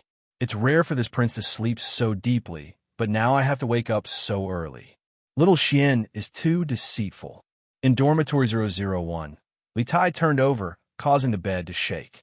Li Changxian, who was sleeping on the upper bunk, couldn't help but feel a little scared. All right, Qin-Ke, stop complaining. Get up quickly. According to Xiao Xian's temperament, if anyone woke up late, they might be punished again. Sigh. Li Tai let out a deep sigh and sat up. Then it was a complete tragedy. Ouch. My legs are so sore. My waist is also very sore. No. I can't get up. I really can't get up. After a tiring day yesterday, he basically fell asleep as soon as he laid on the bed. Although there was an emergency gathering in the middle, last night was still the best night of sleep he had in so many years. However, the second day after the intense exercise, it was a complete tragedy. The little fatty felt that every part of his body was sore, and he couldn't move at all, let alone get out of bed and gather. Qin-Ke, what's wrong with you? Sigh. My legs are also sore. Li Changxian was just about to get out of bed to find out what was going on when he suddenly felt that his legs were also extremely sore, and he couldn't help but wail. Your bodies can't take it anymore. Look at me, old Cheng, I'm perfectly fine. Ching Chumo saw the situation and laughed gloatingly. Get lost. Li Tai was furious. He couldn't wait to go over and fight Cheng Chumo to the death. On the other side, in dormitory 007, Wenhao, how are you? Does your heart still hurt? Wang Ming got out of bed and put on his clothes as he looked at Ming, Wenhao's bed, and asked. Ming Wenhao waved his hand with a pale face and said with a forced smile, Thank you for your concern, but I'm fine now. A hint of gloominess flashed across his eyes. Iron Egg suggested, Wenhao, why don't I help you apply for a day off? You don't look too good, so don't force yourself. Ming Wenhao quickly shook his head and said, No, I'm really fine now. Let's quickly wash up and gather. Don't delay you guys because of me. Wang Ming said unhappily, What are you saying, Wenhao? Even if we're late, we can't leave you alone. The rest of the people in the dormitory nodded in agreement. Yes, that's right. Since we're in the same dormitory, we should take care of each other. Yes, we can't leave anyone behind. Meng Wenhao's heart warmed. He paused for a moment and said solemnly, It's my fault, but I'm really fine now. Let's quickly get ready to gather outside. Iron Egg smiled and said, That's fine. But Wenhao, if you can't take it, you have to say so anytime. Gather. Class as a unit. Run 5 laps around the sports field. You can only have breakfast after you're done. 4:45, 6 in the morning. All the students gathered outside the dormitory building. Qin Xiong was personally commanding. He looked at the 16 classes lined up neatly and shouted loudly. These are the morning running tasks that Li Zishuan had arranged long ago. As time passed, the distance would gradually increase. Not only the morning running, but the other training activities in the military training would also increase in the future. The students were all dumbfounded. Ah, 5 laps? That's a total of 3 to 4 miles? How can we finish running? My legs are still hurting. My legs hurt too. They're sore. Yes, yes, yes. Me too. Seeing the students in a mess, Qin Xiong couldn't help but shout loudly, "Quiet! If anyone can't run 5 laps, you won't be able to eat in the morning. If anyone falls behind in any class, everyone in the class will have to accompany them." Once he said that, everyone fell silent. They knew that Qin Xiong was serious this time. Instructors of each class, bring the students to the sports field to run now. After all the students were quiet, Qin Xiong ordered, "Yes, Chief Instructor.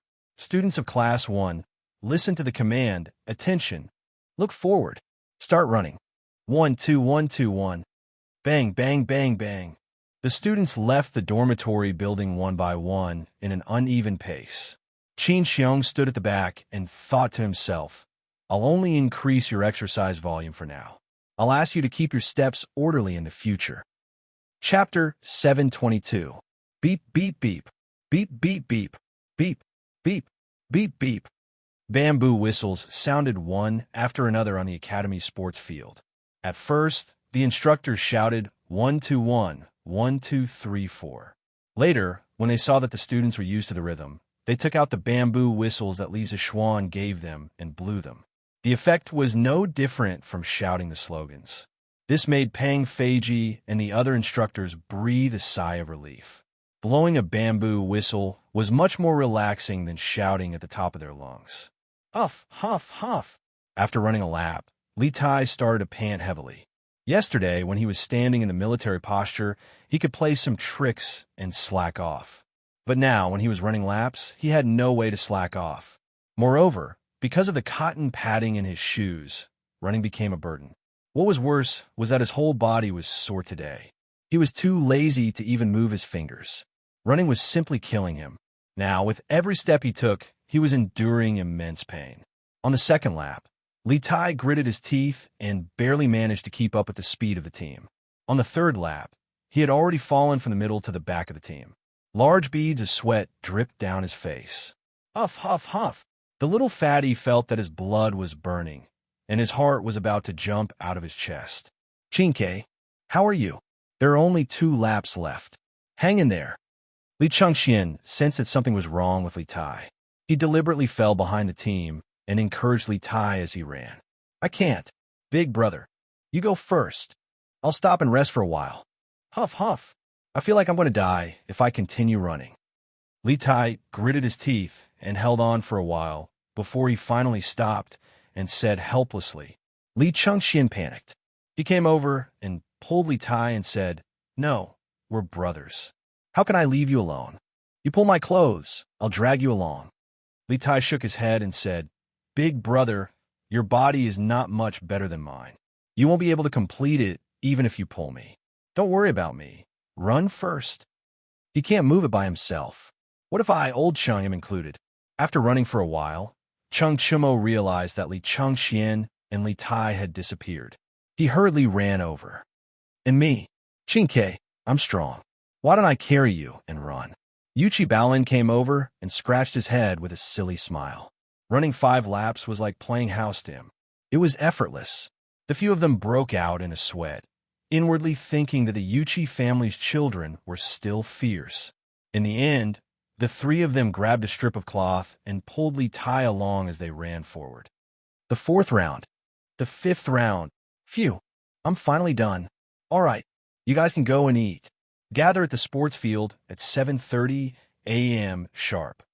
Pang Feiji did a head count and announced loudly. Of course, there was no need for Qin Xiong to personally lead the morning exercises. Phew, I'm so tired.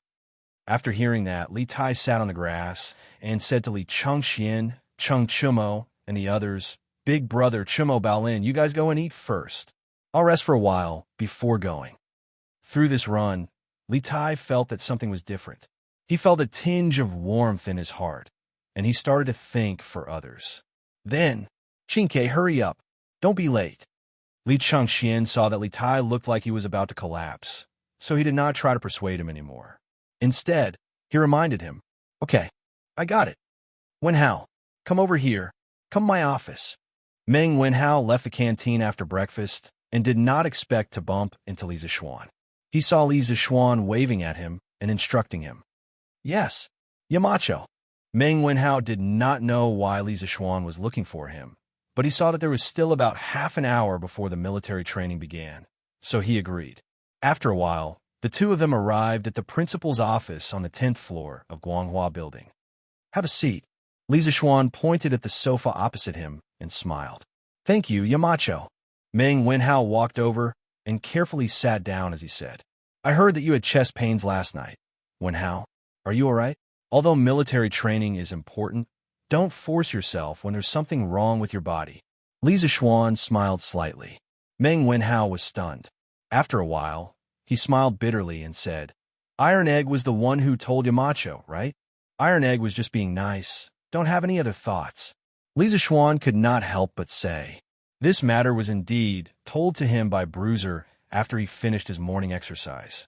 Li Zixuan still valued Meng Wenhao as a student. Moreover, symptoms like angina could be serious or minor. If it wasn't handled properly, it could be fatal. Li Zixuan had no choice but to pay attention to it. Meng Wenhao hurriedly waved his hand and said, Yamacho, you misunderstood. I know that Iron Egg was being nice, and I don't have any other thoughts. Then how are you now? Do you want me to give you 2 days off and let you go back to Chong and to see a doctor? If it were Li Tai, hearing this, he would definitely nod and even shamelessly ask Li Zixuan for a few more days off. But Meng Wenhao was not Li Tai. No, thank you, Yamacho, for your kindness. I just had chest pains last night, but it's nothing serious now. Are you really okay? Li Zixuan asked suspiciously. Meng Wenhao said with a serious face, I'm really okay. Okay then. If there's anything, you can tell me at any time. Don't force yourself. Okay. Meng Wenhao nodded and got up to leave. He hesitated for a moment and said, Yamacho, I have something to ask. I don't know if it's convenient for you to tell me. Li Zixuan said without thinking, Ask. I want to know, Yamacho, do you know the latest news of the fleet going south? Li Zixuan suddenly said, Wenhao, are you worried about your father? Meng Wenhao nodded. Li Zixuan stood up and paced 2 steps in front of the window. He said, As far as I know, half a month ago, the Imperial Court did receive news from the fleet going south. The letter said that the fleet had arrived in Jinla and would return in a few days. Moreover, there were very few casualties in the fleet this time. Wenhao, you don't have to worry. It's estimated that in half a month, the prince and the others will be back. Meng Wenhao bit his lips and suddenly said, But last night, I dreamed that my father was covered in blood.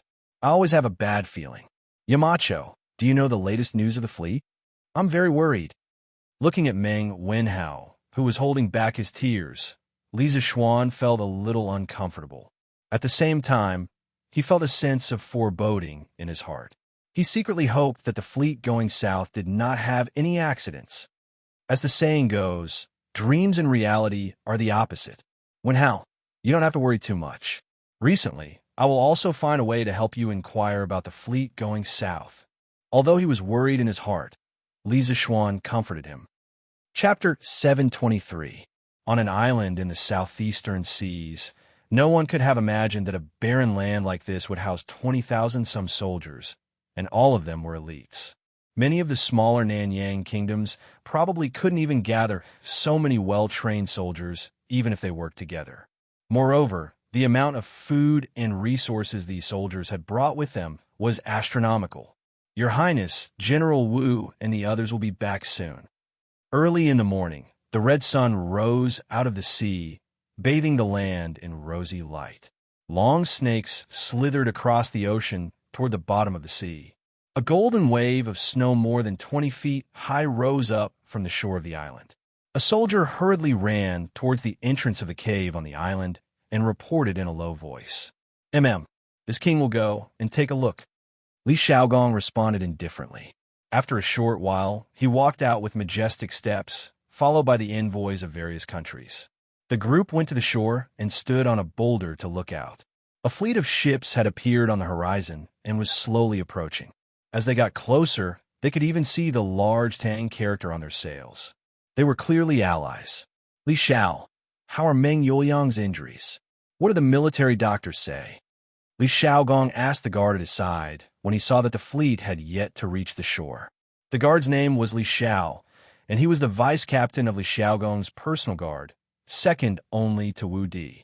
He hurriedly replied, replying to General, Meng Yuliang has more than 10 large and small knife wounds on his body. Fortunately, none of them hit his vital parts. However, he lost too much blood last night and is still in a coma. The military doctor said that his body's recovery ability is very strong.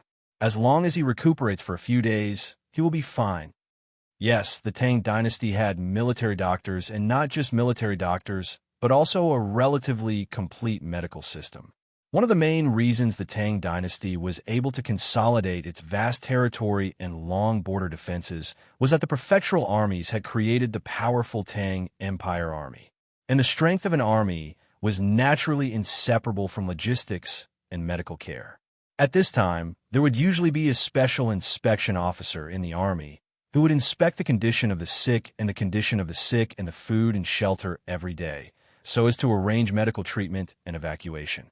If a new sick or critically ill soldier was found, it must be reported to the general manager so that the doctor could patrol the camp and give the appropriate treatment. That's good. Have a military doctor use the best medicine and treat Meng Yuliang as quickly as possible. Li Xiaogong pondered for a moment before instructing. He was about to return to Chang'an. He didn't want Meng Yuliang to still be sick at that time. That would make him feel that he owed Li Zishuan a favor. Yes, General. Li Xiao cupped his fists and replied. While the two of them were talking, the fleet was getting closer and closer. The bearded man beside them sighed and said, This compass and nautical chart are simply divine tools for ocean voyages. If I wasn't familiar with this area, I might not have been able to find my way back if I went out at night. For some unknown reason, the bearded man didn't leave last night. Instead, he stayed with Li Xiaogong's army. Since ancient times, the government and the bandits couldn't coexist. He didn't expect that the regular army of the imperial court would one day live with a group of pirates. The picture was a bit strange. Li Xiaogong smiled and said, Zhongjian, why don't you cooperate with the imperial court? When the time comes, not only will you have a compass and a sea map, you can also have the imperial court's newest ship. I reckon that this year, His Majesty will send a few more fleets out to sea. Furthermore, with Li Zishuan around, I believe that my Tang Empire's fleet will definitely not just wander around the South China Sea. There are endless possibilities in the future. The bearded man's personal strength was definitely one of the best among the generals of the Tang Empire. Li Xiaogong had always been unconventional when it came to talents. Previously, he had even recommended many Sui or Wagong generals who had surrendered to the Tang Empire to Lier. Thus, more than half of the court officials were willing to submit to him.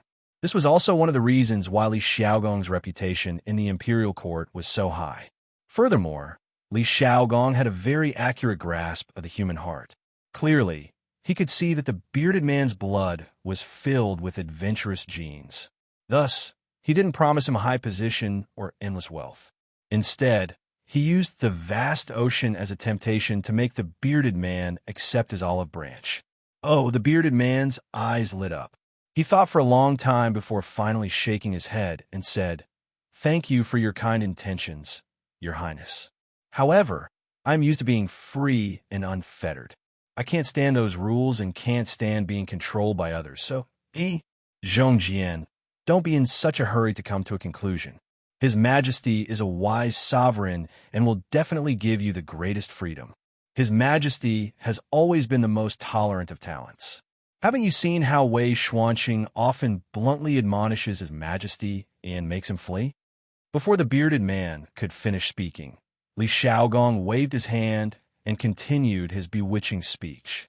The bearded man fell into deep thought and remained silent. At this moment, the fleet was approaching.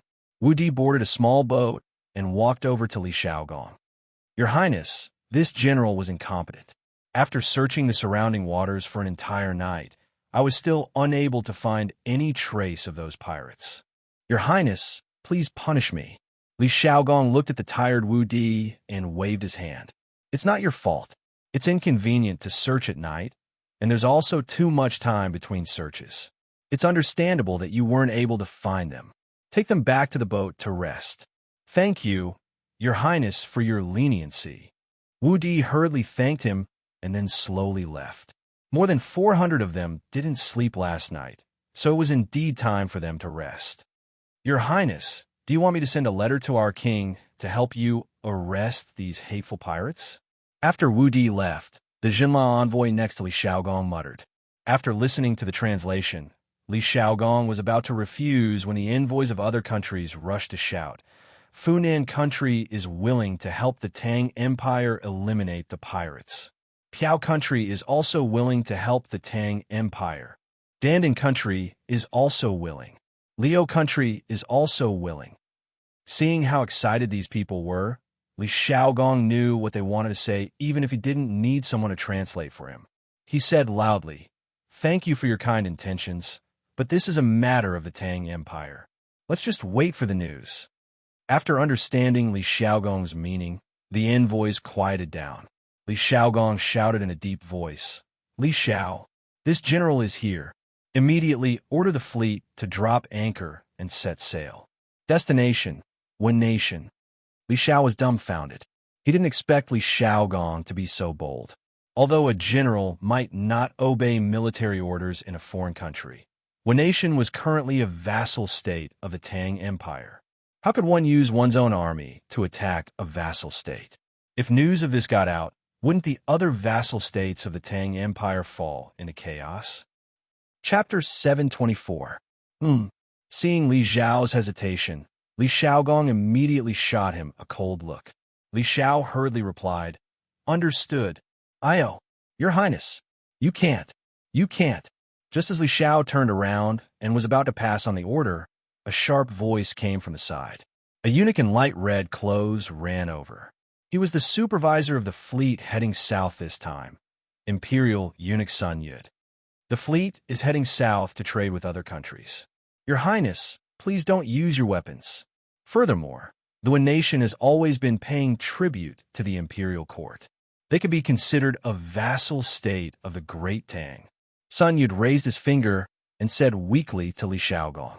From a certain perspective, he was the weakest supervisor in history. After all, the commander of this fleet was Li Xiaogong. In the entire Great Tang, only Li Er had the right to criticize Li Xiaogong. In the TV series The Legend of Wu Meinyang, Emperor Taizong's trusted eunuch Wang often wore purple clothes. Actually, this was not accurate.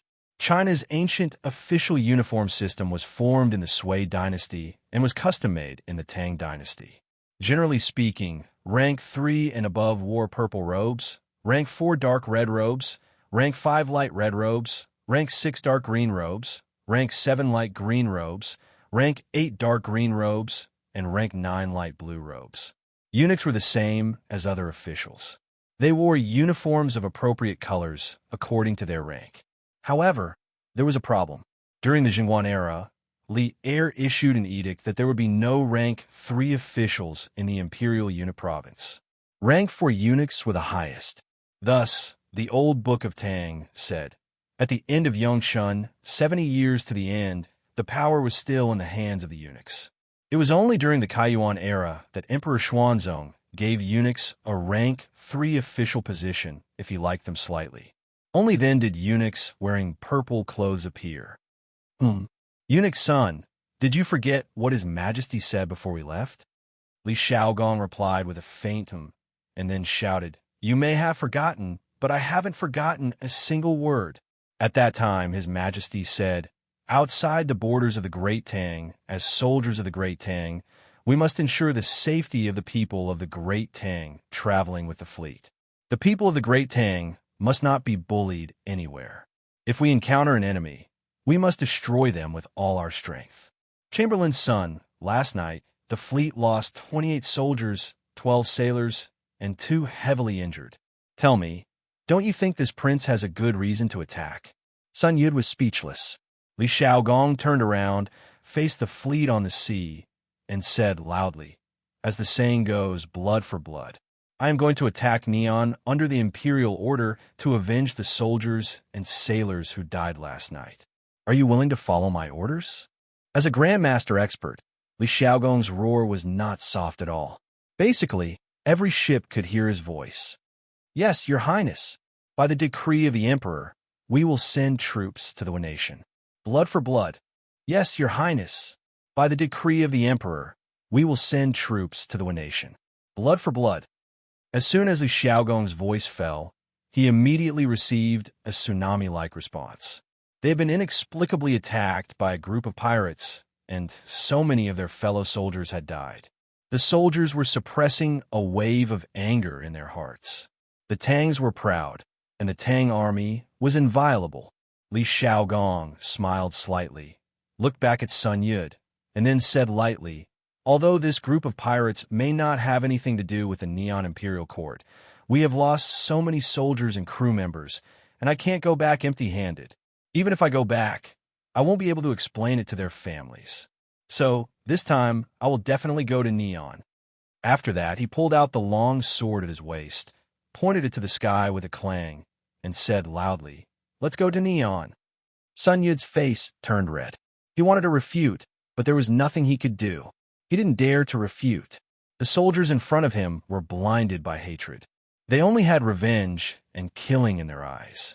At this time, whoever dared to jump out would definitely become the target of public criticism. Sun Yud said that he and the Neon people had not reached the point where they could risk their lives for him. Woo woo woo.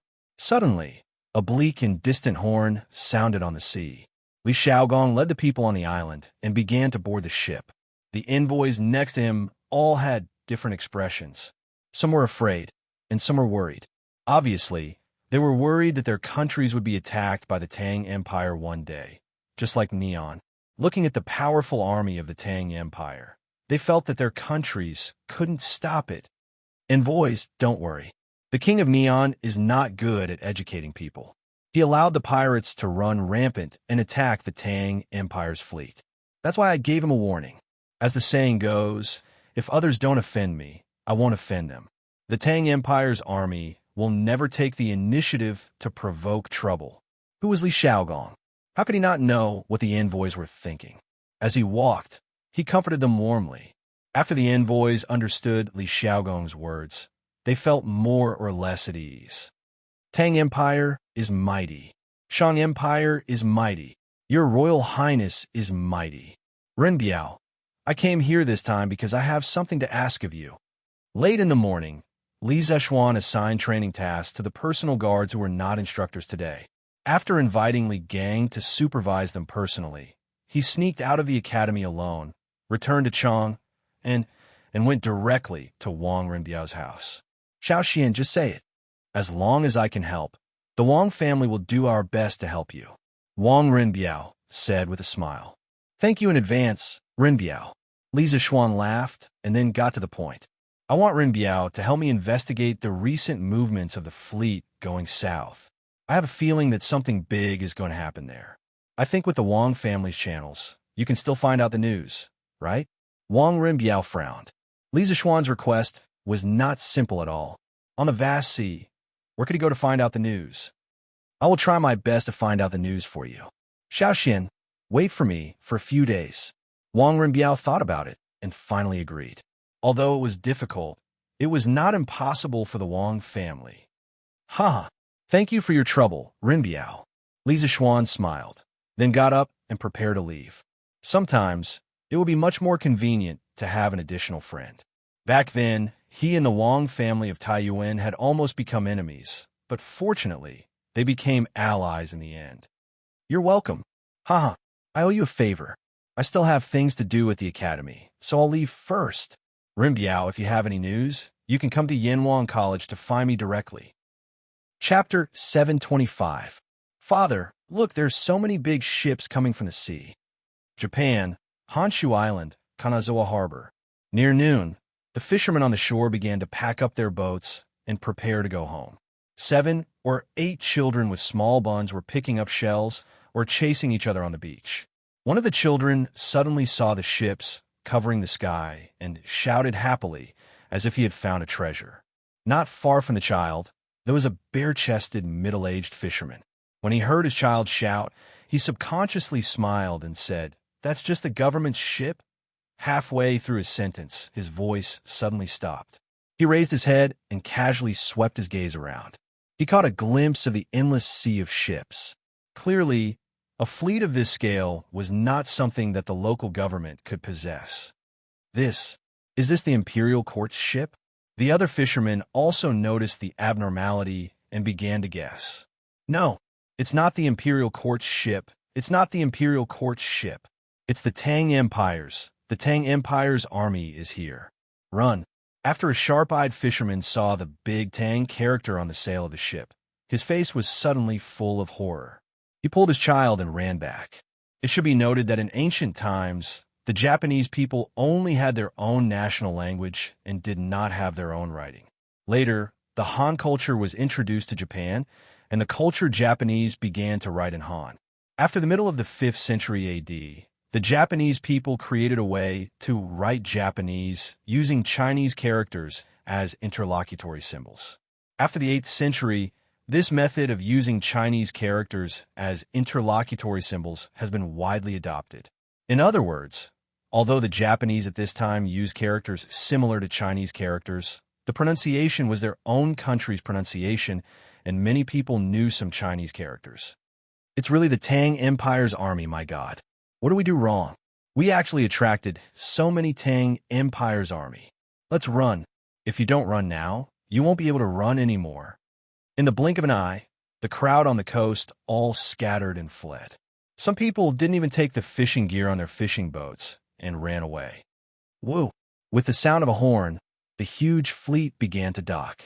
Li Shao opened the way in front. After Li Shaogong got off the boat, he quickly bowed and said, "Your Highness will reach Fanio City, the capital of a nation, 80 miles east from here. However, there's so many of us. We'll definitely meet the local armies of a nation on the way." Li Shaogong sneered. "Oof. A mantis trying to stop a chariot. What's the point? How's Wu Di doing?" "Your Highness, I'm fine." Wu Di hurriedly ran over and cupped his fists. I will leave you with 8,000 elites to guard the ships at the harbor. If anything happens to the ships, you will be punished according to military law."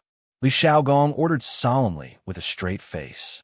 Other than the possibility that he would be impeached, he was also taking other risks. His fleet was carrying a large amount of supplies, including the Great Tang's future food supplies. If they were stolen, the fleet that had mobilized the entire country to send south would truly end up empty-handed. Li Shaogong could not tolerate such a situation. This general obeys. "Your Highness, please be at ease." This general swears to hand over the goods on the ship. However, this general feels that 5,000 soldiers will be enough. "Your Highness is precious, and you must be careful in one nation." Although Wu Di was somewhat regretful that he had been assigned to guard the fleet, he still cupped his fists and accepted the order. Li Shaogong waved his hand and said, 8,000 it is. "Even if this king doesn't bring a single soldier, I'd like to see if the nation dares to attack this king. All you need to do is lead the army here and guard the supplies." After saying this, he turned to Li Shao and sternly ordered, "Organize the army and set out for Fanio City." This general obeys. All soldiers of the three armies assemble. The construction of Japan's capital had begun during the Fanio era. When Emperor Goku was elected, the capital was set at Fanio City, located in the southern part of the Nara Basin. Emperor Tenzi's capital was moved to Dajin City, located about 40 kilometers north of Fanio City. When the Chu were burned, the pitiful land was scorched. During the rebellion of Run and Shun, Dajin City was destroyed in the flames of war. When Emperor Takeda was on the throne, the capital was moved to Fujiwara City, located in the Nara Basin, surrounded by the three mountains of Yamato. Fujiwara City adopted the chessboard-like neighborhood structure of China's ancient cities for the first time. It was considered the first capital city in Japan's history. Many scholars later called Fujiwara City the first capital city of Japan, not because the previous city was surrounded by wilderness, but because Fujiwara City adopted the chessboard-like neighborhood structure of China's cities for the first time. It was the result of Tang Feng's influence. At this time, Japan, when nation, was in the Feinio era and Emperor Goku was in power. She was the first female emperor of one nation. At the same time, she was the 33rd emperor of one nation. From the first Emperor Shenwu to the 14th Emperor Zhong Ai, these 14 emperors couldn't be confirmed in history. They were probably fictional characters created by Koji and Neon Shoji to complete the transition from the Shenwu era to the human era. Empress Shigong, who filled in the 70-year history between Emperor Zhong Ai and Emperor Ing Shan, also couldn't be said to be a real existence. Therefore, the 15th Emperor Ing Shan, who had a more real existence, should be the real ancestor of the Japanese emperors known as the Wanshi lineage. Besides, strictly speaking, the previous emperors could only be considered kings. The title of emperor was coined by Prince Shungda of the Feinio dynasty. Your Highness, there are sounds of horse hooves ahead. The army advanced for about 5 kilometers. Li Zhao's expression changed, and he quickly stopped in his tracks and said to Li Xiaogong, "Okay." Li Xiaogong looked ahead and narrowed his eyes slightly. He let out a faint "okay," and then ordered, "Get into formation and prepare to meet the enemy." "Yes, sir." Li Xiao responded, turned around, and shouted, "Get into formation and prepare to meet the enemy." Boom! The army dispersed, and the soldiers pulled out their modeo and stared ahead fiercely. After drifting on the sea for several months, their big swords were already thirsty. Dong, dong, dong. After a while, the sound of horse hooves got closer and closer. Looking into the distance, they could see a cavalry of more than 1,000 people running toward them. A small country actually has cavalry too? Interesting. Generally speaking, infantry had a natural disadvantage against cavalry. However, Li Xiaogong didn't look nervous at all. Instead, he even had the time to gossip, making people feel that he wasn't here to fight, but to enjoy the scenery. They're just a bunch of shrimp soldiers and crab generals. How can they be a match for the Tang army? The bearded man laughed as he held a 3-feet-long broadsword that was similar in shape to the green dragon crescent blade. Chapter 726. Harumph. I am the county magistrate of Sichuan County, Hino Akai. May I ask what is the purpose of your visit? More than 1,000 cavalrymen galloped over. Then, a mustached Japanese man in an official uniform jumped off the horse. He saw that Li Xiaogong was the leader of the army, so he came over and saluted him. Li Xiaogong narrowed his eyes and listened to his subordinate's translation. He said lightly, "I am the county magistrate of Hejian of the Tang Empire. I have something to discuss with the Queen of Higu. You are just a little county magistrate. Do you think you can stop me?" The county magistrate in Japan was called a county magistrate, which was similar to the county magistrate of the Tang Empire. 10 years ago, Crown Prince Shungda advocated for the Japanese people to call their ruler the emperor. Hino Akai's expression changed when he heard Li Xiaogong call him the Queen of Higu instead of the Emperor of Higu. He gritted his teeth and stepped forward. "Oh, it is the county magistrate of Shanghua. However, if your highness wants to see the emperor, please let these soldiers stay here. I will personally escort you to Feinio City." "Oomph, bastard. Do I need you to teach me how to do things? Also, who allowed your king to call himself the emperor?" Li Xiaogong was furious and reprimanded him. This, Hino Akai opened his mouth and his face turned pale. He was both embarrassed and angry. In the end, he clenched his fists and said, "The Wen nation has been paying tribute to the Tang Empire every year. I'm afraid it's not right for your highness to bring tens of thousands of soldiers here." Li Xiaogong clasped his hands behind his back and looked at Hino Akai expressionlessly. A moment later, he said in a deep voice. After a while, he said, "So, you want to stop me?" As soon as he said this, the 10,000 soldiers behind him immediately clenched the MO swords in their hands. The situation in the field became somewhat tense. "Your Highness, this is my duty. I can't let you bring such a large army through Sichuan County." Hino Akai forced himself to bow and said, "Do you think an old, weak, sick and disabled person like you can stop me?" Li Xiaogong was so angry that he laughed. He pointed at the army behind Hino Akai and mocked him. Just as Hino Akai was about to retort to save his face, Li Xiaogong waved his hand and ordered, "Continue marching. This king is following the emperor's orders. Whoever dares to stop us, kill them. Nothing. Pardon. Kill. Kill. Kill." The army suddenly took 3 steps forward and let out 3 roars.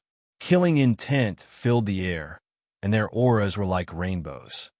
Hino Akai couldn't help but take 3 steps back. Not only him, but the cavalry behind him also retreated.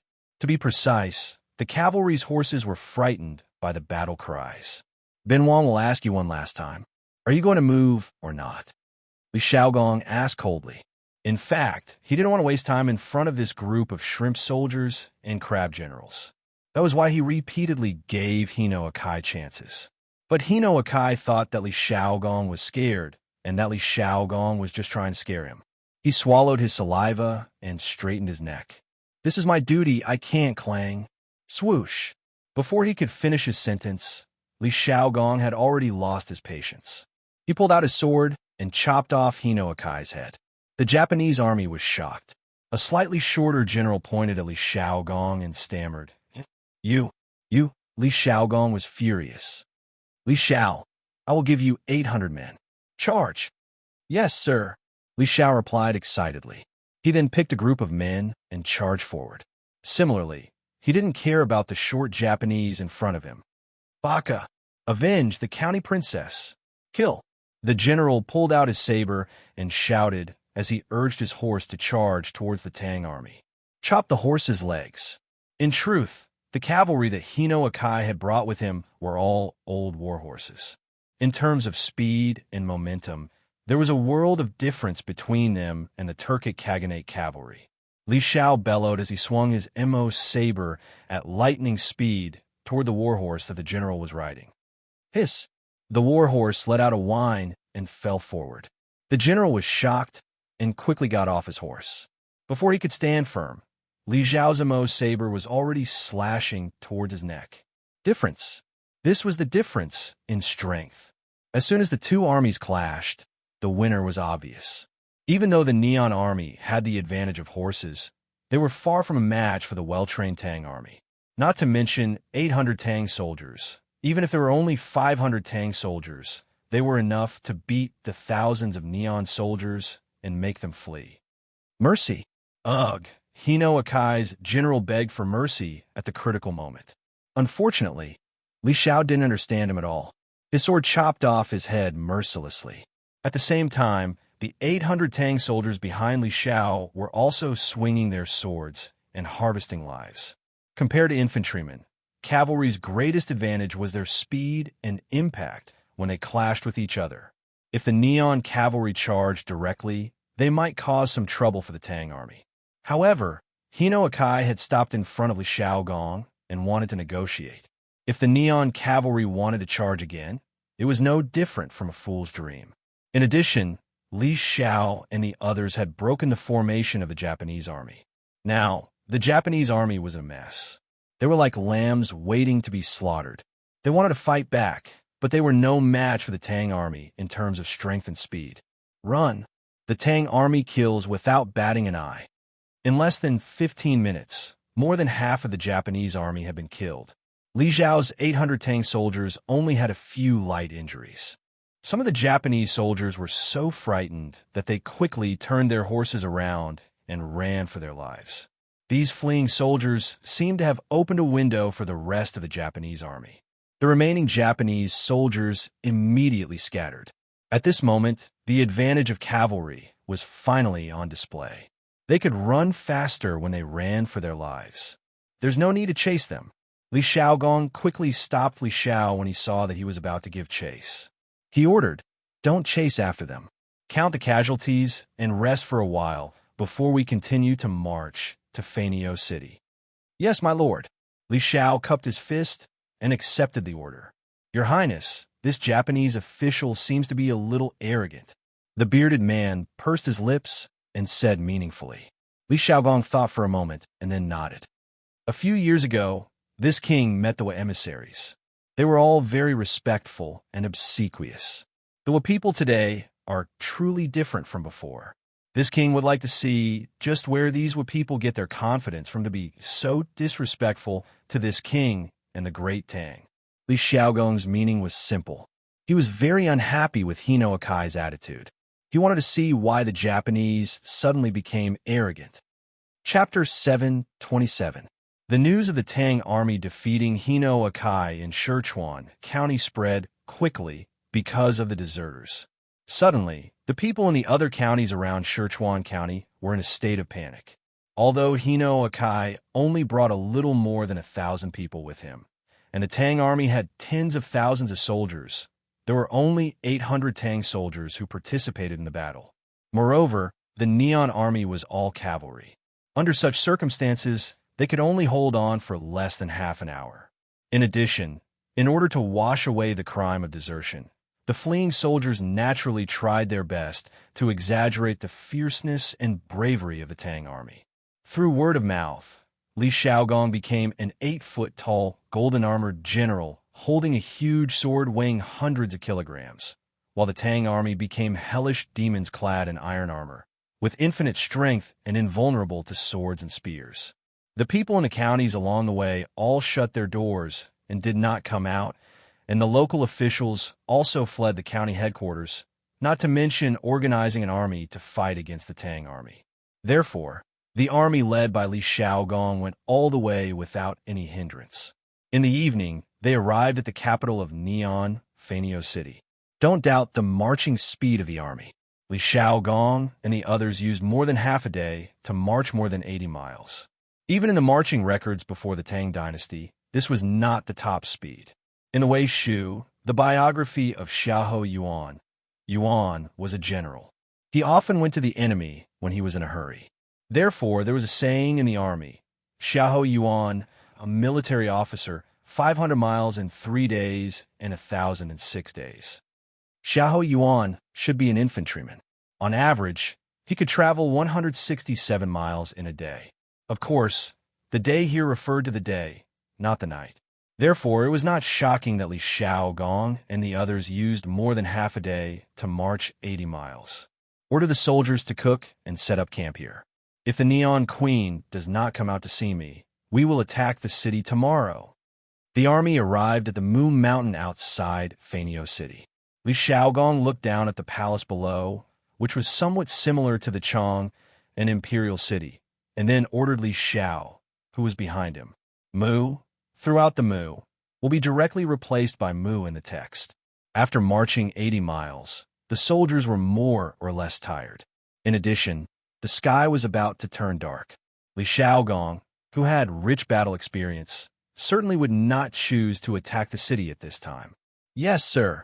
Li Xiao responded and hurriedly went to pass down the order. The bearded man stood slightly to Li Xiaogong's left. He had been looking down at soaring bird capital with narrowed eyes. Your Highness, Fanio capital is surrounded by mountains on 3 sides. Although the city is big, it's like a turtle in a jar. The birds are like cage birds. Even though the Japanese had learned the architectural style of the Great Tang, they had only learned the form and not the spirit. Moreover, the city walls are short, and there is no moat in front of the city gate. If your Highness wants to take over the Japanese capital, I'm afraid it won't take much effort. Around the capital were the famous Yamato 3 mountains of Japan.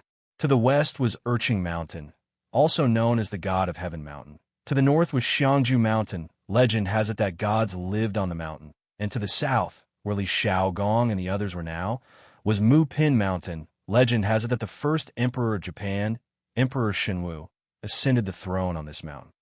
The 3 mountains surrounded the capital. Although it made the capital look beautiful, it also limited its development. The bearded man clearly understood the art of war. At a glance, he could see the flaws in the capital's geography and the city's structure. Li Xiaogong nodded and praised. Zhongjian is right, but we can't let our guard down. We have to be on guard against the Japanese's sneak attacks. The Japanese nowadays don't seem to know their place. They even dare to call themselves the Emperor. The ruler of the Central Plains was called the Emperor, while the ruler of Japan called himself the emperor. Li Shaogong felt that this was a humiliation to the great Tang, so he was furious. The bearded man smiled and said, "Indeed, although I have never been to a nation, I have heard many things about it. Previously, Prince Xingde of a nation was the regent and vigorously implemented many new policies, which improved the overall strength of a nation by a lot.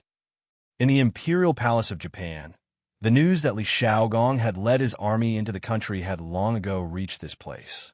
The officials gathered in the palace were all panicked and fearful, and the mood in the hall was abnormally oppressive. Reporting, Your Majesty, the Tang army has already reached the outskirts of the city and is setting up camp on Mupin Mountain. At this moment, a soldier entered the hall and bowed to the dignified woman in golden attire, sitting at the head of the table. Buzz. The officials in the hall were all shocked. Ever since the coup more than 30 years ago, Fanio City had always been peaceful. Now that the Tang army had suddenly arrived, everyone was caught off guard. The Tang army has arrived at the city. It is said that their leader is a duke of the Great Tang. Does anyone have a plan to deal with this? An old but sonorous voice came from the throne. It was Empress Gu who had spoken.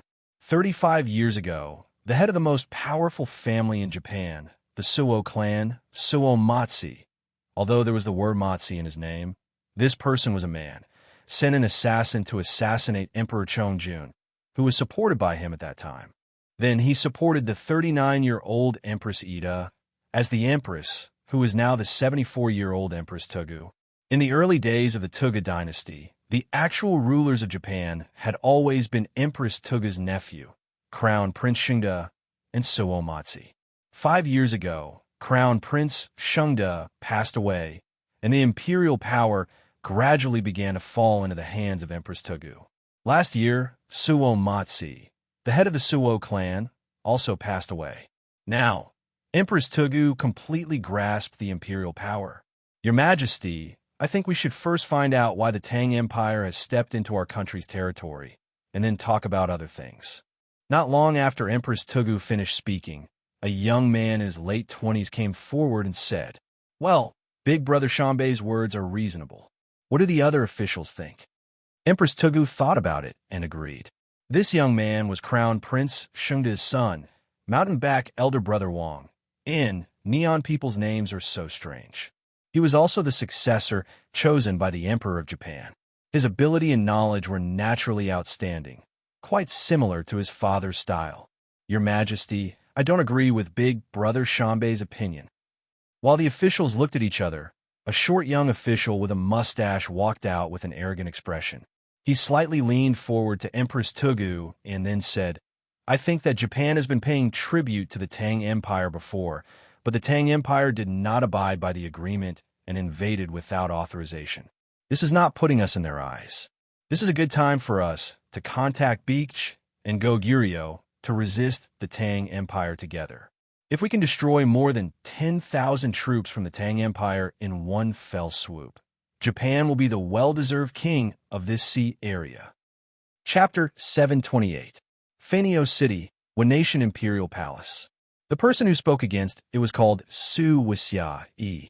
He was the current head of the Su family, and also the son of Su was wife. He had always been at odds with his brother, the king of Mountain Back. He was also very arrogant. Of course, as the head of the Su family, the richest family in Japan, he had the right to be arrogant. As soon as Su Wisya-e's arrogant words came out, everyone sucked in a breath of cold air. They secretly thought that he was really bold. In the eyes of the Wanation, the Tang dynasty at this time was the real heavenly empire. The Tang dynasty was also a good race in their eyes. According to historical records, when the Tang dynasty's merchants went to Japan to do business, the local Japanese often warmly entertained the Tang dynasty. At night, they would offer their wives, daughters, and sisters to the Tang dynasty in the hope of giving birth to a son or a daughter. However, this behavior was only done in a small number in the Tang dynasty. In the Song dynasty, borrowing seeds began to become a custom. But now, Su Wisya-e actually wanted to attack the Tang dynasty's army. This made many ministers feel that it was absurd. Absolutely not. The big brother Wang hurriedly stepped forward and said, "Your Majesty, Su Xiayi's method is simply disregarding the life and death of the Wen nation. Let's not talk about whether we can defeat the more than 10,000 Tang army outside. Even if we do, we will only incur the infinite anger of the Tang Emperor. Don't doubt, with the character of the current Tang Emperor, once he gets angry, the Wen nation will definitely be in danger of being destroyed. Your Majesty and ministers, please think twice. Oomph. You're really greedy for life and afraid of death. The Tang Empire's army is only 10,000, while our Fanio city has 80,000 elites. How can we not defeat the Tang Empire's army? Su Xiayi stepped out of the crowd and glanced contemptuously at the big brother Wang. Then, he arrogantly said, "You're afraid before the battle. Big brother Wang, you're not worthy of being the descendant of Crown Prince Xingde. Moreover, according to the intelligence, the Tang Empire not only has an army, but also thousands of warships and countless provisions. If we swallow these warships and provisions, even if the Tang Emperor gets angry in the future and attacks us, will the nation still be afraid of the Tang Empire?" As soon as his words fell, the hall fell into silence, but some people's hearts were not calm. Your Majesty, Su Xiayi is right. I think this plan is feasible. I also think that this plan is feasible. The Suo family's influence in the imperial court, coupled with the fact that there was indeed a group of radical ministers, caused many voices of agreement to appear in the main hall. The big brother Wang on a mountain back was anxious and quickly retorted, "Have you all forgotten the confrontation between the Tang army and the local army in Sichuan County? 800 Tang soldiers easily defeated more than 1,000 defenders of Sichuan County at the cost of 0 casualties. With such strength, it would be harder for us to win than to reach the heavens. Even if they win, the Wen nation will be greatly damaged because of this. They will no longer be able to deal with the anger of the Emperor of the Tang Empire. So please think twice. Moreover, the current situation has not reached the point where it cannot be eased.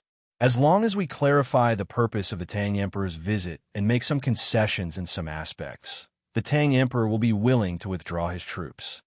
Eldest brother Wang on mountain back represented the previous crown prince Shengde's faction, so there were many officials in the court who supported him. Moreover, his opinion was very much in line with the thoughts of the old conservative officials, so there were immediately echoes of agreement in the court. Your Majesty, I think what Brother Shanbei said is reasonable. Your Majesty should prioritize the Wen nation and not act on impulse. I second the motion. Of course, there were still many officials who did not speak. They did not help either side. Obviously, even if Crown Prince Shengde and Su's wife had passed away, there were still 3 factions in the court of a nation. However, at this time, the power of the Empress Dowager was greater. After all, the influence of the living was still slightly higher. Cough. Seeing the 2 sides arguing endlessly in the court, the Empress Dowager coughed dryly, and the hall immediately quieted down. Then she slowly glanced at the officials in the court and said, "What you 2 said is reasonable, but I think it is not appropriate for us to confront the Tang army head-on at the moment.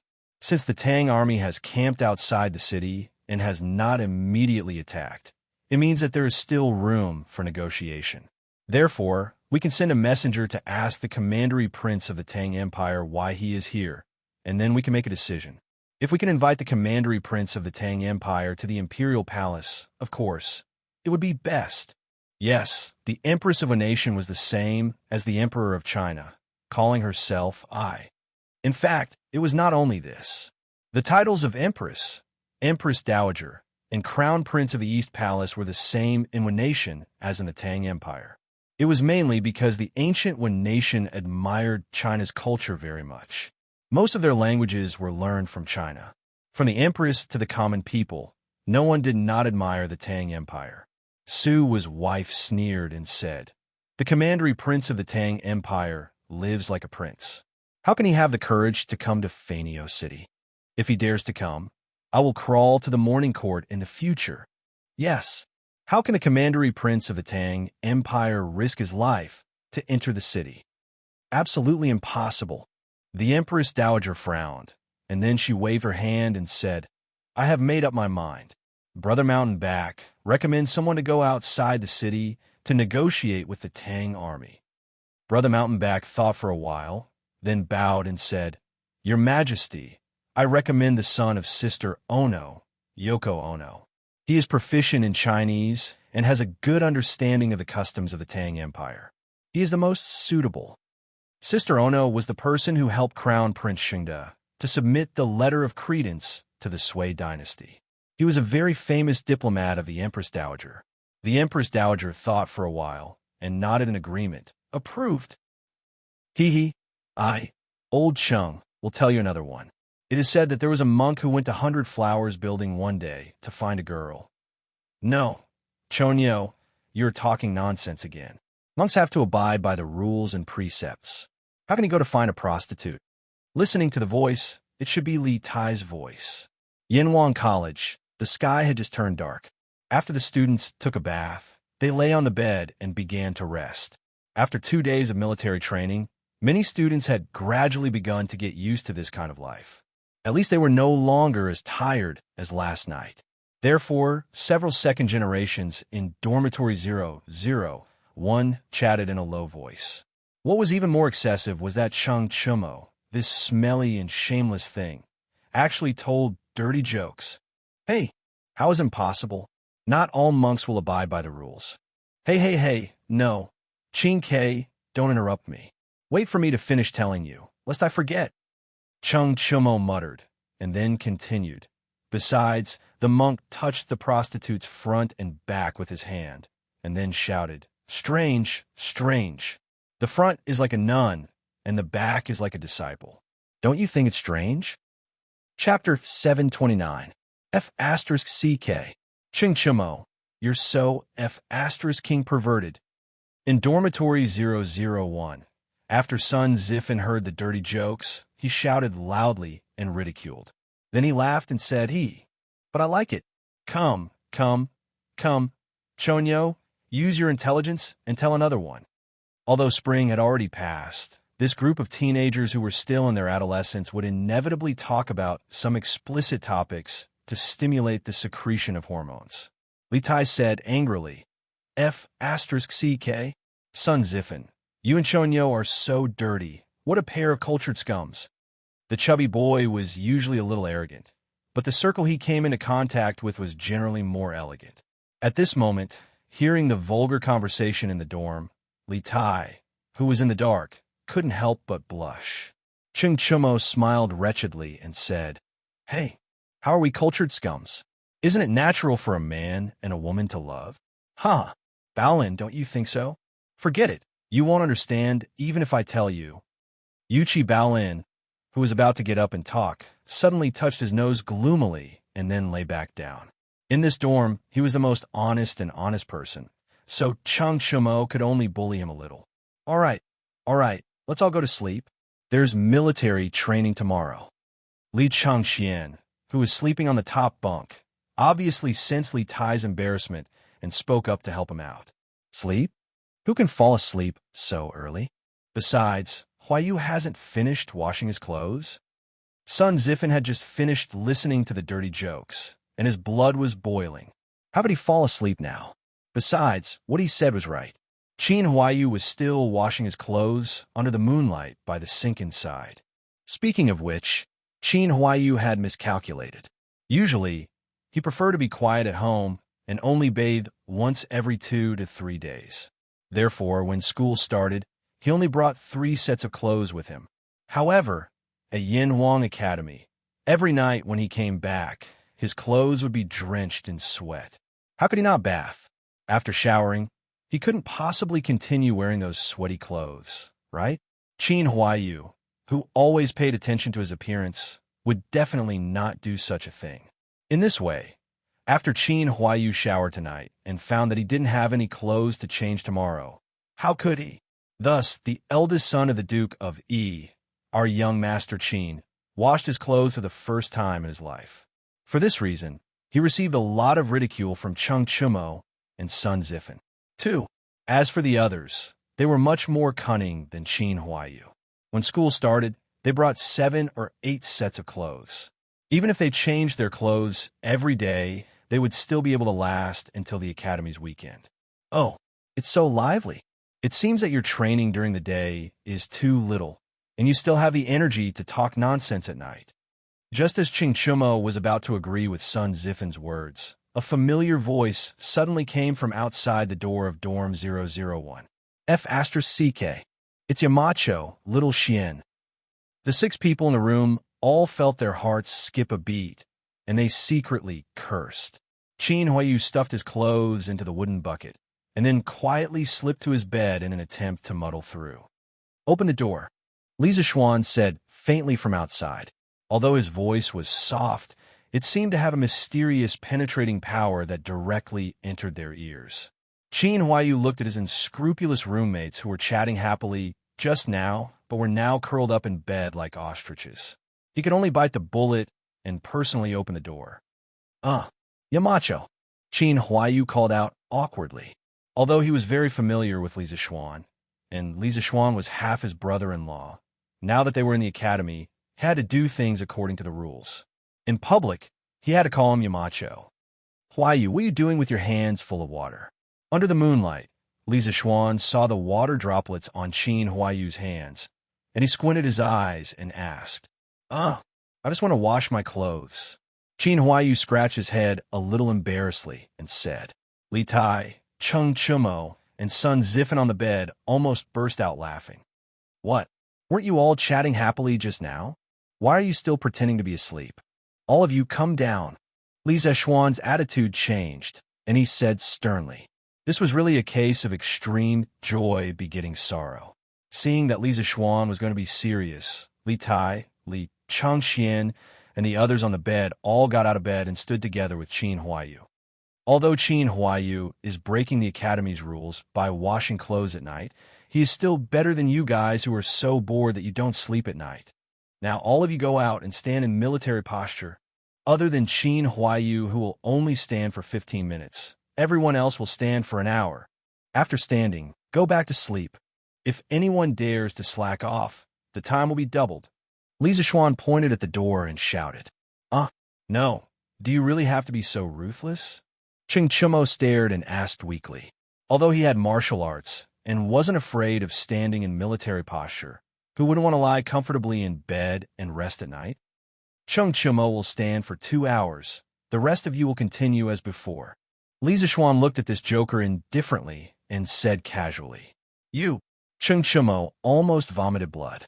He subconsciously wanted to say something, but when he thought about how he was just being naughty and got an extra hour of military posture, if he were to be naughty again, he probably wouldn't be able to sleep tonight. The 5 unlucky people, under the lead of the current crown prince, Li Changxian, left the dormitory unhappily. Li Zishuan said, "Don't slack off. I'll be watching you guys from the shadows. If I find out that anyone is slacking off, you know the consequences." This guy was obviously playing tricks on them again. Tonight's dormitory inspection was a last-minute idea by Li Zishuan. He just said that Chung Chumo was bored out of his mind, but now he was the one who was bored out of his mind. Otherwise, he wouldn't have come here to do a dormitory inspection. After Li Zishuan and the others left, Li Zishuan began to slowly go to the other dormitories to visit. When he was in high school, he was often visited by the teachers. Now that he had become the Yamacho of a big college, he began to check other people's dormitories. The speed at which one's life changes is truly unimaginable. However, with this, there will be a lot of unlucky people in Yanhuang College tonight. In the open space in front of the student dormitory, Li Tai stood in military posture with his head held high and his chest out. His body didn't move, but his mouth was secretly moving. He said, "Hee, ugly ox. I'll teach you to stand for an extra hour, haha. This can be considered as resolving the hatred in my heart. F*CK. We are roommates. Chinke, how can you be so unsympathetic? Who the hell is your roommate? If it weren't for you telling such vulgar stories in the middle of the night, would we be standing here now? Hey. Look, you Donkai and the others have also been caught, haha. Could it be that they haven't slept yet? Haha, isn't that Xiaoka? TSK. It's so lively tonight." Chapter 730. Cool. Why are you here? In the open space in front of the dormitory, Li Chengxian asked calmly, while keeping an eye out for Li Zixuan's surprise attack. Li Ku, who was standing behind him, said gloomily, I went to bed too early last night and didn't even get to know my roommates. I'm not as sleepy as last night, so I wanted to talk to them a little more and get to know them better. In the end, I was caught by the Yamacho. Hee hee. Ku, how long did you guys stand as punishment? Li Tai interrupted. Li Ku said faintly, 1 hour. Oh, so it's only 1 hour. Li Tai was a little disappointed. Huh. Look, another group is here. What the heck? Isn't that Meng Wenhao, Iron Egg, and the others? Why were they caught too? Ching Chumo saw another group of people in front of him and shouted excitedly. When he saw who it was, he was shocked. Maybe some of them are washing clothes, like Huayu? Sun Zifen couldn't help but laugh. Qin Huayu looked embarrassed, but Ching Chumo said happily, hee hee. Why don't we ask them how long they stand as punishment later? If I had known, I would have gone to wash clothes just now. Damn it. When you guys leave later, I'll have to stand here for another hour. What a scam. Sun Zifen and Li Tai said disdainfully in unison. Useless. I won't wash clothes even if you beat me to death. After a quarter of an hour, Li Zixuan walked out of the dormitory slowly, followed by Pang Feiji. At this time, there were nearly 70 to 80 students standing upright in the open space in front of the dormitory. Li Zixuan thought angrily in his heart. There are quite a lot of students who have nothing better to do. Looks like they're starting to accept the current training volume. I can get Qin Xiong to give them more training tomorrow. Cough, cough. Stop talking. Yamacho is here. Li Qingxian's lips moved slightly as he whispered to the people around him. In fact, he didn't need to say anything. The students standing there were always paying attention to the movements at the door of the dormitory.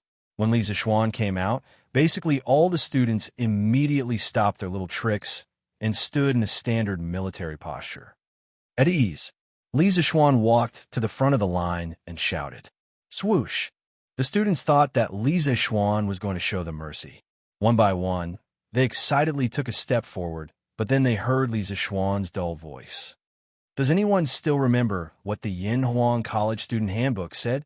What time do you have to sleep at night? This voice was obviously laced with anger, causing the students to instantly wake up. One by one, they pretended to be listless in order to avoid being called out. Ching Chumo, tell me, what time do you have to sleep? Sometimes, the thing you don't want the most often happens. Ching Chumo kept saying in his heart, don't call me. Don't call me. But in the end, he was called out. It was really fate. I forgot. Chung Chumo scratched his head awkwardly and said weakly. In fact, he didn't forget at all. When the Yinhuang College Student Handbook was given to him, he took it home and never opened it again. Moreover, this guy seemed to be using it to wipe his ass. You forgot? Then you can stand for another 30 minutes later. Li Zixuan said indifferently. You. Ching Chumo was just about to say a few words of acceptance speech when he saw Li Zixuan's slightly dangerous eyes and decisively shut his mouth. Sun Zifen, you answer for Chung Chumo. Sun Zifen, who was secretly laughing in his heart, immediately felt tragedy. The student handbook had so many pages. How could he spend the time to read it? Yamacho, a student's memory is not very good after leaving the bed. Can you let me go to the dormitory to recall it? After stammering for a long time, this joker finally thought of a perfect answer. Li Zixuan said angrily, you can stand for another hour later. Ching Chumo couldn't help but laugh out loud. When he saw Li Zixuan looking over, he quickly pursed his lips and held back his laughter. In an instant, his tanned face turned red. Yamacho, I know what time it is. Just when everyone bowed their heads in silence, a voice suddenly sounded in the crowd. Li Zixuan looked over and found that the person who had just spoken was Jia Jian, who ranked 4th in the entrance exam. Well, whether in ancient times or modern times, teachers would have a deeper impression of students with good grades. As for why this little top student was caught, don't ask. If you ask, it would be like doing laundry. Jia Jian, then you tell me, Li Zixuan said in a kind tone. He found that he was now more and more immersed in the profession of a teacher. Seeing this, Most of the students in the field couldn't help but breathe a sigh of relief. They didn't want to work overtime like Chung Chumo and Sun Zifen, the two unlucky people. It wasn't until this moment that they realized that lying in bed was more comfortable. Back to Yamacho, the Yin Huang College Student Handbook stipulates that the lights in the dormitory must be turned off at night, and then all students must immediately keep quiet and lie in bed. You're not allowed to walk around at will. That's 9 o'clock in the evening. For modern people, going to bed at this time may be a little early, but in ancient times, it was abnormal not to go to bed at this time. A prodigy was indeed a prodigy. Jacqueline recited the relevant regulations in the student handbook word for word, and the students couldn't help but look at him in a new light. Well, very good. Jiajiayin, you can go back and rest now. Remember, if you want to do laundry next time, you must finish it before night to avoid being punished again. Li Zixuan nodded and said warmly, Yes, Yamacho.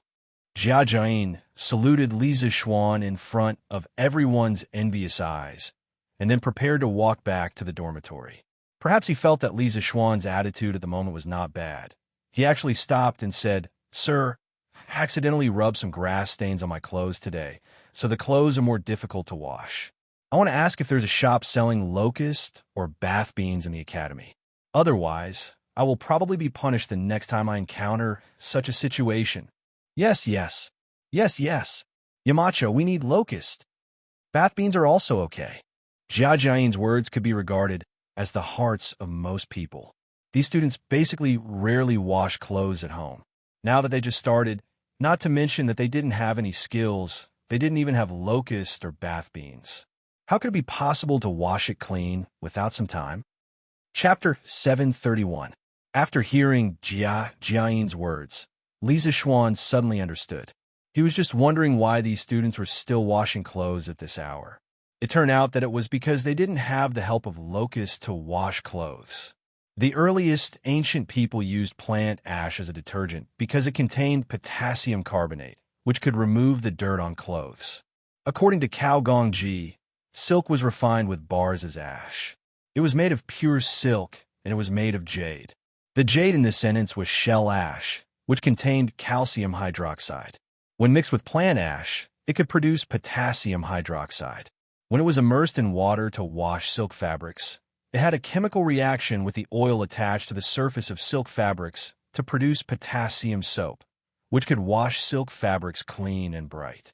Later, the ancient people of the Wei and Jin dynasties began to use locust and bath beans to wash clothes.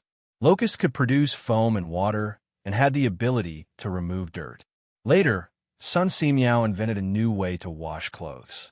It was to wash the dirty blood on the pig's pancreas, tear off the fatty liver on it, grind it into a paste, add soybean powder and spices, mix it evenly, and dry it in a ventilated place to become bath beans that could remove dirt from clothes.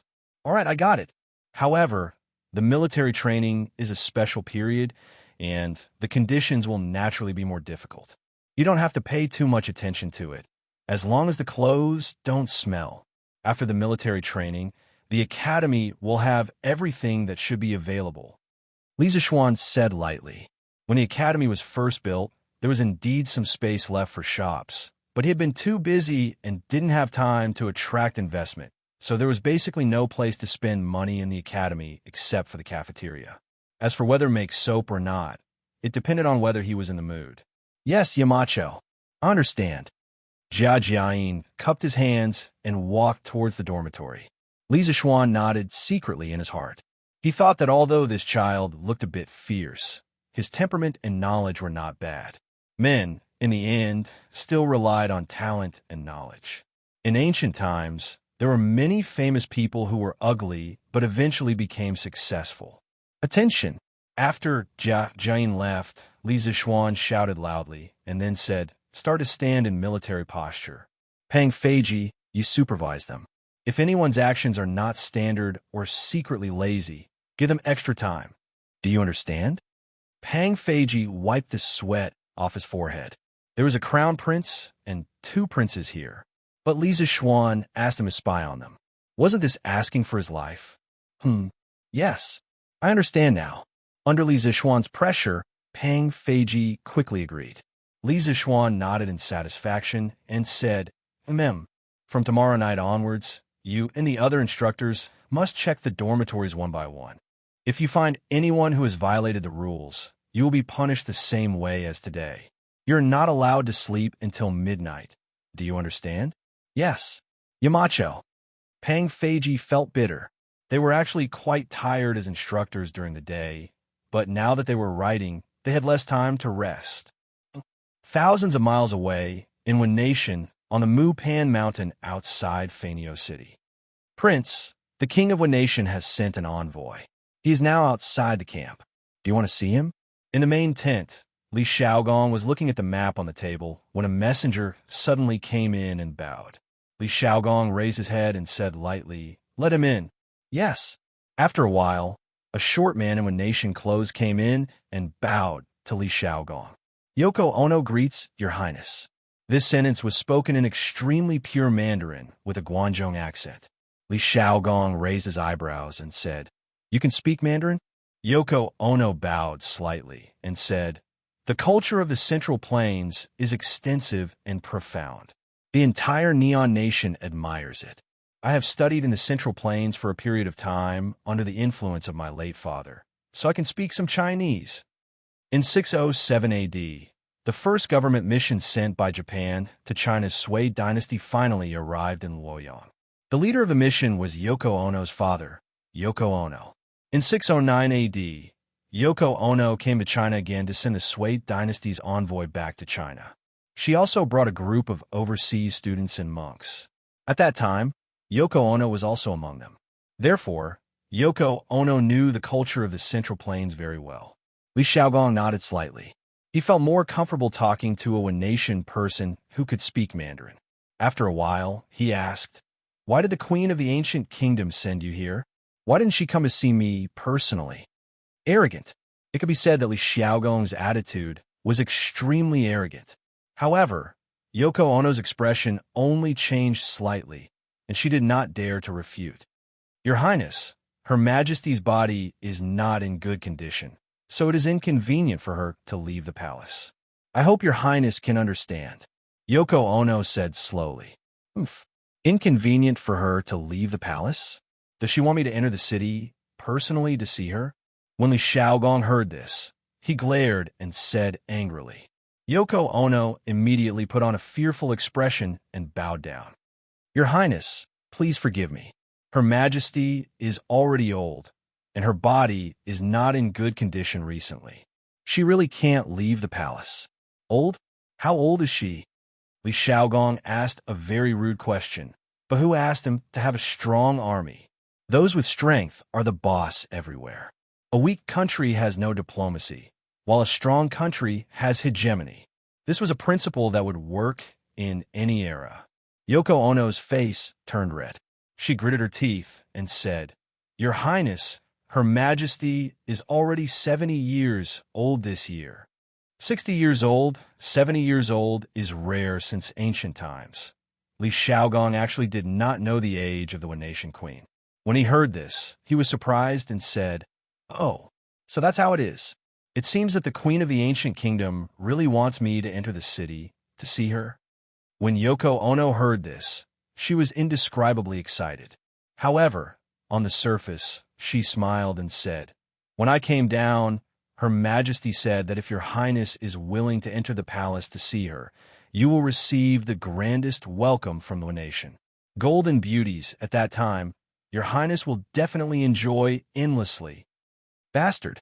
Li Xiaogong slammed the table and said angrily, "Lowly woman, how dare you use her to charm me?" Yes. I said something wrong. Your Highness, please forgive me." Yoko Ono was very angry, but in fact, she was constantly slapping herself in the face to beg for Li Xiaogong's forgiveness. Since the Queen of the Ancient Kingdom wants to see me, then I will enter the city. It just so happens that I also have something to tell her." Li Xiaogong snorted and said. Yoko Ono was overjoyed, but Li Xiao was shocked and quickly said, "Your Highness, please don't. If there is an ambush in the Wen Nation Imperial City and you meet with any accident, I will die 1,000 times." Chapter 732. This little general is wrong. His Majesty sincerely invited your Highness into the city as a guest. Why would he launch a sneak attack? Li Xiao's words immediately attracted Yoko Ono's rebuttal. Li Xiao coldly replied, "Who doesn't know that the Japanese are treacherous and cunning? You keep saying that Tang Empire is the best country in the world, but you still dare to attack us. Who knows if you have set up an ambush in the imperial city?" Faced with such humiliating words, Yoko Ono was so angry that his ears turned red. However, he knew where he was and what kind of situation his country was in. He suppressed his anger and said to Li Xiaogong, Your Highness, Your Highness, please understand. The imperial court is absolutely loyal to the great Tang. The previous lord of Sichuan County had eyes, but failed to recognize Mount Tai. His Majesty has already ordered his family to be imprisoned. My lord only wishes to discuss this with your Highness in person, so that your Highness' misunderstanding of the nation can be resolved as soon as possible. What a hypocrite. That's enough. This prince has made up his mind. Li Xiao, listen to my orders. Li Xiao wanted to say more, but Li Xiaogong waved his hand and interrupted him. But your Highness, Li Xiaogong faintly grunted, but it was as if he had the strength of 1,000 pounds, causing Li Xiao to swallow the words that were already at the tip of his tongue. This general is here. I order you to stay in the camp. The soldiers of the three armies are under your command. If this prince does not return before dawn, speaking till here, Li Xiaogong indifferently glanced at Yoko Ono. His gaze seemed to have an intense, penetrating power, piercing straight into Yoko Ono's heart. His tone was calm, but within the calmness was a dense, killing intent. If this prince does not return before dawn, tomorrow you will have the army at sea bring the fleet back to Chang. Then you will lead 12,000 soldiers to attack the city. Everyone in Fanio City, regardless of whether they are old or weak, women or children, will be killed. Yoko Ono felt a chill run down his spine. His back was instantly soaked in cold sweat. This general obeys. Li Xiao clasped his fist and shouted. Then he glared at Yoko Ono with his red eyes. Your Highness, it's not safe for you to be alone. If you don't mind, why don't you let me accompany you? At this moment, an iron tower-like man with a curly beard walked in from outside the tent. Standing together, Yoko Ono only reached the man's waist, just like a child. The curly-bearded man was the curly-bearded guest. It couldn't be said that he was lying outside the tent to eavesdrop. For a martial arts expert of his level, his 5 senses were 10 times sharper than an ordinary person. In addition, the soundproofing of the tent wasn't good. Therefore, the conversation between Li Xiaogong and Yoko Ono was clearly heard by the bearded guest. Since Zhong Jian is willing to go with us, that's for the best. Li Xiaogong chuckled. He wasn't a hothead who blindly liked to fight. He was very clear about the mission he had on his shoulders. Naturally, he was willing to bring along this expert with him. As for Yoko Ono, she was already scared out of her wits. She didn't dare to refute, nor did she have the ability to refute. Li Xiaogong said a few more words and then brought the curly-bearded guest out of the tent. He mounted the horse and headed for the Wei Nation's imperial city, Fanio capital. As for where the horse came from, it was obviously a spoil of war that he seized along the way. Although ordinary people didn't know that the Tang dynasty's prince was going to enter the imperial city to have a face-to-face talk with Emperor Tu, the Wei Nation's upper echelons of officials knew about it the moment Li Xiaogong and the curly-bearded guest entered the city. In a manor in the west of Fanio capital, there were pavilions, terraces, and ponds. The design of the manor was very similar to the Tang dynasty's gardens. In an elegant attic, Su Wei was kneeling in front of the window. He was seriously wiping a Japanese sword. It could be seen that the shape of the Japanese sword was 60 to 70% similar to the Mo sword of the Central Plains. The body of the sword reflected the candlelight on his face, making his face look extremely cold. Is the news true? Su Wei asked indifferently. It's absolutely true. Behind Su Wei, a man in a black robe was kneeling. The man's head was covered with a wide hat, preventing others from seeing his face. This Tang dynasty's prince has really eaten a bear's heart and leopard's guts. He dares to enter the imperial city with just 2 people. A trace of anger flashed across Su Weiyi's face. He was mainly angry that Li Xiaogong, as a prince of a country, didn't play by the rules and dare to take the risk alone. A few hours ago, he had boasted in the imperial court that if Li Xiaogong dared to come to Fanio capital, he would crawl to the imperial court in the future. But now, it was simply a slap in the face. The man in the black robe knelt on the ground and didn't answer. The attic fell into silence. After a long while, Su Weiyi snorted angrily. No, we can't let the prince of the Tang dynasty leave the city alive. Naoju, go find a chance to kill him. After killing him, the Tang dynasty's army will be leaderless and will definitely panic. At that time, the provisions and supplies on the thousands of ships will all belong to the Su family. The man in the black robe didn't immediately agree. He actually replied indifferently. The prince of the Tang dynasty is an expert. I'm not sure. Su Weiyi was furious. He stood up and pointed at the man in the black robe. Bastard, if you don't want to go, just say that you don't want to go. Why are you looking for excuses? Don't forget who was the one who saved your dog life back then. If it weren't for me, you would have died in my father's hands. From the moment I saved you, you were just a dog in my hands. You had to bite whoever I told you to bite. Do you understand? The black-robed man's body clearly paused. From the blue veins on his hands, one could still see the anger in his heart. After a long while, he said in a calm voice, I'll help you kill this person, and you give me back my freedom. Otherwise, except for me, no one in the Wen nation can kill the prince of the Tang dynasty. Are you negotiating with me? Su Weiyi pointed at his nose with a stunned expression. The man in the black robe was silent. It was a tacit agreement. You son of a bitch. Who gave you the guts to talk about conditions with me? Su Mo? Su Weiyi scolded angrily and kicked the man in the black robe. As a result, it was as if he kicked a big mountain. His toes immediately felt a sharp pain, but the man in the black robe knelt in the same place and didn't move. I have already repaid you a lot for saving my life. Master, don't push your luck. The man in the black robe still said without raising his head. Good, very good. Su Weiyi took 2 deep breaths and then said, I'll do as you say. If you kill the prince of the Tang dynasty tonight, I will immediately give you back your freedom.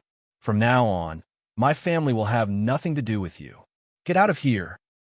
Chapter 733. With a creak, the black-robed man walked out of the attic. Judging from his light footsteps, he was still very happy. Mother of the river, I will soon be able to fly away with you and leave Japan. You must wait for me. The black-robed man thought silently in his heart. Bang, bang, bang. In the attic, the angry Su Weiyi was crazily smashing things. As he smashed, he scolded, You are just a F** king dog. How dare you negotiate with me? Good. Very good. After this, I will definitely make you suffer a fate worse than death. Master, this man is too arrogant. Do you want me to bring people to kill him? A man wearing a warrior's uniform carefully bowed behind Su Weiyi and said, You? If you could beat him, I would have asked you to kill him long ago. Why wait until now? Su Weiyi was even angrier when he heard this. He casually took a teacup and smashed it on the man's head. With a bang, the man's head was instantly broken and bleeding. Trash. The family has trained you for so many years, but all of you combined can't even beat one Eastern Han Jiju. What a bunch of trash. Su Weiyi was still not satisfied. He stepped forward and started punching and kicking while cursing with vulgarities. Back then, Eastern Han Jiju forcefully took my sister. My father gathered the top 10 experts of Japan to kill him. If I didn't see that he was strong in martial arts and secretly saved him, he would have long become a lonely ghost. Now that my father is dead, this dog thinks that no one can control him. How dare he negotiate with me? Go and bring my sister to my room. At this point, the expression on Su Weiyi's face suddenly became a little perverted.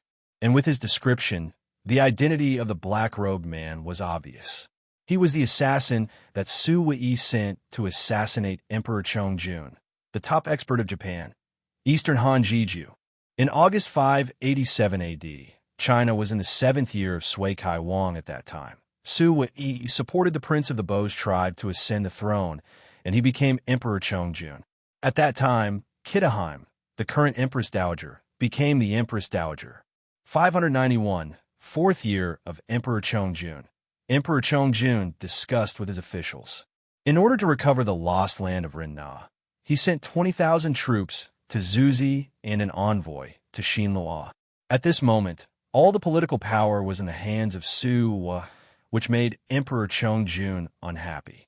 In 592, fifth year of Emperor Chongjun, in October, someone presented a pig to Emperor Chongjun. Emperor Chongjun pointed at the pig and said, "One day, I will chop off the head of the pig and kill the people I hate." He then gathered a large army. From Heavenly Emperor Chongjun's words, Su Wuma knew that Heavenly Emperor Chongjun was determined to kill him. In the 11th month of the same year, Su Wuma sent an assassin to assassinate Emperor Chongjun. After that, Naoju of the Eastern Han raped Su Wuma's daughter, who was as beautiful as a flower and was known as the #1 beauty in Neon. Furious, Su Wuma gathered the top 10 experts to kill East Han Jiju. Everyone thought that East Han Jiju was dead. No one would have thought that Su Wuma's son, Su Wuma's brother, would actually save the enemy of the Suo family. No one would have thought that East Han Jiju would develop true feelings for Su Wuma. However, East Han Jiju would never have expected that his sweetheart had already been killed by someone. At that time, the Neon people were so perverted. In fact, in ancient Neon, marriage between close relatives was very common. From the emperor to the commoners, marriage between brothers and sisters of different mothers was very common. This could be seen in the historical records.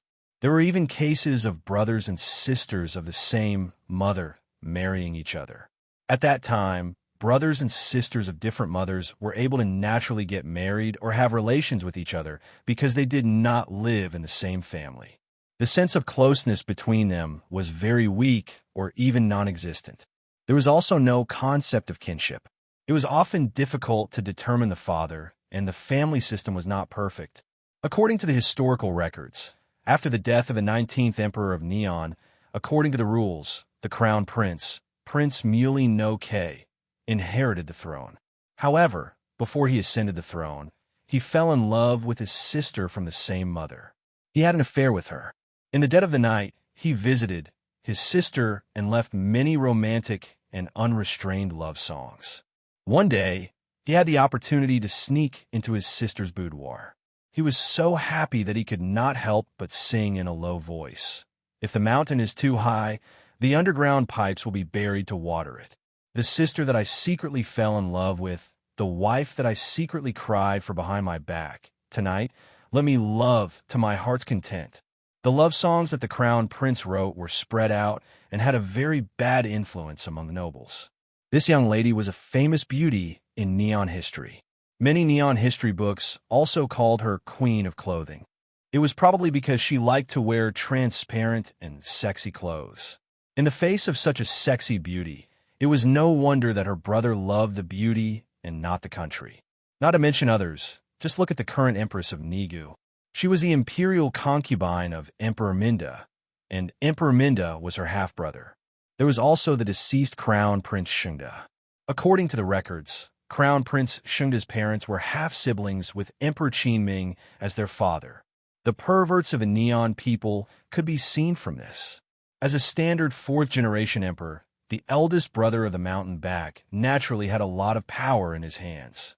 At this moment, in a house in the east of Fanio City, the eldest brother of the mountain back was discussing matters with his subordinates. As one of the actual rulers of the Niga dynasty, Crown Prince Shungda could barely be considered an emperor. Master, the commandery prince of the Tang Kingdom is about to enter the palace. I think the Su family has received the news earlier than us. An old man with a goatee cupped his hands and said to the eldest brother of the mountain back. The eldest brother of the mountain back smiled and said, "The commandery prince of the Tang Kingdom is really a hero. This time, Su Wani will probably lose face." Obviously, he thought of Su Wani's bold words in the imperial court earlier. The old man shook his head and said with a worried expression, "Master, you can't be too optimistic. We have to be careful of Su Wani's desperate actions and killing people. The eldest brother of the mountain-back was shocked and said in horror, "How dare he? That's the commandery prince of the Tang Kingdom." "Sir, are you worrying too much?" The old man said earnestly, "The Su family has always liked to take risks. This time, the Tang Kingdom has brought a huge amount of supplies. It's hard to guarantee that Su Wani won't be tempted and take risks out of desperation. Moreover, the commandery prince of the Tang Kingdom has agreed to the emperor's appointment, which can be considered a loss of face for Su Wani. This person is extremely narrow-minded and is likely to retaliate. Master, you have to be careful." Chapter 734. You're right. I'll go to the palace to meet the emperor. Koizumi Inada. Leave the mansion immediately and guard the palace gate. Once the commandery prince of the Tang Kingdom leaves the palace, follow him and protect him secretly. After listening to the old man's analysis, the mountain-back elder brother nodded in agreement and then ordered his men. "Yes, I'll take my men there now." Koizumi Inada responded and then turned to leave.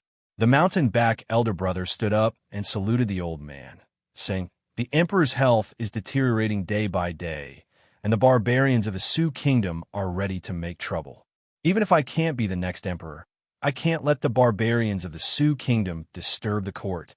I'll leave everything in the mansion to you, sir. I have to go to the palace now." The mountain-back elder brother was the most potential candidate for the next emperor in Neon, so he said that. The old man bowed slightly and replied, "Don't worry, master. I'll make sure the mansion is safe." The mountain-back big brother nodded his head in satisfaction and then left with his 2 personal bodyguards. It was late at night, but Fainio capital was obviously different from before. The whole city seemed to be brewing a storm. The palace was in the center of the storm and seemed particularly depressing. The palace maids and bodyguards also seemed to feel this pressure. They all walked with their heads down. Some people didn't dare to look up and talk even if they were familiar with each other. They had been in the palace for many years and were the most sensitive to changes in the atmosphere. Half an hour later, in the Neon Palace. Why did the commandery prince of Shanghua send troops here? In the palace, the Queen of Neon and Li Shaogong sat opposite each other. Although she was a superior existence in Neon, in front of Li Shaogong, the commandery prince of the Tang Kingdom, who held real power, she was not stupid enough to treat Li Shaogong the same way she treated the Neon subjects. The bearded man stood behind Li Shaogong. Although his face was expressionless, his 5 senses and his legs were already in the best state of alert. As long as there was any movement in the room, he was confident that he could protect Li Shaogong and capture the Queen of Tuagu at the first moment. This was the confidence of a master who was half a step away from the great Grandmaster realm. "Queen of Neon, you can speak Chinese?" That's right, the sentence just now was indeed in Chinese. Although it wasn't accurate, it was enough to make Li Shaogong feel very surprised. Everyone in Wen Nation admires the culture of the Central Plains. Although I am the Queen of Wen Nation, I have also yearned for the Tang Empire for a long time. Therefore, if a nation offends you in any way, I hope your Highness can forgive us on account of our admiration for the Tang Empire. Wen Nation will be eternally grateful. The Empress Dowager of Gu was very humble. Not only did she not refer to herself as the Empress, she even used her own name to refer to herself. It was clear that she was well aware that with the current strength of the Wa, opposing the Great Tang was no different from striking a rock with an egg. On the side, Yoko Ono's heart was in turmoil. If it weren't for the Empress Dowager asking him to listen, he would have even forgotten the Empress's real name. Li Shaogong was very satisfied with the Empress Dowager's attitude, but he didn't show it on his face. After a while, he said, "I will remember the Empress's kindness. But this time, I led the Tang Empire's fleet south for trade. On the way back, I was attacked by a group of pirates. I lost dozens of soldiers because of this. These pirates are from a nation. What does the Empress have to say?" Although his voice was soft, there was a hint of killing intent in it. The atmosphere in the hall suddenly dropped to the freezing point. The bearded man also clenched his hands, ready to deal with the Wen Nation's falling out at any time. The Empress Dowager's expression changed slightly. She had never heard that the Tang Empire's fleet had been attacked. Li Xiaogong's words caught her off guard. But after all, she had been on the throne for nearly 40 years and had the ability to adapt on the spot. After a long pause, she got up and bowed to Li Xiaogong, then said, "After such a thing happened, as the Empress of the nation, Empress Dowager Ida cannot absolve herself from the blame for not governing the people well. Your Highness, please tell us the specific identity of the pirates. The nation will do its best to help Your Highness find the leader of the pirates. I only hope that Your Highness will not implicate the innocent." Li Xiaogong was secretly surprised. The old woman in front of him seemed to be full of wisdom. She could always make the right choice in a critical moment, and for the sake of the nation, she was flexible. To tell the truth, Li Xiaogong was not afraid of unreasonable people because he believed in the strength of the Tang army. He had brought 12,000 Tang soldiers with him, and if they were ruthless, they would be invincible in the nation. But in the face of the Empress Dowager, who had always been very humble, Li Xiaogong was still very afraid. Of course, he knew the story of Go Jian, the king of Yu. He was very worried that the nation would become the next Yu. Fortunately, the Empress Dowager was old and did not have much time left. Otherwise, he would have to remind Li heir to be wary of the nation. The leader of the pirates is called Nakamura Kawayu. It is said that he has been wandering in the southeast sea of the Tang Empire. In a battle that night, he was seriously injured, but he is definitely not dead. Li Xiaogong stared at the Empress Dowager and replied word by word, "Nakamura Kawayu?" Before the Empress Dowager spoke, the big brother king next to her couldn't help but exclaim. Seeing the Empress Dowager's inquiring eyes, he cupped his hands and said, "Your Majesty, this person has been wanted by all the counties in the nation." Later, he had nowhere to escape, so he roamed the sea and robbed merchant ships everywhere. The officers of the coastal counties received reports from merchants, but this person's whereabouts are uncertain, and the authorities have no way to catch him. The Empress Dowager heard this and said with a gloomy face, "Bastard! Such a heinous person does not deserve to be a citizen of the nation. Immediately issue a decree that all the county princesses of the coastal counties should organize an arrest team in the shortest time. We must catch Nakamura Kawayu within 10 days. Yes. A guard next to her stepped forward and bowed. Yes, it was indeed a guard, not a eunuch. In ancient times, there were no eunuchs in the nation. Since ancient times, Japan had also been a country with a strong warrior spirit. Many Japanese men regarded their own lifeblood as their life. That was to say, no Japanese was willing to enter the palace to be a eunuch. Even if they starved to death, they would not be a eunuch. This cut off the root of the Japanese idea of eunuchs. In addition, Japan was an island country surrounded by the sea, and the island was rich in resources, wild animals, and fruits. In ancient times, the Japanese could fish for a living, hunt, and even pick wild fruits in the forest for a living. Even if they did not surrender to the imperial court, they would not starve to death. Therefore, due to the geographical environment and rich economic crops in ancient Japan, the Japanese would not be forced to enter the palace to be eunuchs. Chapter 735. Your Highness, this is indeed one nation's fault, but please give us 10 days. If we can't hand Nakamura Yu over to you after 10 days, the Ida division and the entire nation are willing to accept any punishment. After the guards left, the Empress of the nation bowed slightly to Li Xiaogong and said. Li Xiaogong shook his head without thinking and said, "I have the Emperor's order, so I can't stay in nation for 10 days. I will return to Chang'an tomorrow." The Empress of the nation was stunned. She seemed to be caught off guard by this result. After a moment of thought, she said, "No matter what, one nation has caused the Tang Empire to suffer losses. The Ida division is willing to take out 1,000 kilograms of brass and 100,000 taels of silver as compensation. After we catch Nakamura Yu and the rest, the Ida division will send an envoy to Chang, and for your Highness to deal with. What do you think, your Highness?" Li Xiaogong couldn't help but hold his breath. One nation was really rich. What did the Tang Empire lack now? What it lacked the most was, of course, silver and brass. The Tang Empire's territory was vast, but the exploration and mining technology of gold, silver, and copper were not good. Therefore, the country's annual silver production was only about 15,000 taels of silver. Yes, you heard right, 15,000 taels of silver.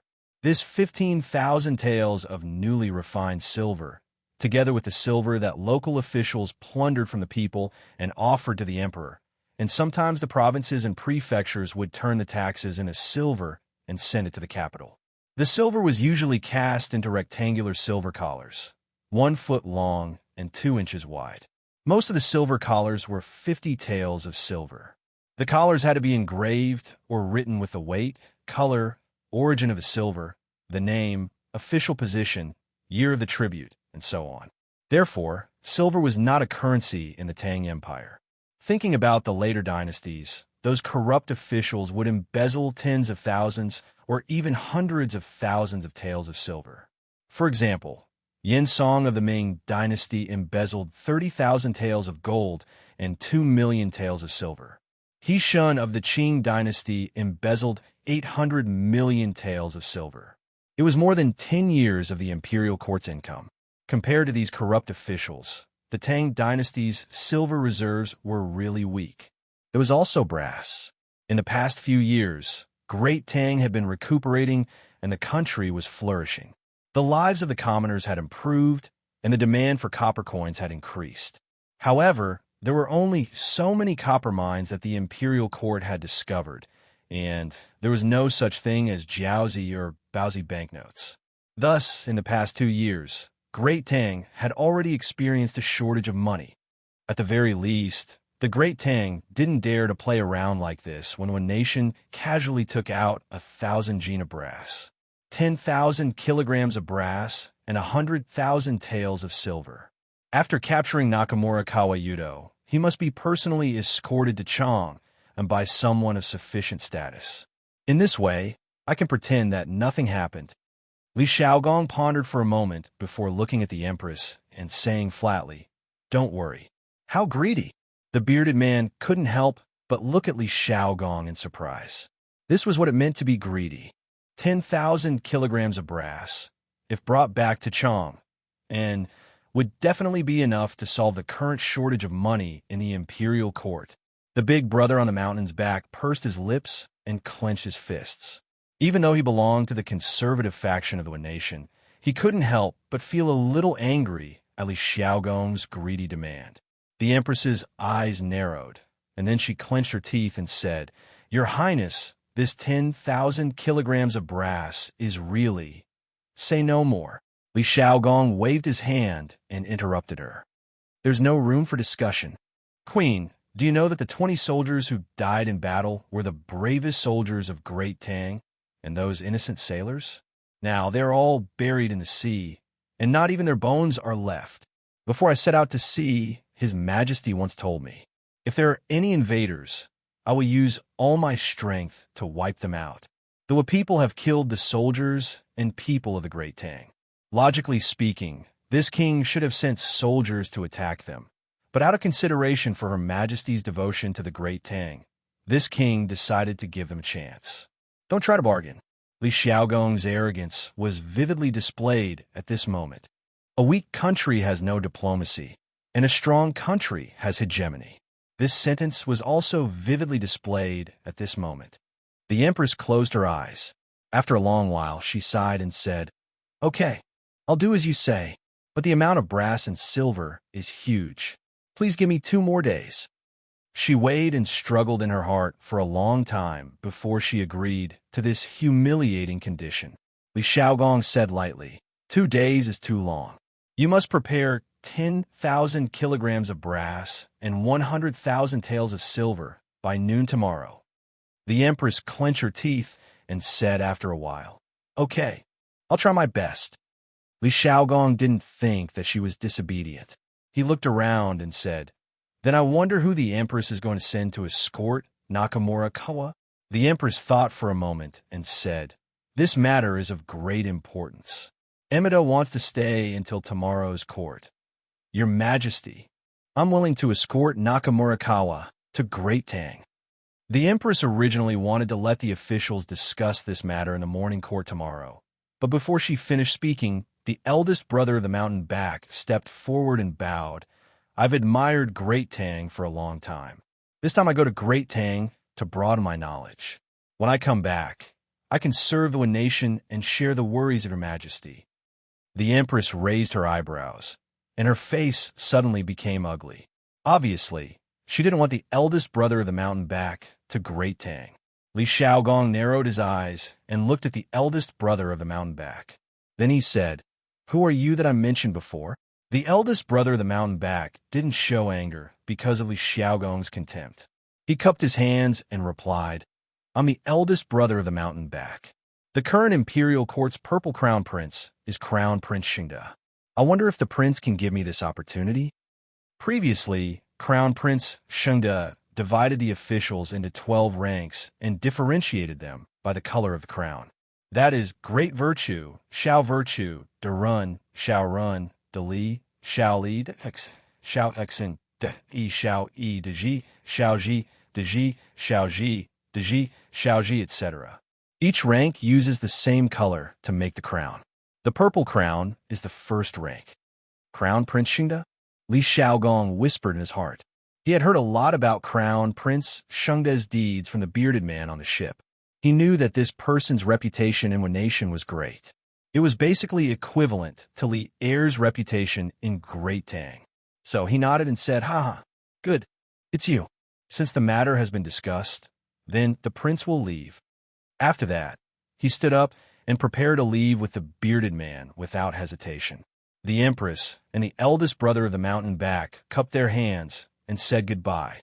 Out of the palace gate, Yoko Ono stepped forward and smiled flatteringly. "Prince, this way, please. His Majesty has prepared a carriage for you. It's late now. You too must be tired. You can rest in the carriage for a while." Li Xiaogong thought for a moment and nodded. "And lead the way." "Yes, yes, yes." Chapter 736. In front of the Wen Nation Imperial Palace, Li Xiaogong and the bearded man boarded the carriage. Yoko Ono signaled the coachman to speed up the carriage while she rode a horse and followed behind Li Xiaogong and the others. At the same time, dozens of black shadows rushed out from the bushes outside the palace gate and carefully followed behind the carriage. The undercurrent was turbulent. The power hidden in the deepest part of Fanio, capital, finally began to surge. All the forces began to appear. In the carriage, Li Xiaogong, who had been resting with his eyes closed, suddenly opened his eyes without warning. He felt that something was wrong, mainly because it was too quiet outside. It was so quiet that only the sound of the carriage wheels rubbing against the ground could be heard. When things reach an extreme, they will move in the opposite direction. There must be something wrong. Li Xiaogong, who had experienced many battles, first felt that he was ambushed. However, when he opened the curtains and looked outside, he was surrounded by wide and open streets. There was no way for an ambush in this kind of terrain. Moreover, this place was close to the Wen Nation Imperial Palace. Unless it was the Wen Nation Queen's order, who would dare to touch him here? All the facts proved that he was overthinking things. There was no ambush within a radius of 100 meters, and no one would dare to ambush him in this place. However, Li Xiaogong did not let down his guard. This was because in his many years of battle experience, this faintly discernible sense of danger had pulled him back from the brink of death countless times. Although this feeling had been wrong many times, when it came to matters of life and death, he could not afford to be careless. Therefore, at this moment, Li Xiaogong had already picked up the sword that was leaning against the carriage wall. Then, he closed his eyes and began to use his keen perception to sense the hidden danger around him. "Hey, gentlemen, please make way. Make way, ah. This is the night incense I just collected." At this moment, a handcart came in front of the carriage. There were wooden buckets on the cart, and the stench could be smelled from afar. The man pulling the cart shouted loudly as he pulled the cart over. "Baka, night incense. Get out of here, wretch." The guards around the horse carriage couldn't help but scold him. In China, the ancient latrines did not have a sewer system or an automatic flushing system. They used a wooden bucket to hold feces, also known as a toilet bowl, which needed to be emptied after it was filled. Therefore, there would be people who would go to each house in the middle of the night to collect the feces in the toilets of each house. Pouring night fragrance referred to the dumping of feces. At this time, the Wenation was very similar to the Great Tang in that they also had the job of selling night incense. Moreover, other than the patrolling soldiers and the night watchmen, the only people who dared to wander around outside at this hour were the night incense sellers. Hey, please forgive me. Please forgive me. The man hurriedly bowed to the officer.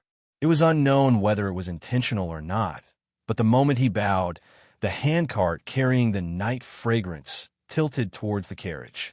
The wooden barrel on the handcart crashed and fell in front of Li Xiaogong's carriage. Blurg, Baka, what are you doing? Do you know who is sitting in the carriage? Baka, Blurg.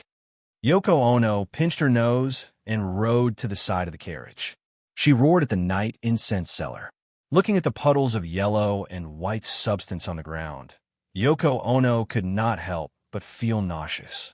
She hurriedly ran to the side, squatted down, and vomited to her heart's content. Just as Yoko Ono squatted down and the other Japanese soldiers covered their nostrils and bent down, a cold light tore through the night and suddenly appeared in the world. Almost in an instant, it reaped dozens of lives. Following that, a Japanese sword seemed to have fallen from the sky and directly stabbed into the carriage from outside the carriage window. Baka. Enemy attack. Enemy attack. Someone attacked the county king of Tang Empire. Yoko Ono was lucky enough to escape a calamity. But even so, a large piece of his scalp was scraped off by the assassin's sword. At this moment, his entire head was covered in blood. It was extremely terrifying, as if he was a demon that just escaped from hell. After realizing the assassin's target, Yoko Ono was scared out of his wits. If something happened to Li Xiaogong in front of him, not only would he lose his life, his entire family would be implicated. Furthermore, it was very likely that he would be sent to the Tang Empire as a sacrifice for the Tang Emperor to vent his anger. After understanding the serious consequences, Yoko Ono shouted for help as he picked up the other fallen swords on the ground and slashed at the assassin. Of course, he was very scared. After all, he was good at literature and not fighting martial arts. But even if he was scared, Yoko Ono still raised his sword. This was because he wanted to defend the honor of the Ono family. At this moment, he felt that even if he died in a battle, it would be worth it. Inside the carriage, when Li Xiaogong heard the sound of the sword piercing into flesh, he was already on full alert. At this moment, 2/3 of the sword had already entered the carriage, and Li Xiaogong's neck was less than 2 inches away from the sword. The crisis at that time could be seen from this. How dare you? This king has been waiting for you for a long time. Li Xiaogong was not afraid at all. After all, he was a general who had experienced hundreds of battles. He laughed loudly and then pulled out the long sword beside him. The sword Qi caused the carriage to become unstable. Then Li Xiaogong shouted loudly and the sealed carriage suddenly broke apart. Li Xiaogong was like a god. He stood at the bottom of the carriage. The aura and strength of a Grandmaster Peak expert was completely revealed at this moment. Grandmaster Peak? How is this possible? The black-robed assassin was stunned when he felt the violent true energy on Li Xiaogong. He mumbled softly. In his opinion, as a duke, Li Xiaogong must have lived like a prince. Even if he knew martial arts, he would not be that good. At most, he would be around the Qi transformation realm. Even if he had entered the Grandmaster realm, he would have a way to deal with him. But at this moment, the black-robed assassin realized that he was wrong. In fact, he was very wrong because he realized that Li Xiaogong was actually a martial Dao expert who was above him. Clang! After Li Xiaogong saw the black-robed assassin's figure clearly, he raised his sword and slashed at the black-robed assassin without hesitation. I didn't expect there to be someone so ignorant. Today is a good day for me to exercise my muscles. At the same time, in another carriage, the bearded man hugged his long sword and laughed loudly. Then he also pulled out his long sword and joined the battle. Another Grandmaster Peak? No, This person is half a step to Grandmaster. After some speculation, the black-robed assassin suddenly felt a chill in his heart. He had to think of a way to escape. Otherwise, he would definitely die here if the battle continued. Chapter 737. Bam, bam, bam, bam, bam. The three martial arts masters who represented the pinnacle of martial arts in the world had already fought for dozens of rounds on this street. The onlookers with average eyesight could not see the situation of Li Xiaogong, the bearded man, and the black-robed assassin clearly. Of course, the palace guards brought by Yoko Ono could not intervene in a battle of this level. They could only watch from the side. At the same time, the black figures who had been following Li Xiaogong's carriage were hiding outside and secretly observing the situation on the battlefield. Not only is the Commandery Prince of Tang an expert himself, but the man he brought along is even more terrifying. Currently, we don't need to intervene. We only need to observe the situation and wait for a good opportunity. Among the group of black figures, a voice full of energy spoke in a low voice. Yes, boss is right. I wonder who sent this black-robed assassin. His martial arts skills are so high. His strength can be ranked in the top 10 in Japan, right? Huh. I don't even need to think to know that he must have been sent by Suo E. But why did he only send one person over? The previous leader paused for a while and replied, under normal circumstances, with this assassin's martial arts skills, he could have done it perfectly. However, no one would have thought that the Commandery Prince of Tang Dynasty and his man's martial arts skills would be so terrifying. However, based on my understanding of Suo, he will definitely have a backup plan later. On the battlefield, the black-robed assassin was sent flying for more than 10 steps by the bearded man's powerful stab. After stabilizing himself, he spat out a mouthful of blood and felt slightly better. Li Xiaogong and the bearded man, two experts, chased after him with their swords. The black-robed assassin sighed in his heart. Then, without thinking, he immediately flew into the distance. Huh, want to leave? You'll have to ask the sword in my hand if it agrees. The bearded man sneered and used the long sword in his hand as a hidden weapon, stabbing toward the black-robed assassin's back. It was fast, accurate, and ruthless. The distance of several hundred feet was covered in an instant. The black-robed assassin felt a strong wind behind him and hurriedly turned his body to dodge. However, he couldn't dodge in time because this attack was thrown by the half-step Grandmaster-level bearded man with all his strength. With a PU sound, the bearded man's sword shot at the black-robed assassin's back finally pierced through the assassin's right shoulder blade. Ugh! The black-robed assassin let out a muffled groan, sounding extremely pained. How could Li Xiaogong and the bearded man let go of such an opportunity to capture the enemy alive? The two of them used their qin gong and approached the heavily injured black-robed assassin. Suddenly, a series of footsteps came from the east side of the street. Then, a group of black-clothed masked warriors rushed towards Li Xiaogong. There were about 50 of them. When they got close to Li Xiaogong, they all drew their swords. Obviously, they didn't come with good intentions. Yoko Ono, what do you mean? Could it be that your queen wants me to stay in Neon? Li Xiaogong looked at Yoko Ono, whose head was covered in blood, and asked calmly. Yoko Ono's face was sullen as she hurriedly said, Your Highness, this is definitely not Her Majesty's intention. Her Majesty is absolutely clear to you and the Tang Empire. Please understand. Li Xiaogong's face darkened as he pointed at the group of black-clothed warriors who were only 10 steps away from them. He said angrily, Then who are they? Neon Two-Faced people. I will remember this. One day, I will make you suffer the consequences of your own actions. Yoko Ono hurriedly said, Your Highness, if Her Majesty really had ill intentions towards you, she would have taken action when you were in the palace. Why wait until now? Your Highness, you might not know this, but the Neon Imperial Court is currently not united. So these people might be. In order to clear his name, this fellow didn't hesitate to expose his family's dirty linen. He even dared to say things like the Neon Imperial Court is currently not united. Kill. Just as the two of them were talking, the black-clothed warriors from the east had already surrounded them. Without saying anything, they directly drew their swords and slashed. At this time, Li Xiaogong didn't have the time to care about the black-clothed assassin's life or death. In the face of more than 50 well-trained and uniformed warriors, even if he tried his best, he wasn't confident of winning. Fortunately, there was still the bearded man beside him. The two of them picked up their weapons and took the initiative to fight. The black-clothed assassin, who was severely injured earlier, couldn't help but heave a sigh of relief when he saw the situation. Then, he prepared to take the opportunity to slip away. Li Xiaogong saw this and was anxious, but he didn't have a way to satisfy both sides. In a corner not far away, Su Wei said with a gloomy face, "What a piece of trash. I thought he would be very powerful, but in the end, he couldn't even withstand a single blow. In the end, you still have to rely on me to clean up the mess for you. If it weren't for the fact that you still have some use, I would definitely kill you today. And this County King of Tang, you must also die tonight." Bang, bang, bang.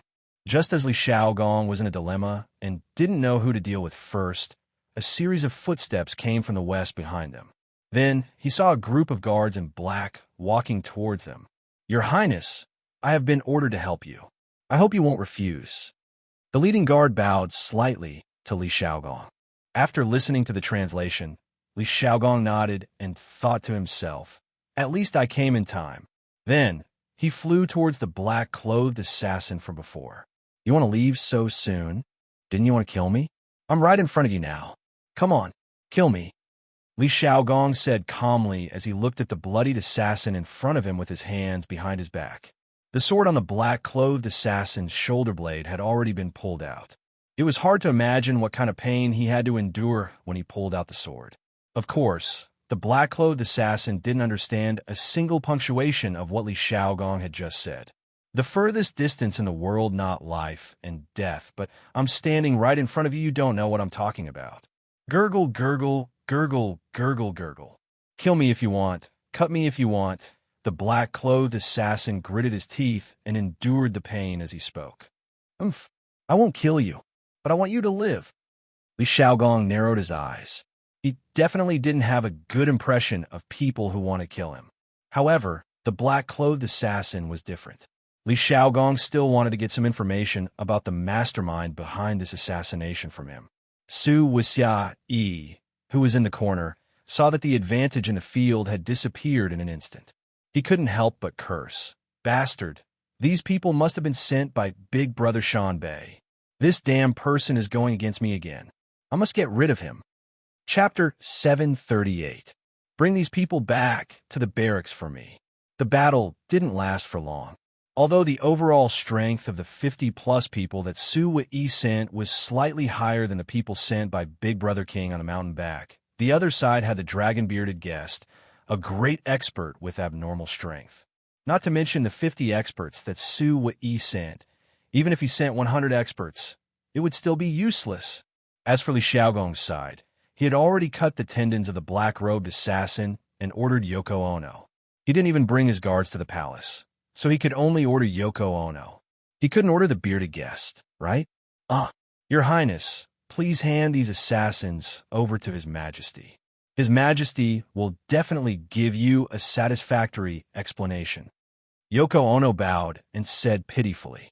Li Xiaogong wiped the blood-stained sword, then lightly glanced at Yoko Ono and said, "This matter might even be related to your queen. How can this king hand them over to the palace? If you don't want to die, then do as this king says." "Your Highness." At this moment, a shout came from the corner of the street. Immediately after, the mountain-back's eldest brother rode a horse and rushed over with a group of guards. "Your Highness, His Majesty knew that you were attacked in the city and was deeply shocked. His Majesty sent me to express his apologies and condolences. He also asked me to investigate the culprit at all costs. Your Highness, please hand these assassins over to me. I guarantee with my head that I will definitely find the culprit." The mountain-backed Big Brother King jumped off his warhorse and then cupped his fist towards Li Xiaogong with a sincere expression. Li Xiaogong said expressionlessly, "Impossible. These people's identities are unknown. Furthermore, You and the nation's queen might be related to them.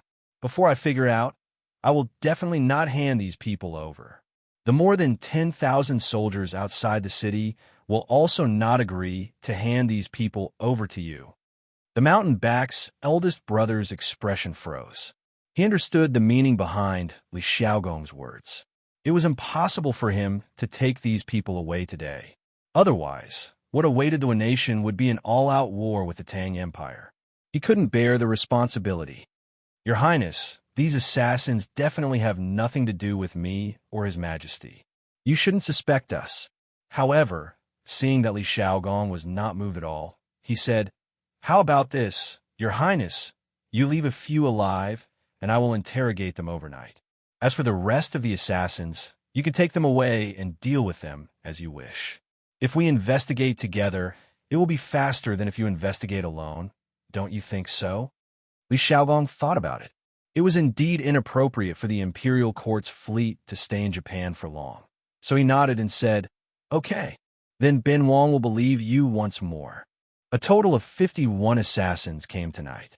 28 of them were hacked to death, and 15 committed suicide by poison. There are only 8 left, other than the one under my feet. You can choose any 2 of them. Hurry up. The big brother king glanced at the black-robed assassin at Li Xiaogong's feet. He helplessly cupped his hands and said, "Thank you, Your Highness."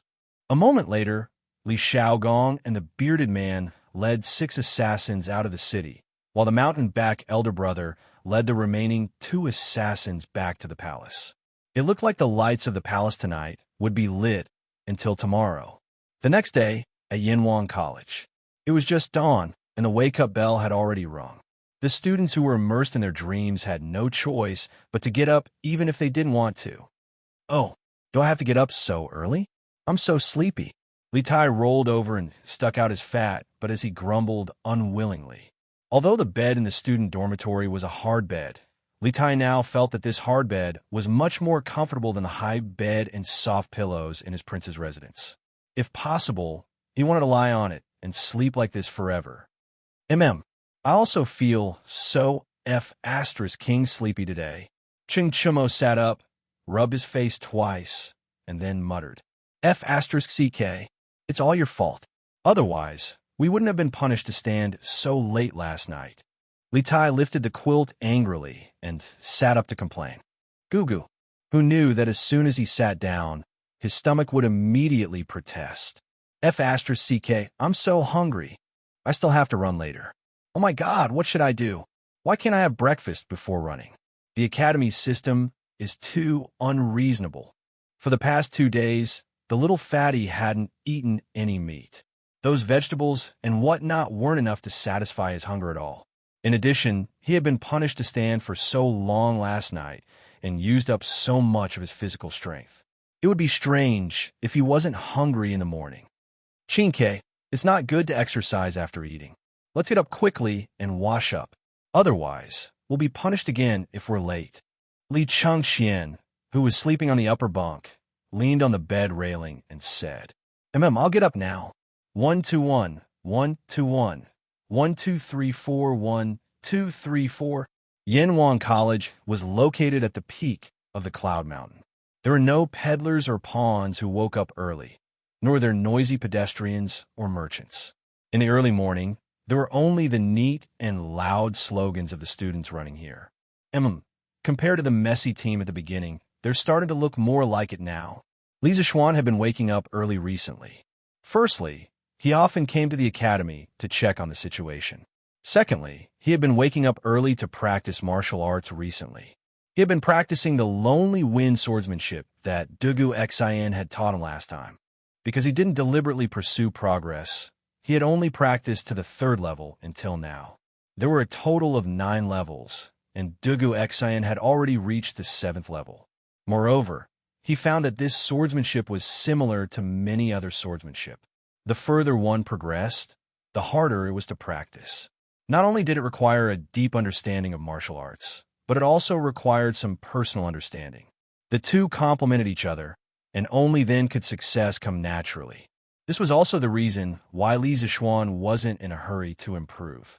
More haste, less speed. As a Taoist disciple, Of course, he understood the principle of letting nature take its course. I heard that Jija will be here in the afternoon, and tomorrow is the day off. It seems that these students have been having a hard time recently. Qin Xiong stood beside Li Zixuan and said with a smile. Li Zixuan was stunned. Cheng Yaojin had said that she would come to the academy to be a temporary instructor when she had time. It had been so long, and if Qin Xiong hadn't suddenly mentioned it today, he would have forgotten. Thinking about Cheng Yaojin's usual attitude, Li Zixuan couldn't help but laugh. Last night, these little rascals were full of energy and didn't sleep in the middle of the night. This means that the amount of training is still too little. Uncle Cheng is here to give them a little challenge. Qin Xiong twirled his beard and smiled. Xiao Xian, you have to watch from the side. Don't let Jijia cause any trouble. Li Zixuan quickly waved his hand and said, Uncle Qin, it's better for you to watch over them. I still have some other things to do these 2 days, so I'll leave them to you guys. Qin Xiong was speechless in the face of this lazy guy. Chapter 739. Huff, huff, huff. Ouch. Every time I run, I feel like I've lost half my life. When will this kind of hard life end? In the cafeteria, Li Tai was still panting heavily.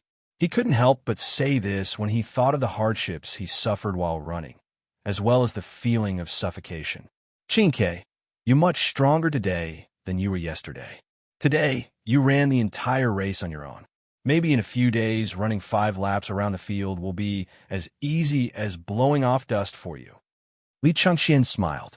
Cheng Chimo curled his lips and mocked. Chengxian, don't be delusional. I'm afraid we'll never be able to wait for this day. Huff, huff. After saying that, Cheng Chimo took a bite of the pancake and slurped 2 mouthfuls of porridge. He was simply elated. F*CK. Cheng Chimo, you bastard. Your mouth is really F*King mean. Li Tai originally didn't want to become the kind of athlete that Cheng Chimo spoke of. However, when he heard what Cheng Chimo said, he suddenly became unhappy. Cheng Chimo said indifferently, What mean by mean? I'm just telling the truth. Chinke, look, you've already cultivated to the nascent soul stage now. How can it be easy to run 5 laps? Nascent soul stage? What nascent soul stage? Li Tai was a little confused. He had read a record of a mortal's journey to immortality. Of course, he knew what the nascent soul stage was. However, what did this thing have to do with him? There, look, haven't you cultivated to the nascent soul stage? It's like you have a child in your stomach. Ching Chumo swallowed the food in his mouth, pointed at Li Tai's bulging belly with his chopsticks, and said seriously, Cough, cough, cough, cough. When Sun Zifen heard Chung Chumo's explanation of the nascent soul stage, he immediately spat out the rice in his mouth. After coughing for a while, Sun Zifen didn't notice Li Tai's murderous gaze. Ha ha ha, so this is only the nascent soul stage. What a joke. It's so funny. Green Sparrow, you're actually so powerful. You've already cultivated to the nascent soul stage, and I've only just reached the foundation establishment stage. Cough, cough. I was joking. It has nothing to do with me. It was Chung Chumo who said it. As Sun Zifen spoke, he felt the surrounding air become colder. He looked up and immediately saw Li Tai's red eyes. So he quickly woke up from his excitement and lowered his head to continue eating. Chung Chumo, just you wait. Don't let me have anything on you, or I'll kill you. Li Tai glared at Chung Chumo bitterly, and then turned his grief into appetite and ate heartily. Late in the morning, on the playground of Yanhuang College, the students were still sweating profusely. They were practicing the straight steps and walking in formation. The chanting of slogans came one after another, and correspondingly, the heat on the playground also came in waves. The scorching sun baked not only the ground, but also the students on the ground. The students felt as if they were in a furnace. What's worse was that under such difficult conditions, they still had to do all kinds of tricky movements. It was simply terrible. The heat of the summer is really strong. It's estimated that it will be hot for a few more days. I have to prepare some ice cubes for the college. Otherwise, many students will get heat stroke. Li Zixuan narrowed his eyes as he watched the students train at the side of the playground. However, This was what he thought in his heart. Everyone knew that mung bean soup was a good summer drink. It was already available in the Tang dynasty, but no one would be so extravagant as to add crushed ice to it. Hey, why aren't you doing your military training? What are you muttering about here? Suddenly, a familiar voice came from behind. Li Zixuan turned around and saw that it was none other than Cheng Yaojin. Oh, so it's Uncle Cheng. Why are you here so early? Shouldn't you still be in the morning court? Li Zixuan was surprised. I, old Cheng, am here. There isn't anything important in the court today. It's just a bunch of civil officials bickering. This old man asked for leave from His Majesty, saying that I'm not feeling well. His Majesty allowed this old man to come over. Cheng Yaojin explained proudly. Li Zixuan was speechless. He thought to himself that the old man was really mischievous. He actually lied to Li Er about such a small matter. Fortunately, Li Er was an enlightened ruler who treated meritorious officials well. If it was the later dynasty, if old Cheng still dared to play like this, he would definitely be killed by the emperor for the crime of deceiving the emperor. Hey, why don't you go and train? In the past, when you were doing business, you liked to be a hands-off shopkeeper. Now that you've opened the college, do you still want to be a hands-off Yamacho? Cheng Yaojin repeated his previous question. Li Zixuan pouted and said, Who said that I'm not training? Look at those 30-odd people over there. I'm the one training them. Excluding those who were instructors, there were still 34 people in his personal guards who were idle. These people were completely trained by Li Zixuan. Under normal circumstances, their training volume would be 5 times that of the students. If the students ran 5 laps, they would have to run 25 laps. If the students stood in military posture for half an hour, they would have to stand in military posture for more than 2 hours. Cheng Yaojin took a closer look and couldn't help but say, Isn't this just running? Why are you training them to run? Are you expecting them to be deserters in the future? It was originally a joke that Cheng Yaojin thought of, but he didn't expect Li Zixuan to be so serious. Uncle Cheng, there are many times that you can only make a comeback if you're alive. There's nothing wrong with letting them run faster than others. Besides, who said that we only run when we're running for our lives? When we're chasing the enemy, we'll naturally be able to catch up if we're faster than the enemy. Hey, you're full of nonsense. If Her Majesty hears about this, she'll give you a good beating. Anyway, I, old Cheng, will never let my subordinates be deserters. Cheng Yaojin waved his hand and teased.